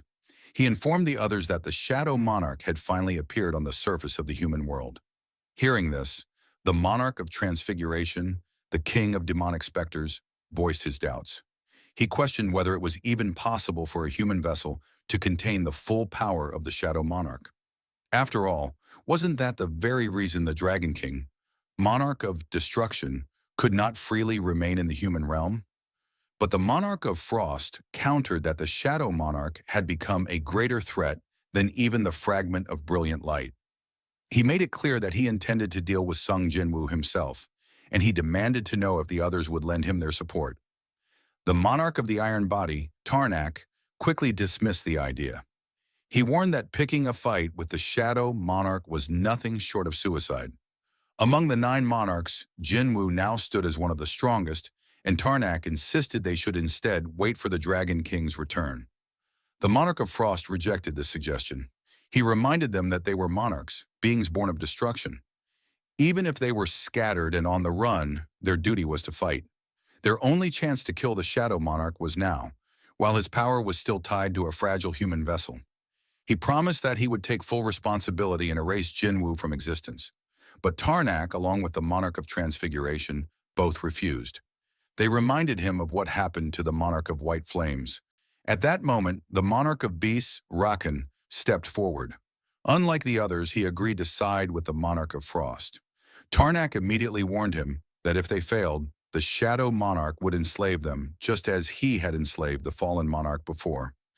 Rakan dismissed the warning, insisting that the Shadow Monarch could not transform them into shadow soldiers in their original forms, but Tarnak then revealed the truth. Jinwoo was not fighting alone. He had joined forces with the Architect, the system's administrator. With their combined power, there was indeed a chance that even monarchs could be forced into servitude. Unmoved, Tarnak and the Monarch of Transfiguration turned their backs and left the cave, declaring that they refused to become tools for the Shadow Monarch's growing dominion. Once they were gone, Rakan demanded proof that Jinwoo was still nothing more than a human vessel. In response, the Monarch of Frost revealed the dagger he had used during battle. He explained that it had been coated in poison, something the true Shadow Monarch would never need to rely on. This revelation caught the attention of Kureisha, the Monarch of Plagues and Queen of Insects. She pointed out that if Jinwoo had full control over his powers, he would never have needed to use poison as a weapon. When asked if she would lend her support, the Queen of Insects agreed. Together, they vowed to hunt down and kill the Shadow Monarch. Meanwhile, Sung Jinwoo stood high above the city, gazing from the rooftop of a tall building. He focused his senses, trying to track down the Monarch of Frost, Kureisha. Yet no trace of her magic power could be felt. He recalled their earlier battle and remembered her words. She had claimed to be in her original form, and during that time, he noticed she left behind no shadow. This reminded Jinwoo of what the Monarch of Giants once told him, that monarchs and rulers, when in their original bodies, could never be turned into shadow soldiers. Back at the Korean Hunter Association, a meeting was underway. Woo Jin-chul, along with the directors, gathered to discuss appointing a new chairman. It had been a week since Go Gun-hee's death, and the seat remained empty. The officials debated how crucial the position was. With Go Gun-hee being an S-rank hunter, his presence had carried immense symbolic weight. Now that the association had lost its figurehead, they feared the 5 great guilds would be difficult to keep under control.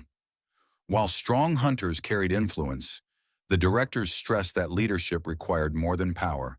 It required trust and authority. After thorough discussion, the directors reached a unanimous decision. Woo Jin-chul should take the role of chairman. Startled, Woo asked why they were placing their faith in him. The officials explained their reasoning. He had worked closely alongside the former chairman, gaining experience and learning the inner workings of the association. He had shown his ability to lead and, more importantly, the authority to command respect and even fear from hunters across Korea. They reminded him there was no law requiring the president to be S-rank. What the association needed now was stability, and he was the best candidate to provide it. Though they could not force him, they urged him to accept. After a long pause, Woo Jin-chul gave his answer. He would consider their proposal. Meanwhile, in America, Thomas Andre and his secretary Laura descended in an elevator deep into the underground facility of the Scavenger Guild. As the doors opened, Thomas remarked that it had been some time since he last visited this place. As they walked through the restricted area, Laura asked if he truly intended to give the item away as a gift. Thomas responded with a question of his own. Was it not worth more than his life and the lives of his guild members? Laura clarified that wasn't her concern. Thomas then asked if she believed Jinwoo lacked the skill to wield it. Stopping in front of a weapon sealed away in storage, Thomas admired its brilliance, remarking how incredible it still looked after all this time. Laura noted that only two such weapons existed in the entire world, and she was certain no more would ever be created. Thomas agreed, and when asked again if he truly planned to part with it, he confirmed. A weapon of such power deserved to be wielded, not left to collect dust underground. Back in Korea, Jinwoo's younger sister Gina was watching television. The news was reporting on the appointment of Woo Jin-chul as the new chairman of the Hunter Association. Shaking her head, Gina muttered that the previous chairman had been murdered, and now a younger, more handsome man had stepped in to take his place. She sighed at how unstable not just Korea, but the entire world had become. She turned to her mother, who was quietly washing dishes, and hugged her from behind. Her mother, smiling faintly, asked her to take out the trash if she had nothing better to do. Gina groaned, admitting she was too lazy, and instead suggested they move to a new place. But her mother firmly replied that she liked this house. Curious, Gina asked what exactly she liked about their old apartment. Changing the subject, her mother simply asked her to bring in the laundry. With a shrug, Gina went to fetch it. But as she opened the door, her expression froze. A wave of terror washed over her, and without thinking, she sprinted back, shouting for her mother. Outside the Ajin Guild headquarters, crowds of reporters had gathered after hearing that Thomas Andre was inside the building. Inside, Eugene Ho was doing his best to stay calm. With both Thomas Andre and Leonard Neumann, the strongest hunter in Germany, waiting in the office, the pressure was overwhelming. He kept glancing at his phone, frustrated that Sung Jin Woo hadn't answered a single call. Nearly 2 hours had passed, and still no sign of him. Leonard sat quietly, unease etched on his face. He knew why Thomas had come to Korea. He was searching for Sung Jin Woo. Leonard wondered if today might finally be the day he met the man himself. Breaking the silence, Thomas asked a question in English, which Laura translated. He wanted to know whether Sung Jin Woo was currently in a raid. His absence from the office seemed unusual. With a shaky voice, Jin Ho confirmed it, saying Jin Woo often didn't come in regularly because of constant gate activity. Just then, the office doors opened. Sung Jin Woo stepped inside. A wave of relief swept over the room. Jin Ho nearly burst into tears as he asked where Jin Woo had been and why he hadn't answered his phone. Seeing the dust on his clothes, he suspected Jin Woo had been handling gate outbreaks. Jin Woo simply replied that there had been too many to ignore, and he couldn't afford to rest. Thomas rose from his seat and greeted him. Jin Ho's heart pounded, wondering if the two titans were about to clash right there in the office. But Jin Woo calmly asked why Thomas had come all the way to Korea. Thomas reminded him of a promise, that once his arm healed, they would share a meal together. He also mentioned that he had brought a special gift, something far too dangerous to reveal in the guild office. Hearing this, Jin Woo frowned, half joking to himself that Thomas hadn't brought a bomb. Jin Ho remained deeply suspicious, thinking it could easily be a trap. Turning to the second guest, Jin Woo asked about his identity. The man introduced himself as Leonard Neumann from Germany. Jin Woo immediately guessed he was here to request a protection commission, but before he could say more, Thomas interrupted, urging them to leave for another location. Leonard tried to join them, insisting that after waiting more than 2 hours, he had earned the right to be part of the meeting. Thomas shot him down sharply, saying that what they were about to discuss was top secret and not something Leonard could intrude upon. The dismissal stung. Leonard thought bitterly to himself that he had never been treated with such disregard before. The scene shifted to a restaurant where Jin Woo and Thomas sat across from one another. After signaling his men, Thomas leaned forward with a serious look. He said he had been waiting a long time for this moment, then placed a case on the table. Jin Woo's eyes narrowed. He could sense the immense power radiating from within the case. Thomas explained that it was a gift, a token of gratitude for saving his guild members. When the lid opened, Jin Woo was left speechless. Inside rested a pair of daggers, forged from Kamish's fang. Jin Woo immediately recognized them. He asked if they had truly been made from the corpse of Kamish, the legendary dragon whose body was under the control of the Hunter Bureau. Thomas clarified. Back then, the U.S. government had ordered the Scavenger Guild to comply with the Bureau's request. But during the battle, when Kamish had bitten him, Thomas had one of its largest canines extracted as a personal keepsake. The fang had been too short to make a sword, so he had it crafted into twin daggers. And now he was offering them to Jinwoo. Jinwoo inspected the blades and was stunned. Their attack power far surpassed that of the Demon King's dagger, which had once been one of his best weapons. He tested the new daggers in his hand, feeling how they resonated with his magic. The reaction was almost alive, as if the weapons were greeting their new master. The overwhelming mana pouring from the blades caused everyone nearby to break into a sweat.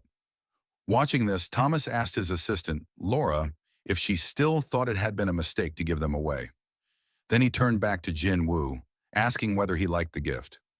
Jin Woo, still in disbelief, asked if he was really being given such priceless weapons for free. Thomas answered without hesitation.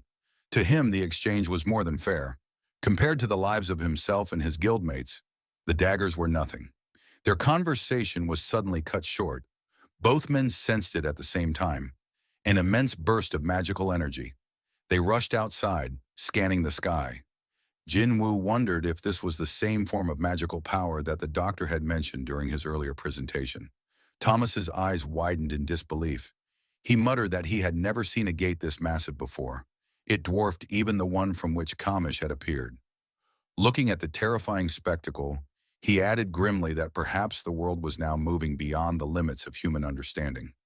Outside, civilians could only stare at the sky in shock. But instead of running, many pulled out their phones to capture the unbelievable sight on video. News outlets quickly broadcasted the event. A reporter explained that the colossal gate above Seoul was the largest ever seen since the emergence of magical beasts. The scene then shifted to the United States. Inside a meeting room, Dr. Belzer was being questioned by government officials about the sudden appearance of the gate. Calmly, he reminded them that he had been warning for days about the unusual concentration of magical energy building in the skies above Korea. The gate above Seoul, he explained, was only the beginning. More gates of this magnitude were likely to appear in the skies of other nations as well. When pressed for his professional opinion, given his long years of research on gates and magical beasts, Dr. Belzer offered only a grim reply. He said the world should pray that this phenomenon did not end in tragedy. Back in Korea, Sung Jin-woo flew high above the city on Kaisel's back, approaching the massive gate. As he neared it, he realized something unsettling. He could not pass through. It felt as though an invisible barrier was blocking his way. If it were a physical wall, he could have shattered it with ease. But this was different.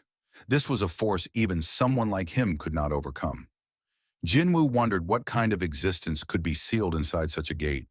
It was unlike anything he had encountered before. Looking down at the countless people beneath the shadow of the rift, he thought of his friends and family. He steeled himself with a silent vow that whatever lay inside, he would not allow it to reach them.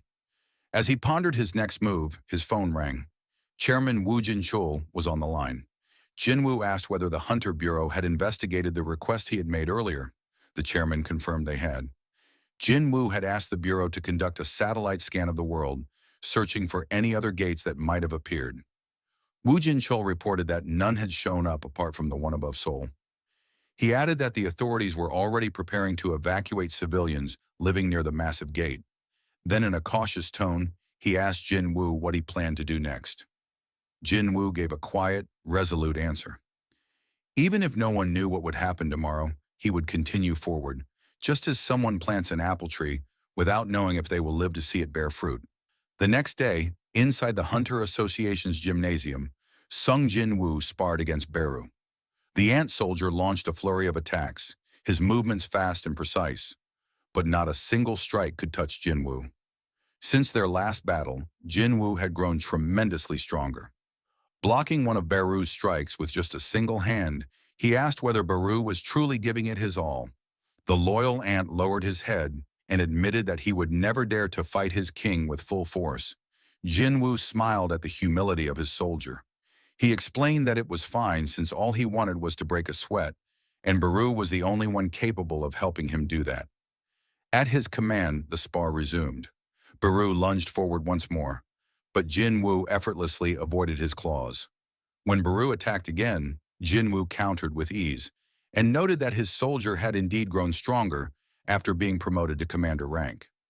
Jinwu then pointed out something important. In an army, there could only be one commander.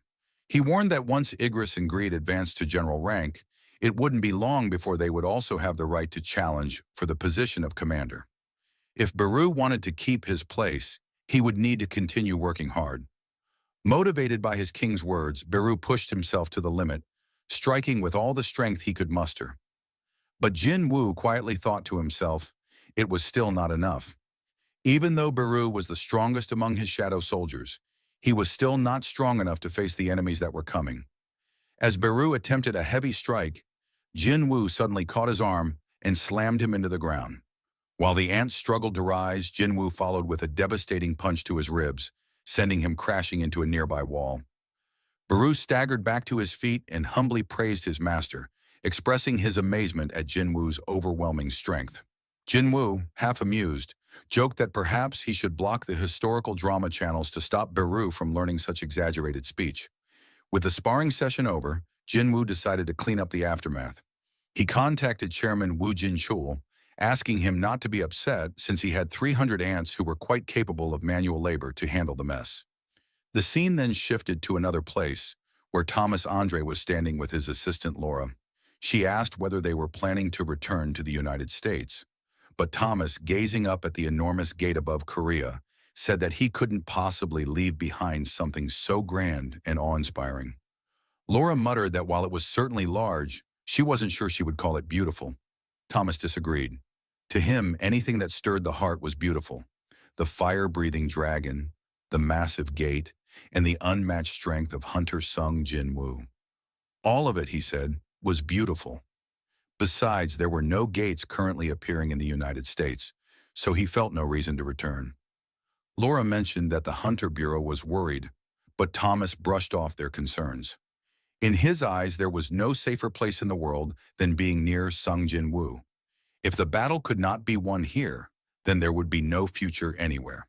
That was why he wondered aloud whether this event marked the end of humanity or the beginning of something entirely new. The following day, people began evacuating the area around the massive gate. Meanwhile, at Jin Woo's home, his younger sister Jin A asked their mother why they were not leaving like everyone else. Their mother calmly explained that if this place was destined to become a battlefield, then it was better to choose where they would stay rather than flee aimlessly. Besides, their home did not fall within the official evacuation zone. Upset, Jenna protested. She argued that she was about to enter college, that she had looked forward to drinking freely, enjoying campus life, and living independently. Her life was only just beginning, and she did not want it to end so suddenly. Her mother smiled warmly at her frustration. She admitted that Jenna had a fair point, but assured her daughter that there was no need to worry. Sung Jin Woo would protect them, just as their father once had. The scene shifted back to Sung Jin Woo, who sat silently atop a tall building, gazing up at the colossal gate hanging in the sky. His thoughts grew heavy.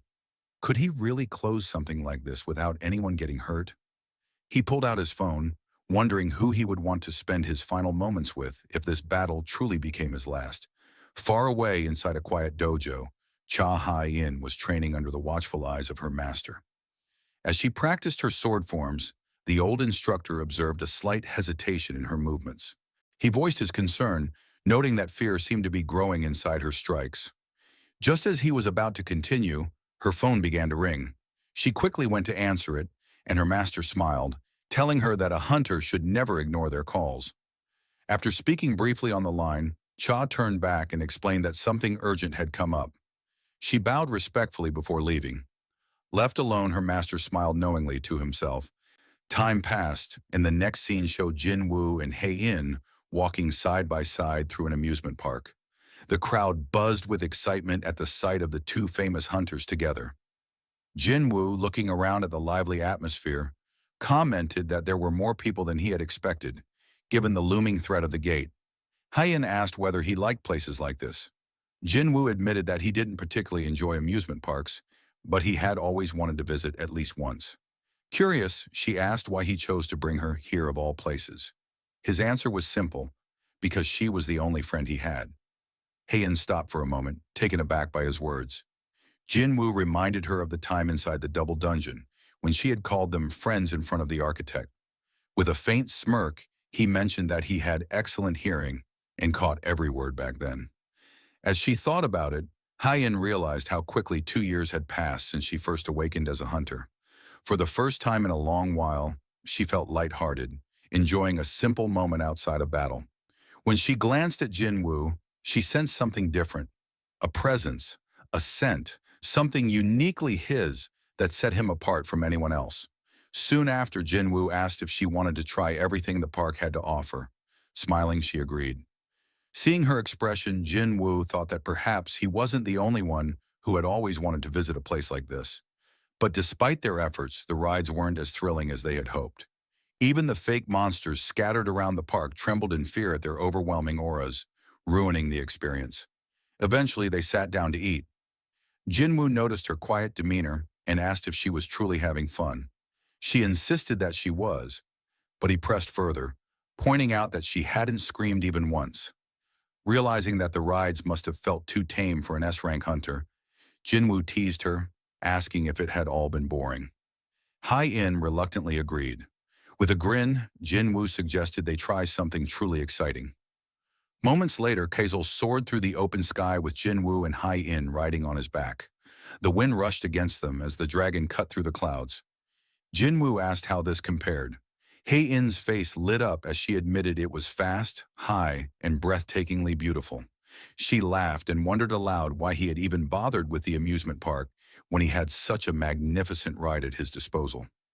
Jinwoo's eyes softened as he explained that the park had been built on the very spot where his father had disappeared. He had wanted to visit it at least once, not for the rides, but to properly say goodbye. Hyen looked at him warmly, touched by the depth of his words. She thanked him, telling him he had done nothing but show her kindness since the day they met. Jinwoo responded quietly that there was still one more thing he wanted to show her. The final scene revealed the two of them sitting beneath the open night sky, side by side as stars glittered above them. A shooting star streaked across the heavens, and in that fleeting moment, the world's chaos faded into silence. For a brief while, they shared peace together, an unspoken bond forming beneath the endless sky. The next day, a hunter walked down the street, lost in thought. He reminded himself that a massive gate was set to open within a few days. As a newly promoted B-rank hunter, he felt he couldn't afford to let his guard down. But as he walked, he bumped into a stranger. Irritated, he demanded the man stop. Not recognizing who stood before him, the hunter began to shout in anger. People nearby, thinking a fight was about to break out, started to gather around. The hunter puffed out his chest, declaring that he was now a B rank, a relatively high rank among hunters, and demanded an apology. But the stranger was no ordinary man. He was Raken. Without a word, Raken suddenly opened his jaws wide and bit the man's head off in a single savage motion. The crowd froze in horror. Gasps filled the street as hunters and civilians alike realized what they had just witnessed. Then Raken released a surge of mana. The sheer force of his aura crushed everything around him, sending hunters flying through the air as debris shattered and scattered. His monstrous presence loomed over all.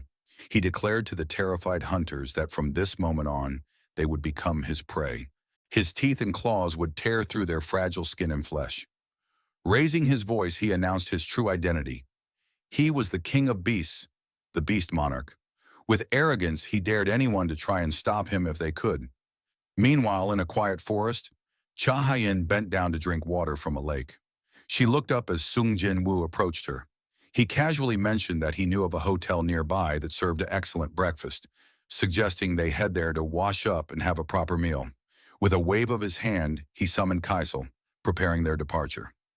Back at the Hunter Association headquarters, Chairman Woo Jin-chul was being briefed on the sudden chaos. An agent rushed in, reporting that a monster was outside, viciously attacking every hunter in sight. Jin-chul asked immediately about the casualties. The agent replied that the numbers were still unclear, but the situation was dire. Frustration welled inside the chairman. By his calculations, there should still have been several hours before the dungeon break occurred. He was already overwhelmed managing the massive gate, and now a powerful monster had appeared without warning. He asked where Sung Jin-woo was, but the staff member regretfully informed him that they had been unable to reach the hunter. Moments later, another agent burst into the room with an urgent update. A hunter capable of confronting the monster had appeared on the scene. Jin Chul asked if it was Jin Wu, but the man shook his head. Instead, he explained that it was a world-class hunter who had happened to be nearby. At the scene, Leonard Neumann stood face-to-face with the beast monarch. The German hunter narrowed his eyes, unsure if he could truly stand against such an enemy. Still, he thought perhaps fate had kept him in Seoul for this very reason, to challenge this monster. But before he could act, a massive hand grabbed his head and shoved him backward. It was Thomas Andre. Towering with unmatched presence, the American national-level hunter stepped forward. He told Leonard bluntly to stay out of the way, otherwise he would only become a burden. Back at a quiet restaurant, Sung Jin Woo was sharing a meal with Cha Hai-in when his phone began to ring.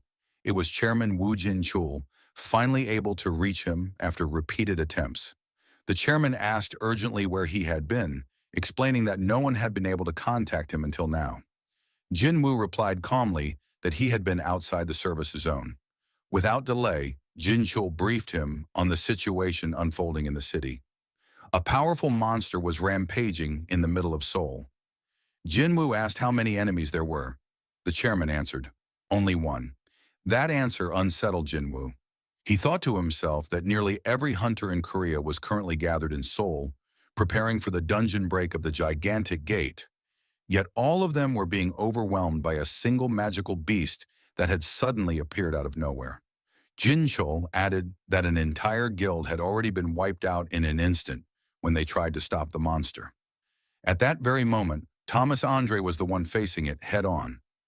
Jin Woo's eyes widened. That didn't make sense. He had stationed shadow soldiers on Thomas Andre and the other top hunters. Those shadows were supposed to immediately report even the smallest disturbance, but when Jin Woo tried to connect to them, the signal was faint, weak, as though something was deliberately suppressing the shadows. The discovery left him both puzzled and concerned. Turning to Cha Hai-in, he explained that there was a serious problem unfolding in Korea. She immediately asked if the dungeon break had already begun. Jin Woo shook his head. This was something else entirely. He quickly asked Chairman Woo for confirmation. They needed to know if the monster had a shadow. He stressed how important it was to confirm, because if it did, it could mean a colossal beast hidden within invisible shadows, something far worse than it appeared. Meanwhile, at the battlefield, Leonard Neumann called out nervously to Thomas Andre. Around them, hunters cheered with relief, shouting that the Goliath had arrived. Thomas, however, was irritated. He snapped at the hunters, ordering them not to waste time watching, but to focus on evacuating civilians. His eyes locked onto the beast before him. To Thomas, it looked like a wild animal that didn't understand its place. Both he and Rakan released immense amounts of mana, the clash of their auras shaking the air as the battle began. Rakan lunged at Thomas, but his attack had no effect. The American national-level hunter retaliated with a devastating punch, sending the beast monarch flying back. Thomas followed up with another heavy strike, but this time Rakan dodged. Just as the monarch prepared to counterattack, Thomas seized him and slammed him brutally into the ground. Elsewhere, Hunter Choi Jong-in arrived on the scene. He quickly asked for a status update, and another hunter explained that evacuation efforts were still underway. Both the Fiend Guild and the White Tiger Guild had already been dispatched to assist. As Choi sensed the battle raging nearby, his expression grew tense. Thomas Andre was holding back a mysterious magic beast, yet the aura radiating from the creature, it was even heavier, even more suffocating than the mana he had once felt during the Jeju Island raid. He couldn't help but wonder, what kind of monster could even the Goliath be fighting against? Back in the fight, Rakan was sent flying through the air, crashing violently into a nearby building after receiving a heavy blow from Thomas Andre. But that strike wasn't enough to put him down. The beast leapt back toward Thomas with frightening speed and landed a solid hit to his chest. The impact was powerful, yet Thomas managed to block it. Without hesitation, Thomas grabbed Rakan and slammed him into the ground. For a moment, it seemed the battle was over, until Rakan twisted his body and kicked Thomas in the face, launching him into the air. Thomas quickly regained his footing and began reinforcing his body with mana. The scene then shifted to the White Tiger Guild, who had just arrived at the battlefield. Guildmaster Baek Yoon-ho commanded his members to stay sharp and be ready for anything. But before he could finish, Something massive flew past him and crashed into a building with thunderous force. As the dust cleared, Beck finally laid eyes on the magic beast that had been terrorizing the city. At the same time, Thomas had completely transformed into his reinforced state. He shouted to the White Tiger Guild, urging them to retreat and take cover. Beck studied the creature carefully. It was unlike any monster he had ever seen, clearly no ordinary beast. He considered transforming himself, but before he could act, Riken suddenly appeared right in front of him. The pressure was suffocating. Instinct warned Bach not to move, not to draw attention, as if even being noticed would make him pray. Riken ignored him and continued forward. With a flick of his power, he lifted dozens of cars into the air and hurled them at Thomas. But then something strange happened. Instead of being overwhelmed, Riken felt himself being pulled closer. It was Thomas, dragging the beast toward him with sheer force. As Riken closed in, Thomas slammed him into the ground and unleashed a relentless flurry of punches. Yet even as he struck, a disturbing thought ran through his mind. Something was wrong. A deep uneasiness filled him, the kind that whispered he might not win this fight. Riken suddenly caught Thomas's fist mid-strike. Rising to his feet, the beast sneered, mocking the Goliath for being nothing more than a puppet of a fragment.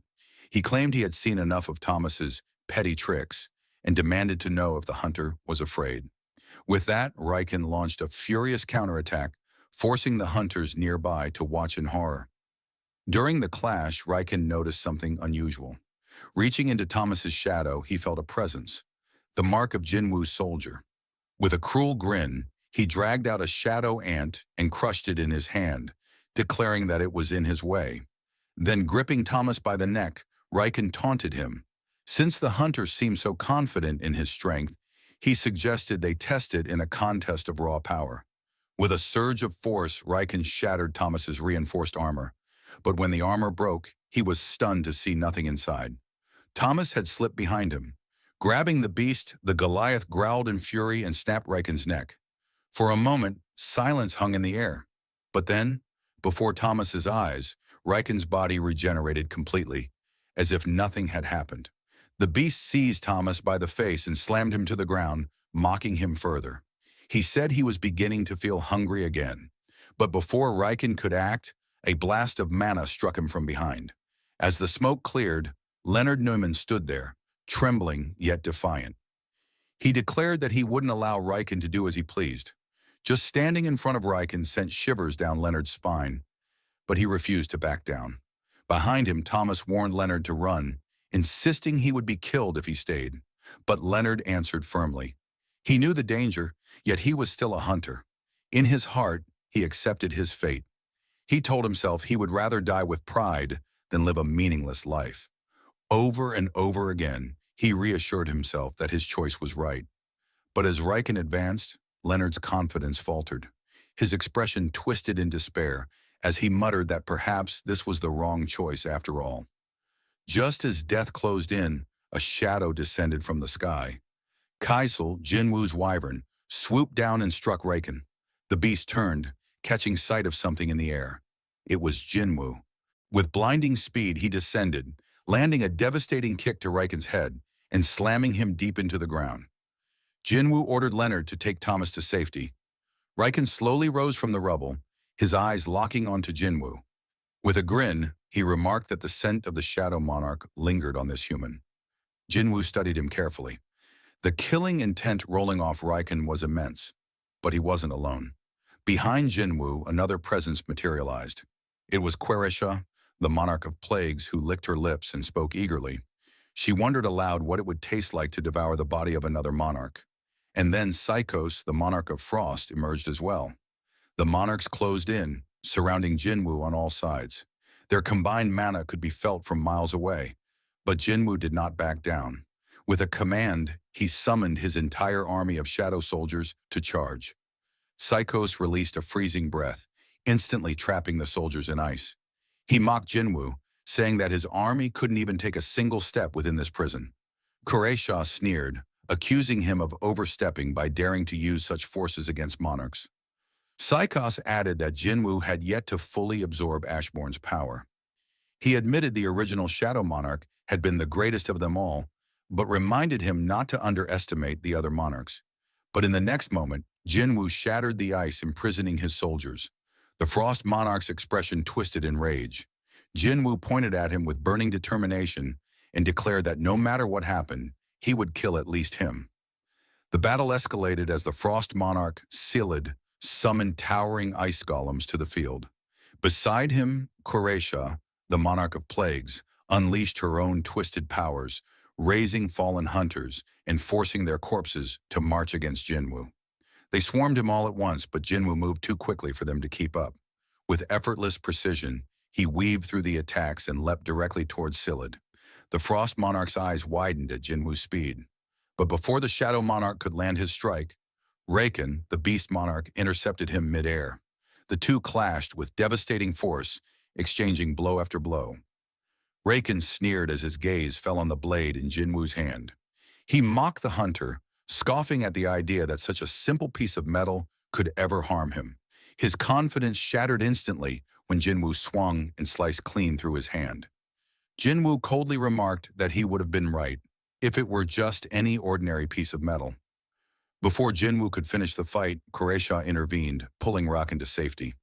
In the distraction, the Beast Monarch calmly reattached his severed hand, his grin returning. Now Jinwu found himself surrounded, not only by the three monarchs but also by their countless minions.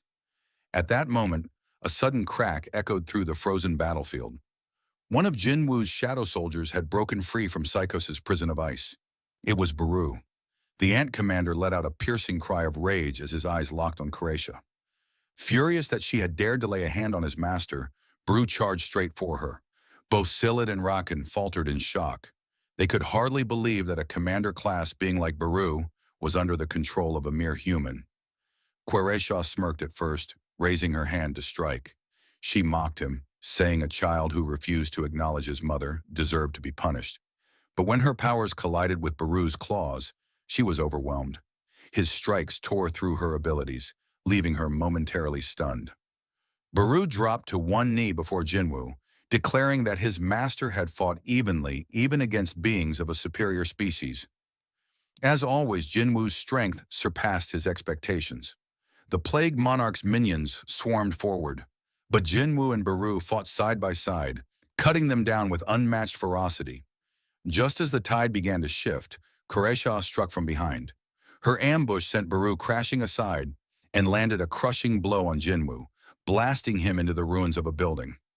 Before he could recover, Silid rained down a barrage of ice projectiles. Buried in the rubble, Jinwu rose to his feet, blocking the onslaught. The Frost Monarch mocked him, demanding to know how much longer he could endure under their relentless attacks. But Jinwu's response was decisive. In a blur of motion, he drove his blade straight into Psychos's chest, piercing his heart. Cold determination filled his voice as he declared that the Frost Monarch would not leave this battlefield alive. Furious, Silid ripped the weapon from his body, bellowing in outrage that a mere human dared speak such words to a monarch. Jinwu noted grimly to himself that even a strike to the heart wasn't enough to kill them. Without hesitation, he moved to strike again.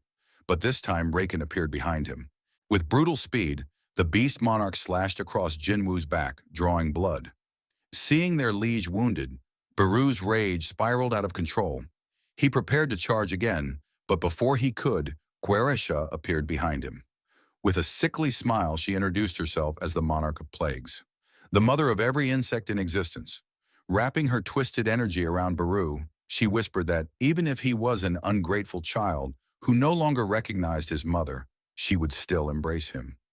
Meanwhile, Sung Jinwu was on his knees, battered from Queretia's brutal assault. The monarch sneered at his weakened state, declaring that this was the end. At that moment, Baru cried out to the Shadow Army, demanding why they were standing idle and urging them to rush forward to protect their master. Answering his call, Greed shattered the ice that bound him. With his claws gleaming, he declared that he would be the one to claim the enemy's final breath. Silid, the Monarch of Frost, took note of Greed's emergence, remarking that he must have been an extraordinary warrior in life to possess such power, even as a shadow. Silid warned the others that Jinwu's strongest soldiers were beginning to break free. Soon after, Tusk, Igris, and Iron tore through their icy prisons, their dark forms emerging one after another. Witnessing this, Silid turned his focus back to Jinwu, preparing to strike. He declared that Jinwu's wounds were fatal and that playtime was over. Yet Jinwu smirked as he slowly rose to his feet.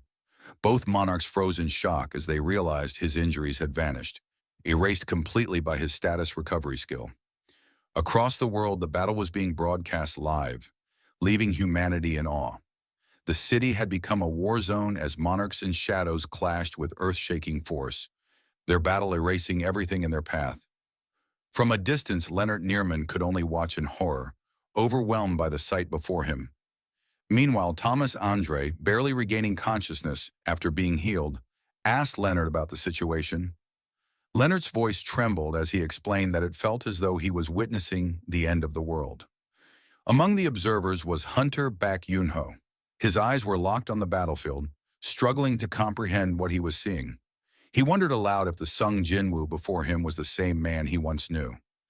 Though he had always understood Jinwu's potential for growth, the scale of power Jinwu had achieved in such a short time left him stunned. Back on the battlefield, Jinwu pressed forward with his shadow army at his side.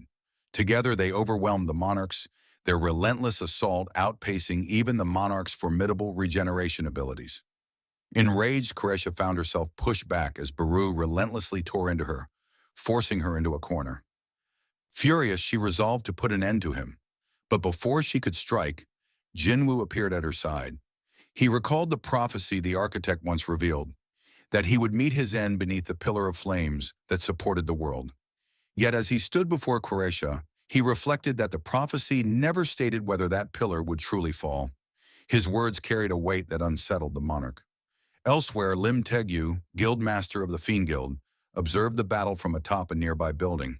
He had been waiting, his sniper rifle prepared, yet hesitation lingered. He admitted to himself that this was not a battle he could intervene in. For 30 long minutes, his assassins had been stationed across the city, ready to provide covering fire the moment he gave the signal. But the grim truth gnawed at him. Even if they joined the fray, how many of them would survive? If Thomas Andre himself had failed against these monsters, what hope did they truly have? As Lim wrestled with the decision, a hand suddenly reached out from behind, placing itself firmly on his shoulder. A voice told him to simply sit back and watch.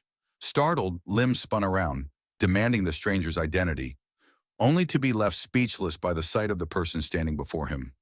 All the while, countless hunters who had gathered with hopes of subjugating the beasts could only stand by helplessly. None dared to approach the battleground.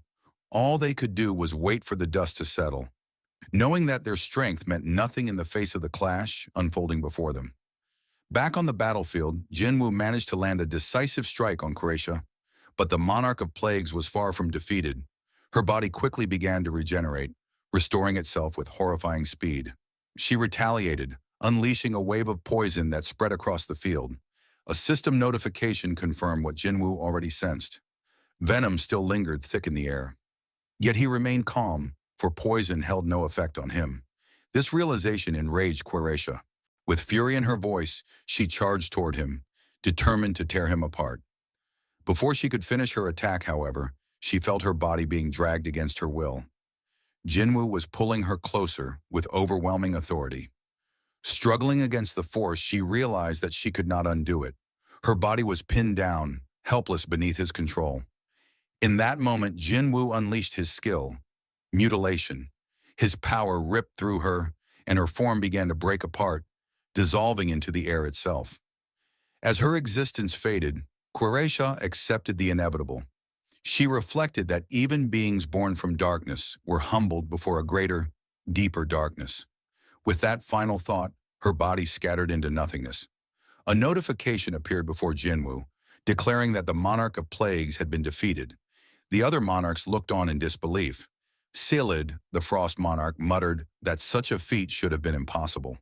Jinwu was not supposed to be capable of wielding the Shadow Monarch's power to its fullest. Raken, the Beast Monarch, agreed but remained unfazed.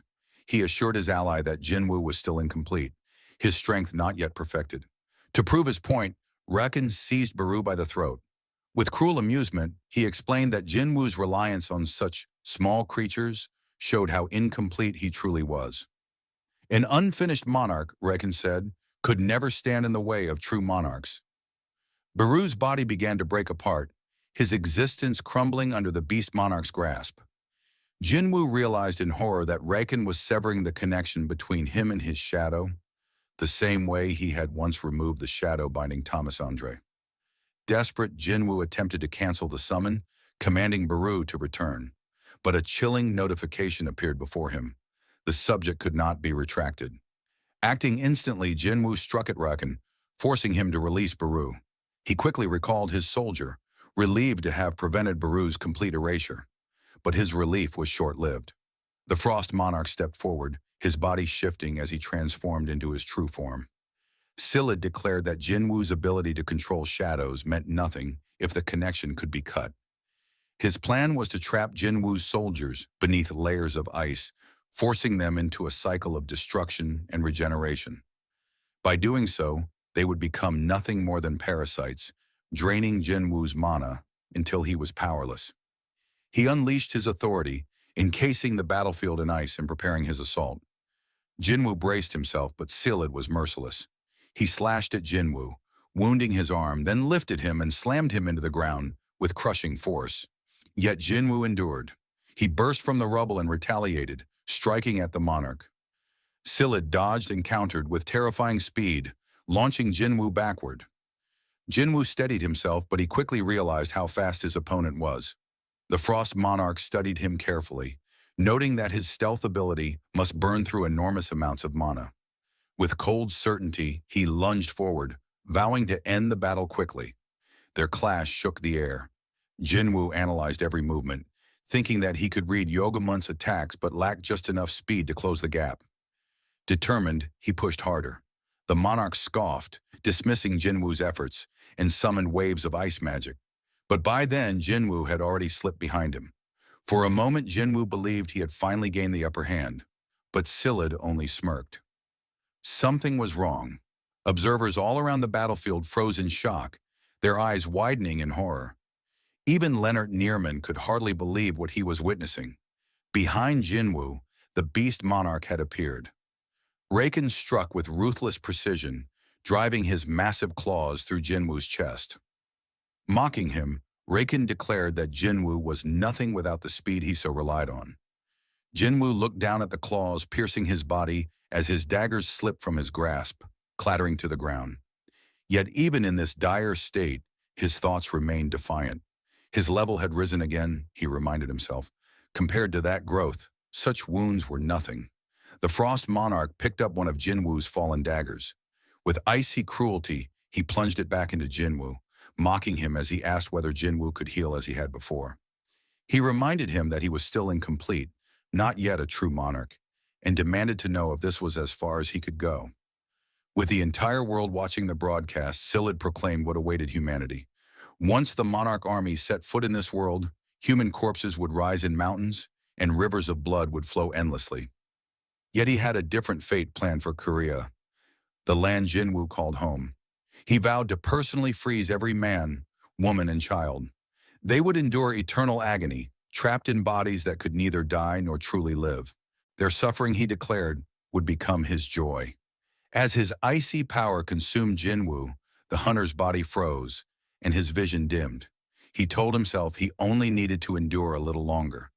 Then a chilling notification appeared. His HP had dropped to 0. The player had died. But in that very instant, another message appeared. The system declared that the player possessed the Black Heart and had fulfilled the conditions for a passive skill. The skill activated. The battlefield was suddenly engulfed in radiant light. Jinwu's eyes slowly opened. He found himself lying in a hospital bed, his mind clouded by confusion. Sitting up, he began to panic. Memories of the brutal battle with the monarchs came flooding back. The beast monarch's claws, the Frost Monarch's dagger piercing his chest. He thought to himself, had all of that been just a dream? He clearly remembered the sensation of his heart being pierced. Yet somehow he was still alive. The door opened, and Wu Jinchul entered the room alongside another man. They asked if Jinwu had regained consciousness. Startled, Jinwoo looked at them and immediately asked what had happened to the monarchs. He even called him Chairman Wu, demanding to know how he had survived. Wu Jinchul froze at the words. He calmly corrected Jin Wu, explaining three things. First, he was not the chairman, but the chief inspector of the surveillance team. Second, he needed to ask Jinwoo about the strange moving statues.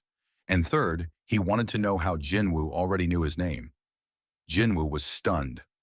None of this made sense. Wu Jinchul continued, saying that when they had arrived at the scene alongside the White Tiger Guild, everything was already over. But Jinwoo shook his head. This wasn't what he was talking about. The more he listened, the more Jinwoo realized something impossible had happened. Somehow he had traveled back in time. Wu Jinchul, sensing his confusion, asked if he was all right. Jinwoo told him he simply needed time to process everything. Checking his status window, Jinwoo was shocked to see that nothing had changed. His stats and inventory remained exactly as they were before. Even Kamish's wrath was still in his possession. Just then, a familiar voice called out. His sister, Jin-Ah, entered the room, scolding him for not resting. She asked if he had hit his head in the dungeon too. Looking him over, she frowned in confusion. She even questioned if she had entered the wrong room, asking who he was. Jinwoo realized she didn't recognize him because his appearance had gradually changed in the future. Jinna hesitated, staring at him. Was this really her brother? He looked so different, taller and far more mature. Jinwoo brushed it off, telling her it was probably her imagination. He stood and told her he was busy. He needed to head to the Hunters Association. When Jinna asked why, he replied that he planned to give up being a hunter. Before leaving, he told her to go back to school, knowing she had skipped class to check on him. He then turned to another girl nearby, Han Song-yi, and firmly told her not to even think about giving up her studies to become a hunter. Han Song-yi was stunned. How did he know her name? Jinwoo pulled his hood over his head as he left. His thoughts raced. He no longer had his shadow army. He would need to rebuild it from scratch. None of this made sense. Arriving at the association, Jinwoo requested a re-evaluation of his rank. The staff whispered in awe. He was the first S rank to appear in 2 years, but even with their device, they couldn't measure his magical power. Jinwoo interrupted, saying that before the test was repeated, he wanted to meet the chairman. Though the staff offered to guide him, he walked away, stating that he already knew where the office was. The employees were left whispering among themselves. How could an outsider possibly know the location of the chairman's room? While riding the elevator, another man stood beside Jinwoo. His name was Kang Tae-sik, and he was deep in thought. He wondered what kind of excuse he should prepare this time. It wasn't his first time lying to the association, but if he ever got caught by Chief Inspector Wu, he would be in serious trouble. Then, without warning, Jinwoo spoke to him. He revealed that Tae-sik possessed a stealth ability, yet had failed to report it. Startled, Tae-sik reached for his weapon, demanding to know how Jinwoo could possibly know that. Jinwoo calmly warned him. In the near future, someone would ask Tae-sik to avenge their daughter. Jinwoo didn't care how he handled criminals, but if Tae-sik ever harmed innocent hunters in the process, Jinwoo himself would kill him. "This is my first and final warning," Jinwoo said. Shaken to his core, Kang Tae-sik nervously asked who Jinwoo truly was, but Jinwoo only walked away, leaving him speechless. "He's like a ghost," Tae-sik muttered. Jinwoo finally entered the office of Go Gun-hee, the association's chairman. His eyes softened. It had been so long since he had last seen him alive. Jinwoo greeted the chairman, who remarked that coming straight to him after a test result suggested Jinwoo was already familiar with the procedure. He sensed Jinwoo's heavy emotions and gently asked if he was all right. Jinwoo brushed it aside, insisting it was nothing. Interrupting the formalities, Jinwoo made a bold request. He proposed that the regulations be changed so that summoned creatures could be officially counted as raid members. In exchange, Jinwoo promised something incredible. He would go to Jeju Island and personally exterminate the ants. Go Gun-hee was shocked. He reminded Jinwoo of the countless failed raids and the hunters who had died there. He warned him not to speak so recklessly, but as he looked at Jinwoo more closely, he was overwhelmed by the vast mana radiating from him. Jinwoo stated with calm certainty that this was something only he could accomplish. He would take care of the ants. The chairman was left speechless, realizing that Jinwu's power already far exceeded even that of a national-level hunter. A sequence of Sung Jinwu's past adventures began to flash before his eyes. He saw himself saving Li Juhi during the early days, surviving the deadly Red Gate incident, and defeating the High Orcs. He remembered turning Tusk into a shadow soldier, freeing his mother from her eternal slumber, and finally the Jeju Island raid, where he defeated Baran and transformed the insect monsters into shadows. But then, Jinwu frowned. Something wasn't right.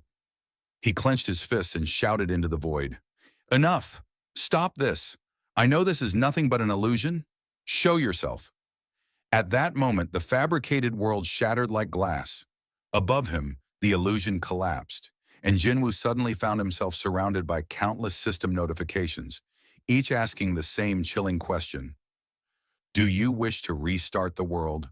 Confused yet determined, Jinwu demanded to know who was behind all of this. Finally, an entity revealed itself before him. Jinwu's eyes widened in recognition. It was the King of the Dead. The sovereign spoke with calm authority, offering Jinwu a tempting proposition. He could remain here forever, living inside this world as though it were an endless dream. Jinwu narrowed his eyes. So, what you're suggesting is that I allow myself to be trapped inside this false reality you've created. The King of the Dead shook his head. No, I didn't create this. You did. This world was born from your own desire to correct the mistakes of your past, fueled by my power. In other words, this domain is mine. This is eternal rest. This is death. His voice echoed like a funeral bell as he continued. I have been watching you longer than you could ever imagine. You who always walked closest to death, yet resisted it with everything you had. I am the record of your struggles, the proof of your defiance, and the reward for your suffering. I am you. The King of the Dead explained that within this territory, Jinwu held limitless power. He could turn the monarch's own servants into shadows, absorb their strength, and even alter reality itself, though only inside this domain. Jinwu raised his voice again. So you're saying you and I share the same power? The figure nodded slowly. I have waited an eternity for this moment. I am the Shadow Monarch, the administrator of the deepest darkness. Jinwu's next question carried both suspicion and curiosity. Then why was I chosen? The Shadow Monarch's answer was chilling. I shall show you our beginning, our end, and your true beginning. The perspective shifted back to the battlefield in the real world. Sung Jinwu's body was frozen by the power of the Monarch of Frost. Observing him, the Monarch of Beastly Fangs muttered coldly, "He's dead for sure." Meanwhile, Thomas Andre informed Leonard Newman that Jinwu's presence had vanished. Upon hearing this, Hunter Baek Yunho refused to believe it. That's impossible. If he's truly gone, then there's no one left who can stop those beasts. From atop a building, Lim Tigyu clenched his teeth in regret. I shouldn't have listened to that person earlier, he thought. Looking down at the horde of magical beasts, he wondered if bombardment could still stop them. Finally, he decided, prepare to fire. We'll unleash everything we have on my signal. Our target is that beast that resembles a White Walker. But just as the hunters prepared their attack, something changed. Within the prison of ice, Jinwu's body began to radiate a massive surge of mana. The Monarch of Frost's expression hardened in shock as he noticed Jinwu's heart, black as night, burning with dark flames. Both the Monarch of Frost and the Monarch of Beastly Fangs realized what was happening. Their voices rose in alarm. We must stop him. We cannot allow the true king to descend now that the false king is gone. They charged straight toward Jinwu, determined to strike him down before it was too late. But in that moment, before their attacks could land, an overwhelming force intervened. The beastly monarch was suddenly struck in the face, sent crashing into the Frost Monarch. Both were hurled across the battlefield, smashing into a nearby building. As the dust settled, a towering figure appeared before Jinwu's frozen body. His presence radiated a power that dwarfed even the monarchs. Looking down at the fallen sovereigns, he declared in a thunderous voice, None shall lay a hand on this child. A new vision unfolded, reaching back into the deepest memory of the world.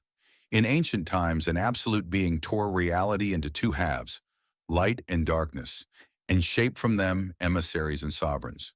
From those shards were born 8 great monarchs, emissaries meant to preserve the world, and sovereigns destined to unmake it. Those two forces clashed without mercy.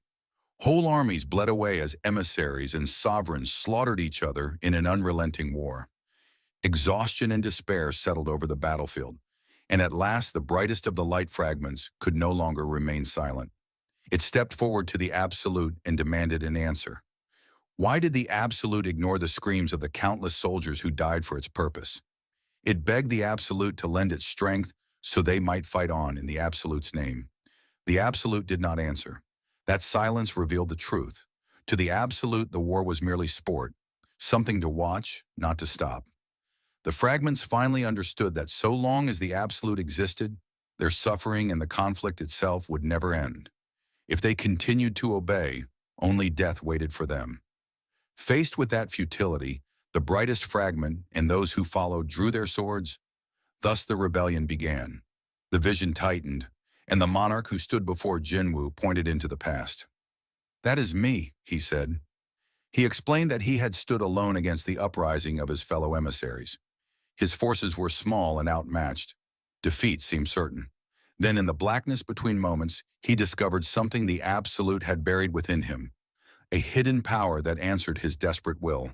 From that day, the Shadow Monarch was born. With this new gift, he returned to the field. He raised the fallen, restoring his soldiers from death itself, and led them back into the fray. But by the time he returned, events had already taken a darker turn. The remaining brilliant fragments had slain the Absolute and assumed its authority, calling themselves the rulers. Wielding tools and artifacts infused with the Absolute's power, the rulers turned on the monarchs. They hunted the sovereigns down, the king of giants, Ligia, was captured, and the balance of power collapsed. Seeing the magnitude of the threat, the monarchs had no choice but to unite. The Shadow Monarch reached out to them, and old enemies formed a fragile alliance to face the new common enemy, the rulers.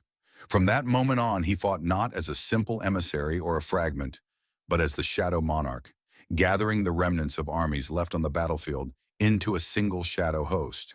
When he linked his forces with the army of destruction, led by the warring Dragon King, the ruler of berserk dragons, even the rulers began to fear him. Fear, however, bred treachery. 2 monarchs who came to dread his growing power betrayed him. Their betrayal tore his ranks apart and nearly annihilated the Shadow Army. In the chaos, the Beast Monarch abandoned his soldiers and fled, while the White Flame Monarch, Baron, paid with his life. Then the rulers descended from the sky. They surrounded the Shadow Monarch and, to his astonishment, dropped to their knees and begged for forgiveness. They claimed there was no longer reason to fight. Though they possessed the power to erase him on the spot, they chose to spare him, an act that, if nothing else, carried the weight of respect. He had stood at their side on the front lines, fighting while commanding the army of brilliant light. But the Shadow Monarch could not forget what had happened. Turning to those who now begged him, he asked in a voice that hardly concealed his pain, had they not once raised their blades against his liege? Their answer was blunt. The slain had been their master as well. Anger flared in the Shadow Monarch. If their former lord had been master to them too, then their betrayal was all the more unforgivable. One of the fragments tried to explain. They had rebelled because they wanted to end the war, to stop the endless slaughter. They pleaded that they had acted for a higher purpose. The Shadow Monarch did not soften. He challenged them with one final terrible proposal. If they truly desired the end they had sought, then finish it. Pierce his heart with their spears and claim the conclusion they begged for. Let him be the end that would make them victors at last. But the fragments recoiled from such a fate. Instead of driving their spears home, they dropped their weapons and fell before him, begging for mercy and surrounding him in a show of contrition. They bowed and offered their respect, asking him to forgive what they had done. The Shadow Monarch told Sung Jinwoo that he had been overwhelmed and found no way to break the cycle, so he chose to withdraw and bide his time for vengeance. While hiding, he carried within himself the Monarch of White Flames, a sealed power he intended to unleash once he had recovered enough strength to strike back at the Beast Monarch's forces. But things had not gone as he planned. The other monarchs, already weakened from endless war, were crushed by the rulers while he lay in hiding. When he finally reappeared before those who had fled into the gaps between dimensions, conflict did not reign. The dragon monarch forbade any fight. He understood that the monarchs needed time to rebuild, and so he welcomed the shadow monarch into their ranks. Together they began searching for a new world where they could rebuild their armies. When Jinwu asked if the monarch meant Earth, the shadow monarch confirmed it and revealed images of ruined cities. Jinwu recognized one scene immediately, the demon castle, and wondered whether the vision showed what would happen in the future. The shadow monarch corrected him. It was not the future, but a recording of the past. He explained that the rulers had once been slow to detect the monarch's movements. By the time the rulers arrived, the monarch's destruction was already complete. Furious, the rulers resorted to a forbidden artifact, the Cup of Reincarnation, an instrument empowered by the Absolute that could rewind time by 10 years. In desperation, the rulers sacrificed everything to undo their mistake. Even so, the current Earth was far too fragile to endure a full-scale clash between monarchs and rulers. Regardless of which side won, the planet itself would have been devastated. Faced with that cost, the rulers made a grim choice. If they could not save everyone, they would at least preserve a remnant so life could continue. To that end, they set out to create humans capable of surviving such cataclysms. Hunters designed to stand between the world and annihilation. Jinwu, piecing things together, realized that the Demon King's apparition was a shard of the Shadow Monarch's memories and asked if the world had already suffered endless cycles of destruction. The Shadow Monarch confirmed it. While supreme beings could not rewrite the flow of time, they could perceive the changes made by the Cup of Reincarnation. Now the Cup's power was exhausted and unusable. Jinwu asked how that could be. The Shadow Monarch answered that the Cup, like all power, had limits. Even the Absolute could be destroyed by its creations. The monarchs had been made to fight and were strong enough to overthrow their creator. The fragments had turned on the Absolute, just as humans can be undone by the tools they forge. The monarchs soon realized they could not face the rulers head-on, so they adopted a strategy similar to their enemies. Just as the rulers had bestowed fragments of their strength upon humans to fight against magical beasts, the monarchs devised their own plan. They would descend into the human world by borrowing mortal bodies as vessels. Through this method, they could appear much earlier than the rulers had anticipated, bringing their armies with them. Their ultimate goal was to transform Earth itself, now overflowing with magical energy spread by the rulers, into a colossal battlefield and trap. But there was one major problem. To become vessels for monarchs, human bodies needed to withstand enormous power. And among all mankind at that time, there were none capable of containing the might of the Shadow Monarch or the Monarch of Destruction. The strength of these two beings far surpassed that of their counterparts, and no vessel yet existed that could endure them. That was when a brilliant mage in the Dragon Monarch's service, the Architect, stepped forward with a solution. He offered to find a suitable host, but in return demanded a perfect, imperishable vessel. Because no natural body could hold death, the Architect designed a system to search the human race for an individual with a rare combination of traits: a keen sense for magic, exceptional physical potential, indomitable spirit, and iron mental resilience. He built games and simulations to probe human limits and discover the one person who could match a monarch's power. The system eventually identified someone who shattered expectations: Jinwu himself. Though he had always seemed weak and repeatedly skirted death, he survived where many would have perished. The Architect's algorithm was outmatched. Even he could not predict what Jinwu would become. The Shadow Monarch told Jinwu plainly he had watched him, even against the Architect's intent, and had chosen him. The Shadow Monarch described himself as the record of Jinwu's struggles, the living proof of his defiance, and the reward for his pain. Jinwu asked whether, even so, he had been insufficient to contain the Shadow Monarch's power.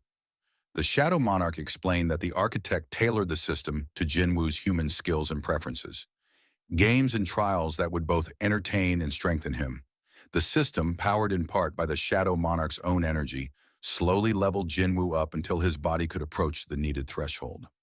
Why had the Shadow Monarch betrayed the Architect and the rulers? Jinwu pressed. The monarch admitted he had debated loyalties and finally made a choice. He refused to stand with the rulers. He had hidden instead because he could not bear to lose what he had found in Jinwu. Over time, their identities had fused. The Shadow Monarch became Jinwu, and Jinwu became the Shadow Monarch. Ownership of the body, the monarch said, had become irrelevant. They had become one. He then gave Jinwu a choice.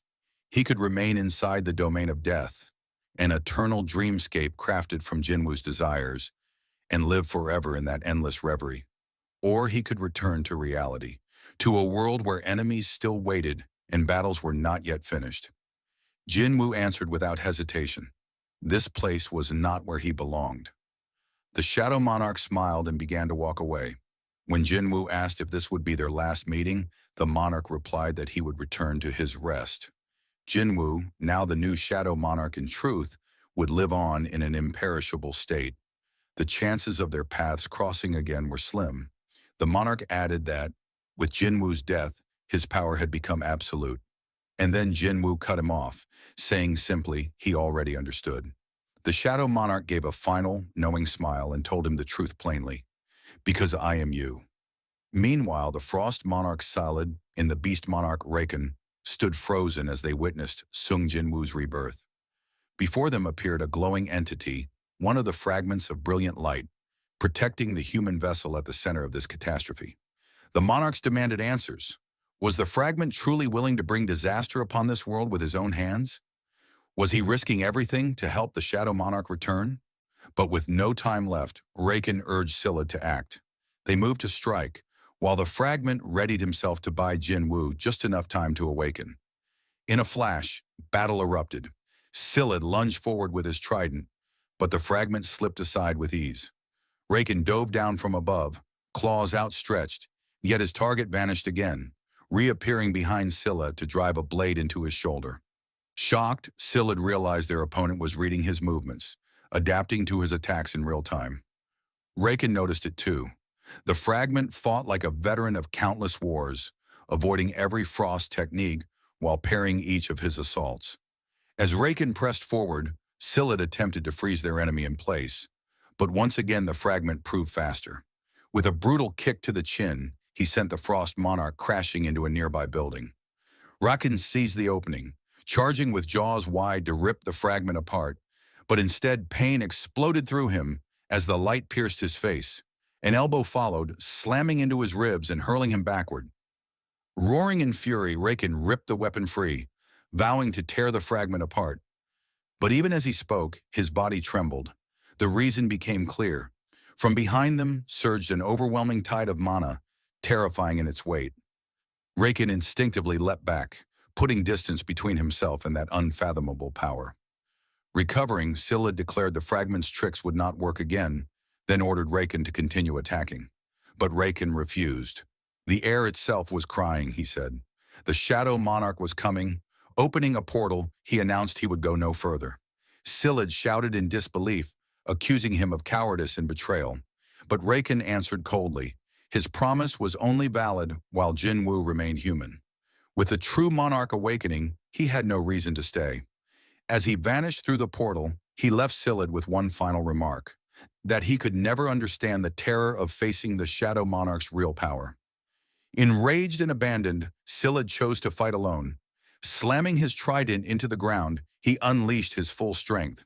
A monstrous storm of frost tore across the battlefield, forcing even the human hunters to retreat under Limtigu's command. Spears of ice rained down, driving the fragment into desperate dodges while Scylla conjured an attack of apocalyptic scale. High above, an enormous glacier formed, swelling larger and larger until it blotted out the sky. With a roar, Scylla vowed to bury both the fragment and the monarch inside an eternal void of ice. The fragment's eyes widened in horror as one of the frozen lances pierced him, severing his arm. He braced himself for the mountain of ice that was about to fall. But before it could strike, a shadow soldier leapt into the sky and shattered it in midair. Baru had returned, stronger than ever. From the ground, the Shadow Monarch emerged in his true form, shielding the fragment from harm. He looked upon Scylla with scorn, declaring that one so weak had no right to assume the position of a king. Scylla froze. His spell had broken. The commander-ranked shadow soldiers had regained their strength, kneeling one by one before their master. Jin Wu stepped forth from his armor, muttering that this was why prophecies could not be trusted. His gaze swept the field. "Did the beast monarch flee?" he asked. Silid's expression betrayed the answer. Jin Wu's tone hardened. "Who dares to leave without my permission?" Terrified, Silid could only tremble. Before his eyes, a vast dome of darkness swelled outward from Jin Wu, engulfing the battlefield. It expanded so massively that it was visible from space, swallowing nearly half the earth beneath its shadow. When the field finally stabilized, Jin Wu whispered that he had found his quarry. Silid thought him distracted and seized what he believed was his only chance. Gathering every ounce of mana, he hurled his trident in a desperate strike meant to end everything in one blow. But Jin Wu caught the weapon with a single hand and crushed it into shards. Silid stood in disbelief, unable to comprehend the gulf between their powers. This was the true might of the Shadow Monarch. Yet instead of finishing him then and there, Jin Wu simply told him to wait. He would deal with him later, after he was finished with the beast. Deep inside the forest, a portal opened, and the beast monarch Rakan stepped through. He felt an oppressive aura of death closing in, and chastised himself for wasting time arguing with the frost monarch Silid. That delay had forced his retreat too late. Rakan resolved to hide until the Dragon King returned. As he plotted his next move, a shadow fell behind him. He spun around alarmed. The sensation confirmed his worst fear. The aura was unmistakable. Frozen by terror, he sank to his knees. From his battle instincts came another realization. The scent of death was suffocating. He could neither stand and fight nor flee. He bowed his head, admitting the truth to himself. The gap in strength was hopeless. Humbling himself, the King of Beasts pleaded to Sung Jin Wu, asking forgiveness for his past sins and begging to be accepted as an ally. He promised that when the Dragon King descended with his army, he and his beast legions would aid Jin Wu. Jin Wu agreed to spare him. Privately, Rakan allowed himself a smug thought. He believed Jin Wu had fallen for the ruse. Rakan convinced himself the monarch before him was not the true force. If Jin Wu truly were the Shadow Monarch, there was no way he would forgive a betrayer, especially one who had tried to kill his vessel. Confident that the human's mercy had bought him time, Rakan planned to wait for the Dragon King and vowed that when that day came, he would tear Jin Wu's corpse apart. Outwardly, however, Rakan declared loyalty and pledged to serve. Jin Wu accepted the pledge but set a condition. He still bore 5 scars from Rakan's claws, and if Rakan could survive 5 of Jin Wu's attacks, then Jin Wu would grant forgiveness. Rakan's composed mask shattered. Enraged, he unleashed his full form and roared, refusing to be mocked.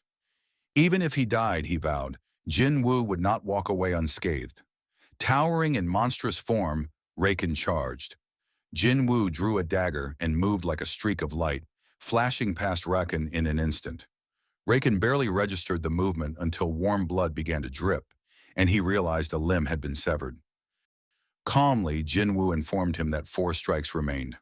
Back in Korea, Baruch carefully tended to the wounded hunters, channeling his healing energy to stabilize them. Watching from above, the frost monarch Silid sneered.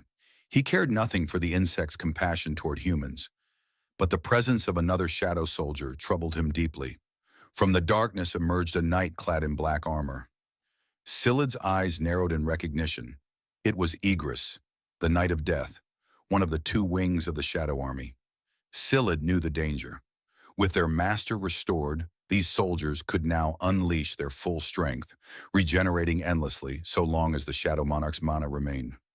Unlike them, Silid had already exhausted much of his own mana and could not recover what he had used in his transformation. Landing before Igris, he issued a cold warning. "Don't waste your time with something meaningless.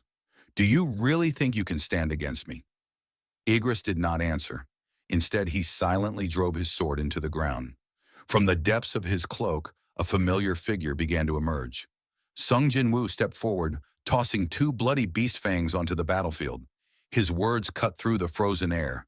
The beast monarch was dead. Silid's eyes widened. To think that Jin Wu had slain the beast monarch in the short span he had been absent. Jin Wu's voice was resolute as he declared, The Plague Monarch, the Beast Monarch, and the Frost Monarch. Your deaths will serve as a warning to all the others. Enraged, Scyld summoned shards of ice, preparing to strike. But before his attack could be released, two daggers pierced him, one driving deep into his chest, the other into his shoulder. Desperate, he tried to conjure what little mana he still possessed. Yet Jin Wu closed the distance instantly, seizing the Frost Monarch by the mouth and slashing him apart. His voice was like ice. The Beast Monarch died on the fourth strike. I wonder, how many will it take for you? Scyld screamed as his form collapsed. His monstrous body shattered, reverting to human shape before breaking apart into icy fragments that scattered on the wind. With the battlefield now silent, Jin Wu turned toward Baru. Where is the man who was protecting me earlier? Baru lowered his head. He disappeared all of a sudden, my king. Elsewhere, that same man staggered away from the battlefield. His body was failing, his hand breaking apart into fragments of light. He understood the truth. This was the cost of wielding such power within a human vessel. Yet he accepted it calmly. This, he thought, was how it should end. A dagger suddenly landed in the ground beside him. He froze as a familiar voice reached his ears. Did you really think I wouldn't notice if you slipped away? Jinwu stood before him. His words softened as he asked, why did you leave without saying a word? Then, in a tone both heavy and tender, Jinwu addressed him with a single word. Father. The story shifted back to the dimensional prison where Sung Il-Huan had been trapped, and Il-Huan began to tell Jinwu what had happened on that fateful day. He explained that after a party clears a dungeon boss, hunters must escape the gate within an hour. In his case, however, Il-Huan had been forced to remain inside the dimensional rift with no ordinary way out. At that moment, the rulers intervened. They lent him a portion of their strength and tasked him with stopping the monarchs, including the Shadow Monarch, whose birth was imminent. With no other choice, Il-Huan accepted the ruler's offer and returned to Earth as their emissary. The responsibility weighed heavily on him, and he confessed that he had ultimately failed. Although he realized that the gravest threat to humanity lay inside Jinwu's body, he could only watch from afar and could not fully prevent the calamity. Over time, the ruler's priorities shifted. Their original aim had been to prevent the Shadow Monarch's full awakening, but they concluded that to halt the Monarch's plan, they might need the Shadow Monarch's own power. The brightest fragment of brilliant light eventually gave Il-Huan a new order: protect the Shadow Monarch. The rulers reasoned that only the Shadow Monarch's army could stand a chance against the Dragon Monarch, who would arrive before the ruler's forces. It was a desperate gamble, uncertain whether the Shadow Monarch would side with humans or monsters. In the end, the rulers received their answer, and that was why Il-Huan had aided Jinwu. He had chosen the path the rulers set before him. Il-Huan admitted he had never wanted to reveal this side of himself.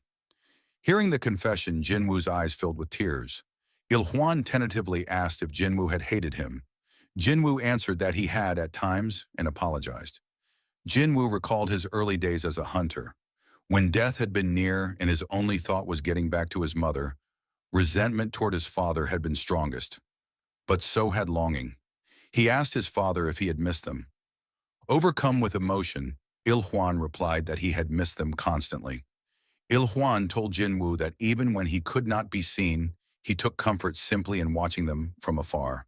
He rose, embraced his son, and said that Jinwu had grown well.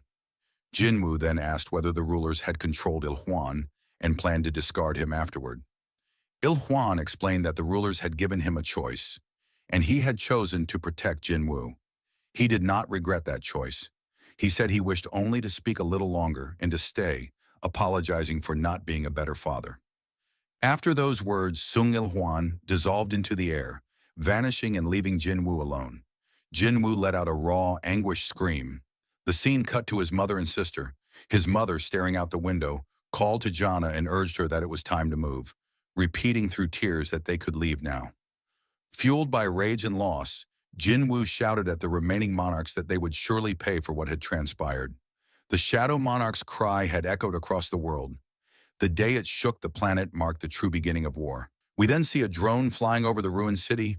A report comes in confirming that Hunter Thomas Andre is no longer in life-threatening condition. Emergency crews are on site, and ambulances rush the injured to nearby hospitals. For the moment, the chaos had finally begun to settle. Chairman Wu Jincheol stood silently, gazing at the devastation left behind by the battle between monarchs. These were no ordinary monsters. He recalled what Sung Jin Woo had once told him at the funeral of Chairman Go Gun Hee, that he would personally bring down those responsible. Remembering those words, tears welled up in Wu Jincheol's eyes. To him, this was proof that the Frost monarch had paid the price, and with quiet gratitude, he thanked Jin Wu for avenging the late chairman. Meanwhile, the Hunters Association released a statement, declaring the monsters unidentifiable.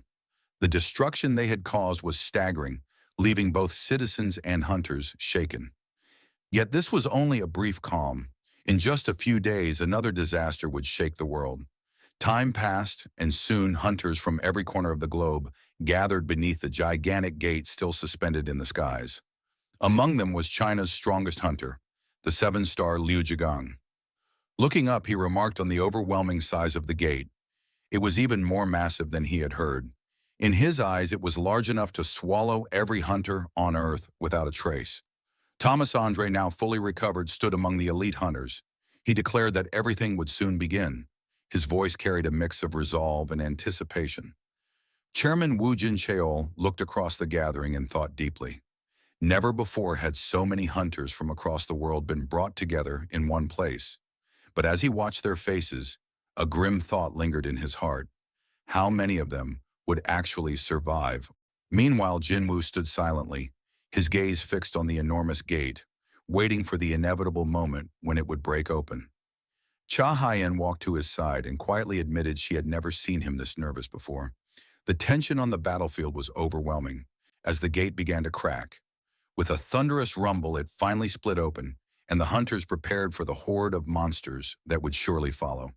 But what stepped out stunned them all, most of all Jin Wu. From the gate did not emerge monsters, but shadow soldiers. The dark army poured into the world in waves, their ranks endless. The hunters instinctively raised their weapons, ready to fight, but before they could strike, a commanding voice rang out across the field, ordering them to stop. Confused murmurs spread. Why were they being told to halt? Chairman Wu Jincheol turned toward Jin Wu, demanding an explanation. Jin Wu, calm and steady, reassured him that everything was fine. The hunters froze, watching as the vast army descended and gathered before Jin Wu. Shadows filled the earth and sky, stretching farther than anyone could see. Then from within the formation, a massive figure emerged. With a ground-shaking thud, the enormous soldier dropped to one knee before Jin Wu. He introduced himself as the Grand Marshal of the Shadow Army, Bellion. One by one, every soldier followed. Dragons, beasts, and warriors alike lowered themselves in reverence. Bellion bowed deeply and addressed Jin Wu as their rightful liege. Behind Jin Wu, the hunters could only stare in disbelief. Thomas Andre leaned toward Leonard Newman, asking if he could see the creatures clearly. His gaze settled on the dragons, and he muttered that even a single one of them could pose a grave threat to humanity. Yet here, 3 dragons stood gathered at once. Jin Wu understood then. This was the true Shadow Army, the force Ashbourne had left behind for him. And as he took in the sight of his endless soldiers kneeling before him, he thought to himself, now the real war begins. Days later, inside the Korean Hunters Association headquarters, Chairman Wu Jincheol sat with officials in a conference room. The foreign press was demanding an explanation, while the American Hunter Bureau pressed for Sung Jin Woo's location. Wu Jincheol considered the situation. Hundreds of thousands of demonic beasts had poured from the colossal gate, yet all of them had been absorbed into Jin Woo's army. Who could have imagined such an outcome? He addressed the room firmly, acknowledging everyone's confusion about Jin Woo's disappearance. But this wasn't the first time Jin Woo had vanished. They would have to get used to it. If even the association couldn't understand the burdens Jin Woo carried, then who could? Elsewhere, signs of battle stretched across a vast field.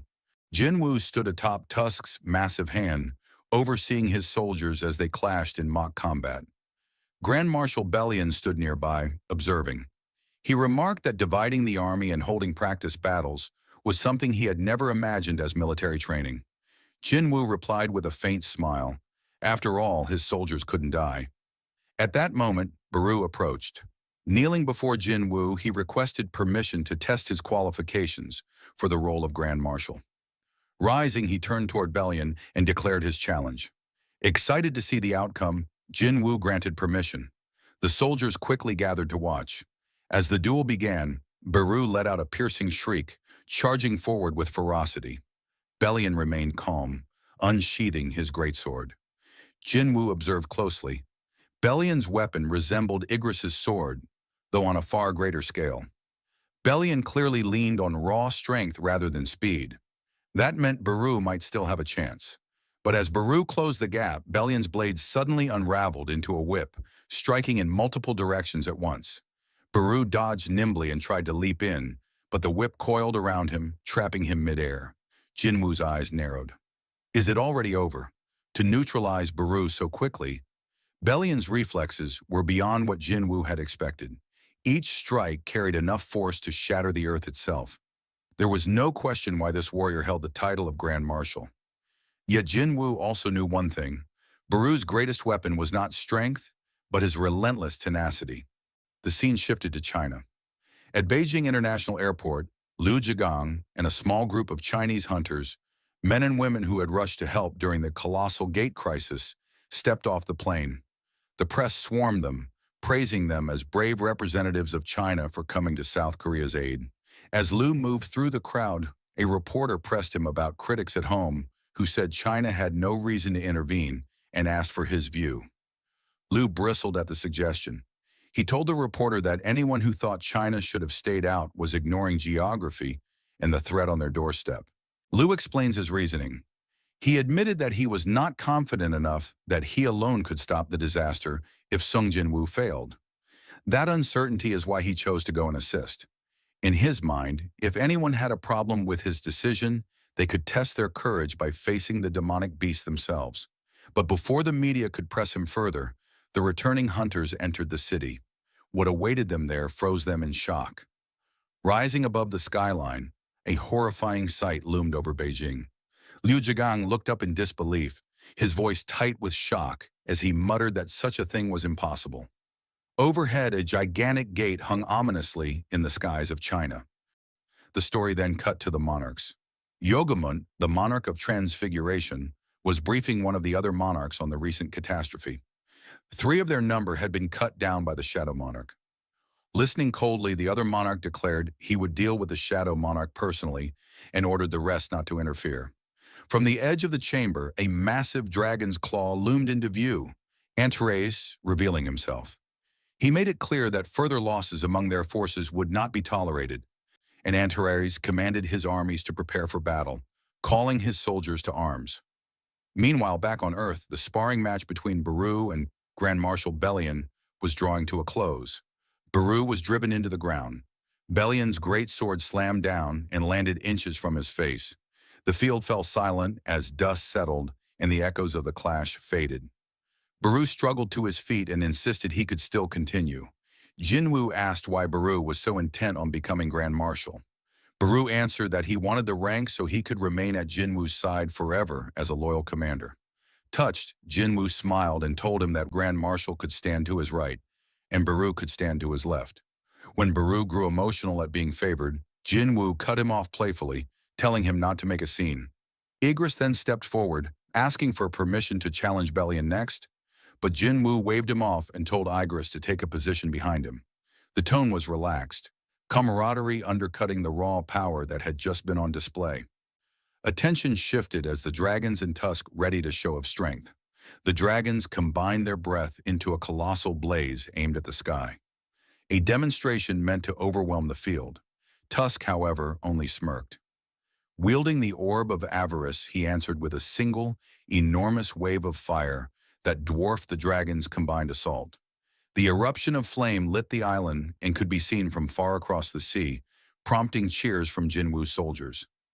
Watching the spectacle, Jinwoo thought it felt a little like cheating to let Tusk use the orb during a contest.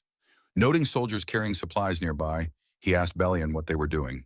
Bellion explained they were preparing a modest resting area so Jinwoo could stay comfortably while they remained on the island. Bellion then asked why Jinwoo had not recalled his shadow soldiers back into his own shadow.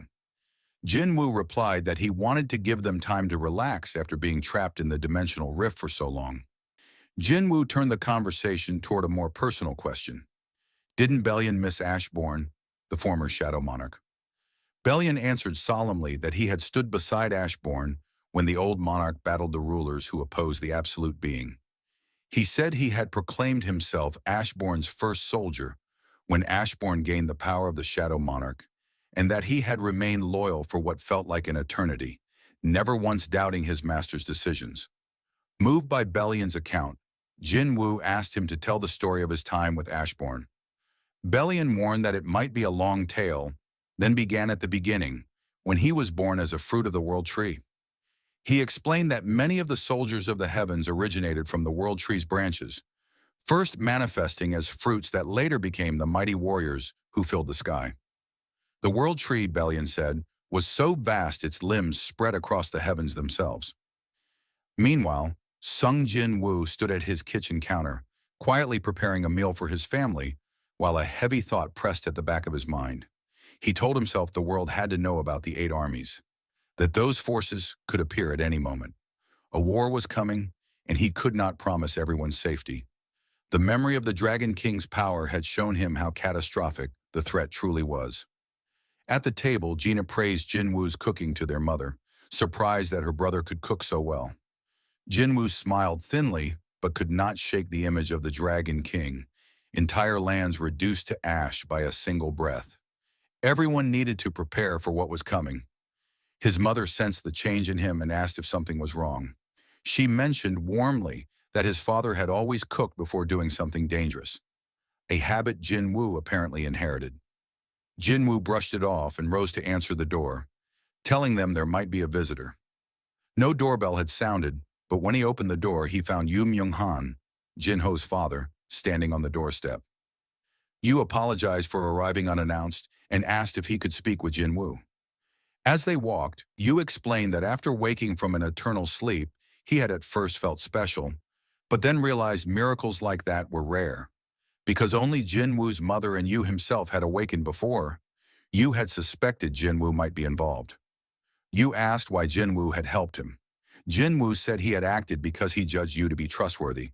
If Yu had been someone who chased power at all costs, Jinwoo would not have risked himself to save him. Deeply grateful, Yu offered to repay the favor and asked if Jinwoo needed anything. Jinwoo declined, but quietly requested one thing. Should anything happen to him, would Yu look after his mother and sister? Later, Chairman Wu Jinchou brought Jinwoo footage of a colossal gate hovering over Shanghai. He told Jinwoo it wasn't isolated. 8 other colossal gates had appeared across the globe. Wu asked whether those forces were Jinwoo's soldiers, but Jinwoo shook his head. These were enemies. Jinwoo then asked the chairman for one simple thing: trust. Without hesitation, Wu said he did. Jinwoo placed a finger on Wu Jinchou's temple and poured a flood of memory into him. Visions of the Dragon Monarch, the ruler's armies, ancient wars and dungeons, and the sheer terrifying scale of power Jinwoo had faced. The images overwhelmed Wu.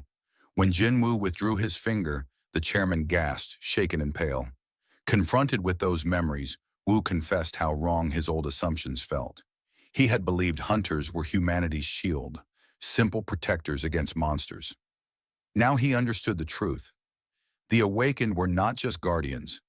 They were the ones capable of surviving the real war.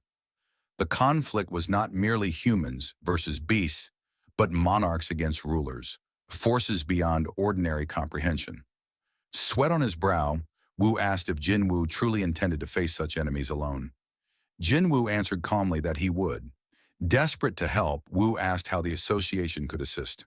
The scene shifted to a large hall filled with representatives and hunters from around the world. Wu asked whether any additional contingents were en route. He was told no. Only the delegates from the 152 countries he had notified that morning. A man in the room remarked on how pale Wu looked and asked what Jinwoo had told him to produce such a reaction.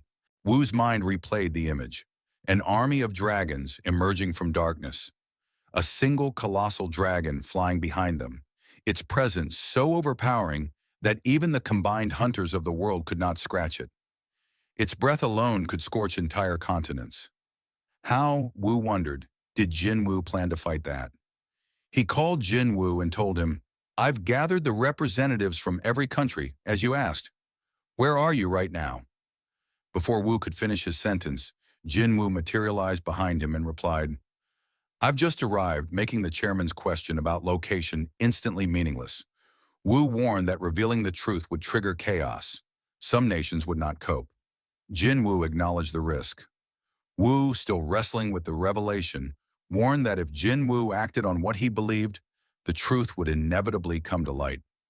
Meanwhile, Director David Brennan sat in the conference room, quietly observing the gathering. Presidents, prime ministers, guild masters, and association chairmen had all assembled. So many powerful figures in one place. Brennan thought they all must be feeling the weight of whatever Hunter Sung Jin Wu was about to reveal. He wished Jin Wu would say the gates would not cause much harm, just like the previous time. But deep down, he feared the opposite. If Jin Wu declared the worst, then everyone in that room would be facing grim times ahead. After a long pause, Jin Wu finally began to speak. He told the gathered leaders that no one would be able to avoid the coming battle. The enemy would reveal themselves before the eyes of the world and bring destruction everywhere. Some officials shook their heads, unable to believe his words. They asked whether he was claiming that even national-level hunters would not be enough. Jin Wu replied firmly. At least a few hundred demonic beasts would appear, and each one would be on par with Kamish, the greatest disaster in human history. Against such a force, not even national-level hunters would be able to stop them. The crowd grew restless and demanded proof. Without proof, they said, they could not believe him. In response, Jin Wu raised his hand. Gasps of terror erupted across the room as multiple gates suddenly appeared behind him.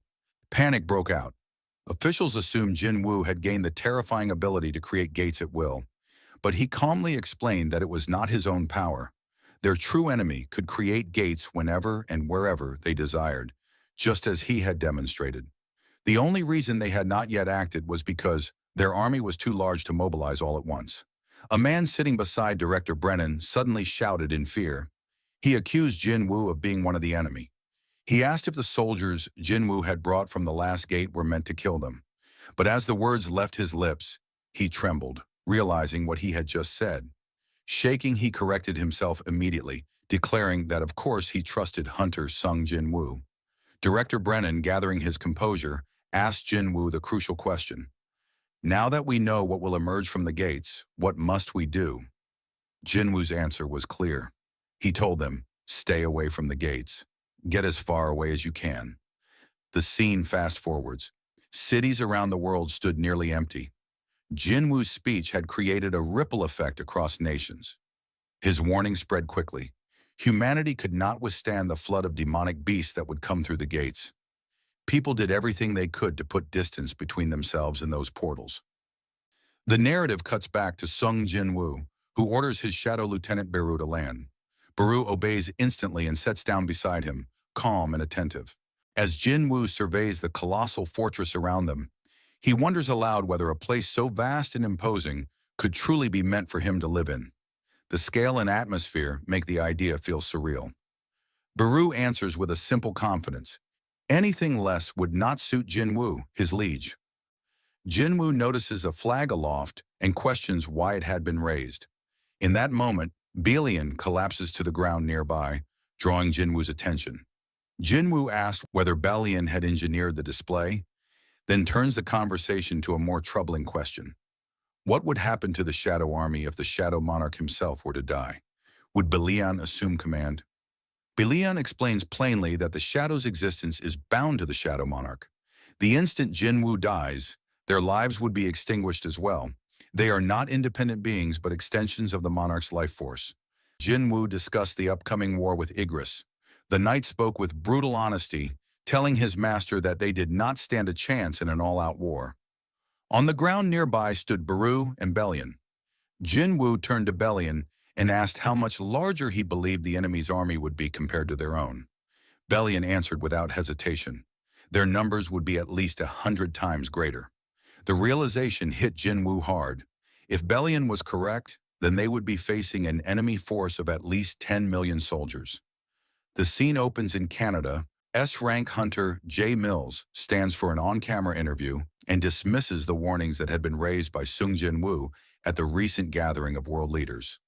The interviewer points out that Sung Jin-woo is widely regarded as one of the greatest hunters alive and asks whether it wouldn't be prudent to take his warnings seriously. Jay Mills shrugs off the suggestion, insisting that even the greatest hunters do not always speak the truth and that caution should be applied to every claim. Later, Woo Jin-chul shows Jin-woo a television interview with Jay Mills. On screen, Mills dismisses Jin-woo's warning and vows that Canadian hunters will stand and fight whatever emerges from the gates.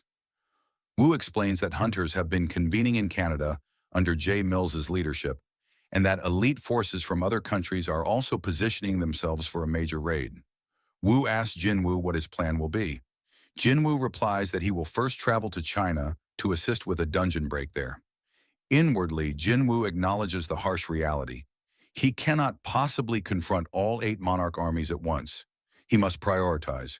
His first duty is to protect Korea and his family, so he will eliminate the nearest threat before turning to the others. Jin-woo reasons that prolonging the conflict on favorable terms will increase humanity's odds. The longer the battle can be fought with careful strategy, the better the chance for Jin-woo and humankind to prevail. Time jumps forward. Jin-woo arrives in China and is greeted on the tarmac by hunter Liu Zhigang. Jin-woo asks why Liu, rather than government officials, is meeting him. Liu admits the officials had been occupied with pomp and ceremony, the trivial placards and formalities. So Liu came personally to escort Jin-woo. As they move toward the staging area, Jin-woo notices the gate looming on the horizon. So enormous it can be seen even from the airport. At the gate, Liu shows Jin-woo the assembled force gathered for the raid. He proudly describes the contingent as China's army of 100,000 hunters. Jin-woo takes in the vast numbers and allows himself a rare flicker of hope. With this many fighters, perhaps humanity has a fighting chance in the war to come. Liu stresses that the strength isn't only in numbers. These are China's elites, the most skilled hunters drawn from every province and division, gathered for a single decisive operation. When preparations finish, Liu tells Jin-woo the raid will begin soon. Jin-woo nods and begins summoning his shadow army. The sheer volume of shadows that answer Jin-woo's call leaves Liu speechless. It becomes clear that Jin-woo operates on an entirely different level. Baru steps forward among the summoned shadows and makes his presence known, asserting aloud that the king's left flank belongs to him. Jin-woo quickly quiets the tension. The gate begins to crack and fissure as everyone braces for monsters to pour forth from the sky. Jin-woo steels himself, ready for the storm. For a moment, nothing erupts. Balian approaches Jin-woo and reports that he senses no life or presence within the gate. The emptiness is not limited to this site. Jin-woo asks Balian about the other colossal gates that had appeared worldwide. Balian replies that from the reports gathered by the shadow soldiers, every gate around the globe appears the same, silent and empty. Jin-woo's mind works quickly. He deduces the enemy's strategy. The multiple gates were a diversion, designed to split humanity's forces. The true threat, Jin-woo realizes, is concentrated in a single gate, the one farthest from his current position, where the enemy has amassed the bulk of its army, while the world's hunters were pulled thin by false alarms. The scene shifts back to Canada, where countless hunters have gathered, preparing to defend against the looming monster outbreak. At the very front stands Jay Mills. He scoffs at the thought that everyone seems to be placing their hopes solely on Sung Jin-woo. Nearby, a crowd of citizens rallies with passion, shouting that they would never surrender their homeland, that Canadian hunters would protect their people and land no matter what. But suddenly, the colossal gate begins to crack open. Everyone braces for monsters to pour out, yet nothing emerges. Hunters stand frozen in confusion. Whispers ripple through the ranks. Some begin to doubt, wondering if Jin-woo had been exaggerating the threat. Then, a humanoid figure slowly emerges, hovering in the air before descending. At first, the hunters think it might be just an ordinary human. The figure lands directly in front of Jay Mills and asks whether he is the king of this place. Mills, caught off guard, hesitates. Another hunter quickly explains that demonic beasts are capable of crafting their own weapons, using rune-like symbols, and organizing themselves into strict hierarchies. Their intelligence rivals that of humans. They had merely chosen not to communicate until now. Hearing this, J. Mills smirks. In his mind, this must have been Jinwoo's secret all along, subjugating monsters through communication rather than pure force. Feeling bold, Mills declares that he could be their king. But the entity ignores him. It mutters instead that the one it seeks is not present. Just 10 minutes earlier, far away in China, Sung Jin-woo was questioning officials, asking if there was any way to confirm what was happening at Canada's Colossal Gate. One official promised to attempt something. Meanwhile, Jin-woo reached out to Adam White of the Hunter Bureau to ask directly about the Canadian Gate. Through the call, Jin-woo could hear the noise of a crowd behind Adam. He realized instantly that Adam wasn't in a safe office. He was on site in Canada. Jin-woo demanded to know why he was there. Adam explained that the Bureau could not simply sit back and watch the crisis unfold. Many of their agents, including himself, had been dispatched to the site. Jin-woo frowned, realizing they still didn't grasp the true scale of the enemy army. He asked about the gate's condition. Adam reported that so far the gate was empty, silent like the other colossal gates that had appeared before. Relieved, Jin-woo exhaled, but almost immediately Adam's voice changed. He reported that something was emerging, not a beast, but a person. Jin-woo's eyes widened in shock. He shouted through the call, ordering Adam to run, to flee as far as possible. But the warning came too late. In a blinding flash of light, every hunter standing at the front was reduced to ash. Jin-woo urgently told Adam that he still had time, that he must run while he still could. But Adam, frozen in disbelief, lifted his gaze. From above, endless dragons began descending from the sky. An army of dragons, followed by all manner of demonic beasts, poured from the colossal gate. Adam stammered in horror, unable to comprehend how every type of creature could gather in one place. Jin-woo clenched his fists. It had finally begun, but he still had to save Adam White. Thankfully, he had already planted a shadow on Adam in the past, a safeguard for just such a moment. He prepared to use it to teleport Adam away from the battlefield. Just then, a massive high orc appeared before Adam. Jin-woo quickly told Adam that he would pull him out at once.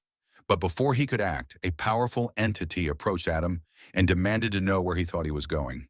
Adam's body locked in fear. With trembling lips, he called out Jin-woo's name, desperate.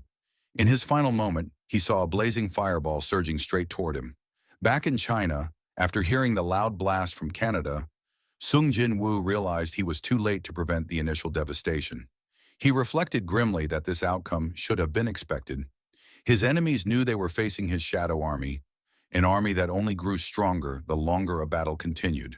Jin-woo thought strategically. His opponent's goal was to minimize prolonged battles by concentrating all their forces in a single location. Though 8 colossal gates had been opened as a diversion, the enemy funneled their full army through the gate farthest from his position. Even if Jin-woo rushed to the site immediately, he knew it would erupt into an all-out war. His plan to buy time had completely collapsed. Meanwhile, in Canada, Antares, the king of dragons and the monarch of destruction, observed the chaos with a cruel smirk. He savored the destruction around him, thinking of the sound of human heartbeats, the screams of the dying, and the obliteration of creatures as if it were music in his ears. Addressing the other monarchs, Antares confirmed that preparations were complete. With absolute authority, he ordered the army to annihilate everything, declaring that destruction was the sole purpose of their existence. Fast forward to a man in his office watching live footage of the carnage unfold. He muttered to himself that everyone on the scene, hunters, agents, and reporters alike, must have perished. This man was director David Brennan. As he watched, dread filled his mind. Hundreds of dragons surged forward, accompanied by endless waves of giants, beasts, and insect-like monsters. Brennan realized that no human force could contain this disaster. It's over, he thought grimly. There's no way to stop such an army.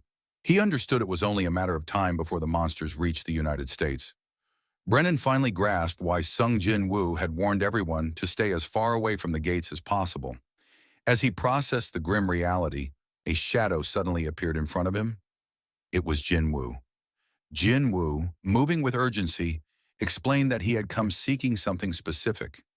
He asked Brennan for the runestone extracted from Kumish, the greatest dragon humanity had ever slain. The director, initially shocked, quickly composed himself. He explained that the runestone was under the Hunter Bureau's management. However, considering the dire circumstances, he awkwardly apologized, noting that he was still slightly disoriented. Internally, he reflected that the Bureau and runestones meant little if the entire U.S. was about to be destroyed. Brennan told Jinwoo that he could hand over the runestone, but asked why it was needed. Jinwoo explained that he planned to launch a counterattack using the immense power stored within it. As they moved toward the vault containing Kamish's runestone, Brennan asked a question weighing on his mind. If the beings called rulers had sent the demonic beasts, what exactly were the runestones found inside the beasts' bodies? Jinwoo explained that runestones were gifts from the rulers, designed to help humanity fight demonic beasts more efficiently. When a beast died, part of its abilities would be sealed within a runestone. The rulers created runestones as tools to strengthen humans, giving them a chance to survive the ultimate battle against the monarch's armies. Hearing this, Brennan asked with doubt whether it was really possible to stop such overwhelming forces with just the runestone. Jinwoo, calm and resolute, replied simply that he would have to try.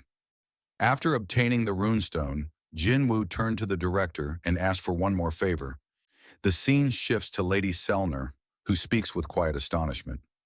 She admits that she never imagined anyone would come seeking her at a time like this.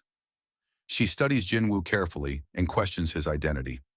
She remarks that he is no longer the person she once knew, that in the past, darkness existed only deep within him, but now he has become darkness itself. Jinwoo responds calmly, telling her that he is still the same person she knew, only that he has fully embraced the darkness she had once glimpsed. He then asks her if she can truly see the future and requests that she look into what lies ahead for him. Lady Selner nods, acknowledging his request, and gently takes his hand. Moments pass in silence. Tears begin to flow from her eyes as she asks, with a mixture of sorrow and disbelief, whether Jinwoo truly intends to shoulder everything alone. She wonders how a single human could possibly bear such a burden, questioning whether he plans to protect the world by sacrificing himself entirely. Hearing her words, Jinwoo rises and remarks with quiet relief that her concern shows he can still reach his goal, that there is still hope for him to succeed. Lady Selner warns him that no one will remember his deeds. The fight ahead will be lonely, one he must face entirely on his own. Despite this, Jinwoo begins to teleport away, determined to continue his mission. The scene shifts to Jinwoo standing atop a tall skyscraper. He pulls out his phone and places a call. On the other end, a familiar voice hesitantly asks if it is really him. Jinwoo apologizes for his absence, explaining that he has been busy. The voice belongs to Hunter Cha Hyen, who reassures him that it is fine, admitting she has been busy as well.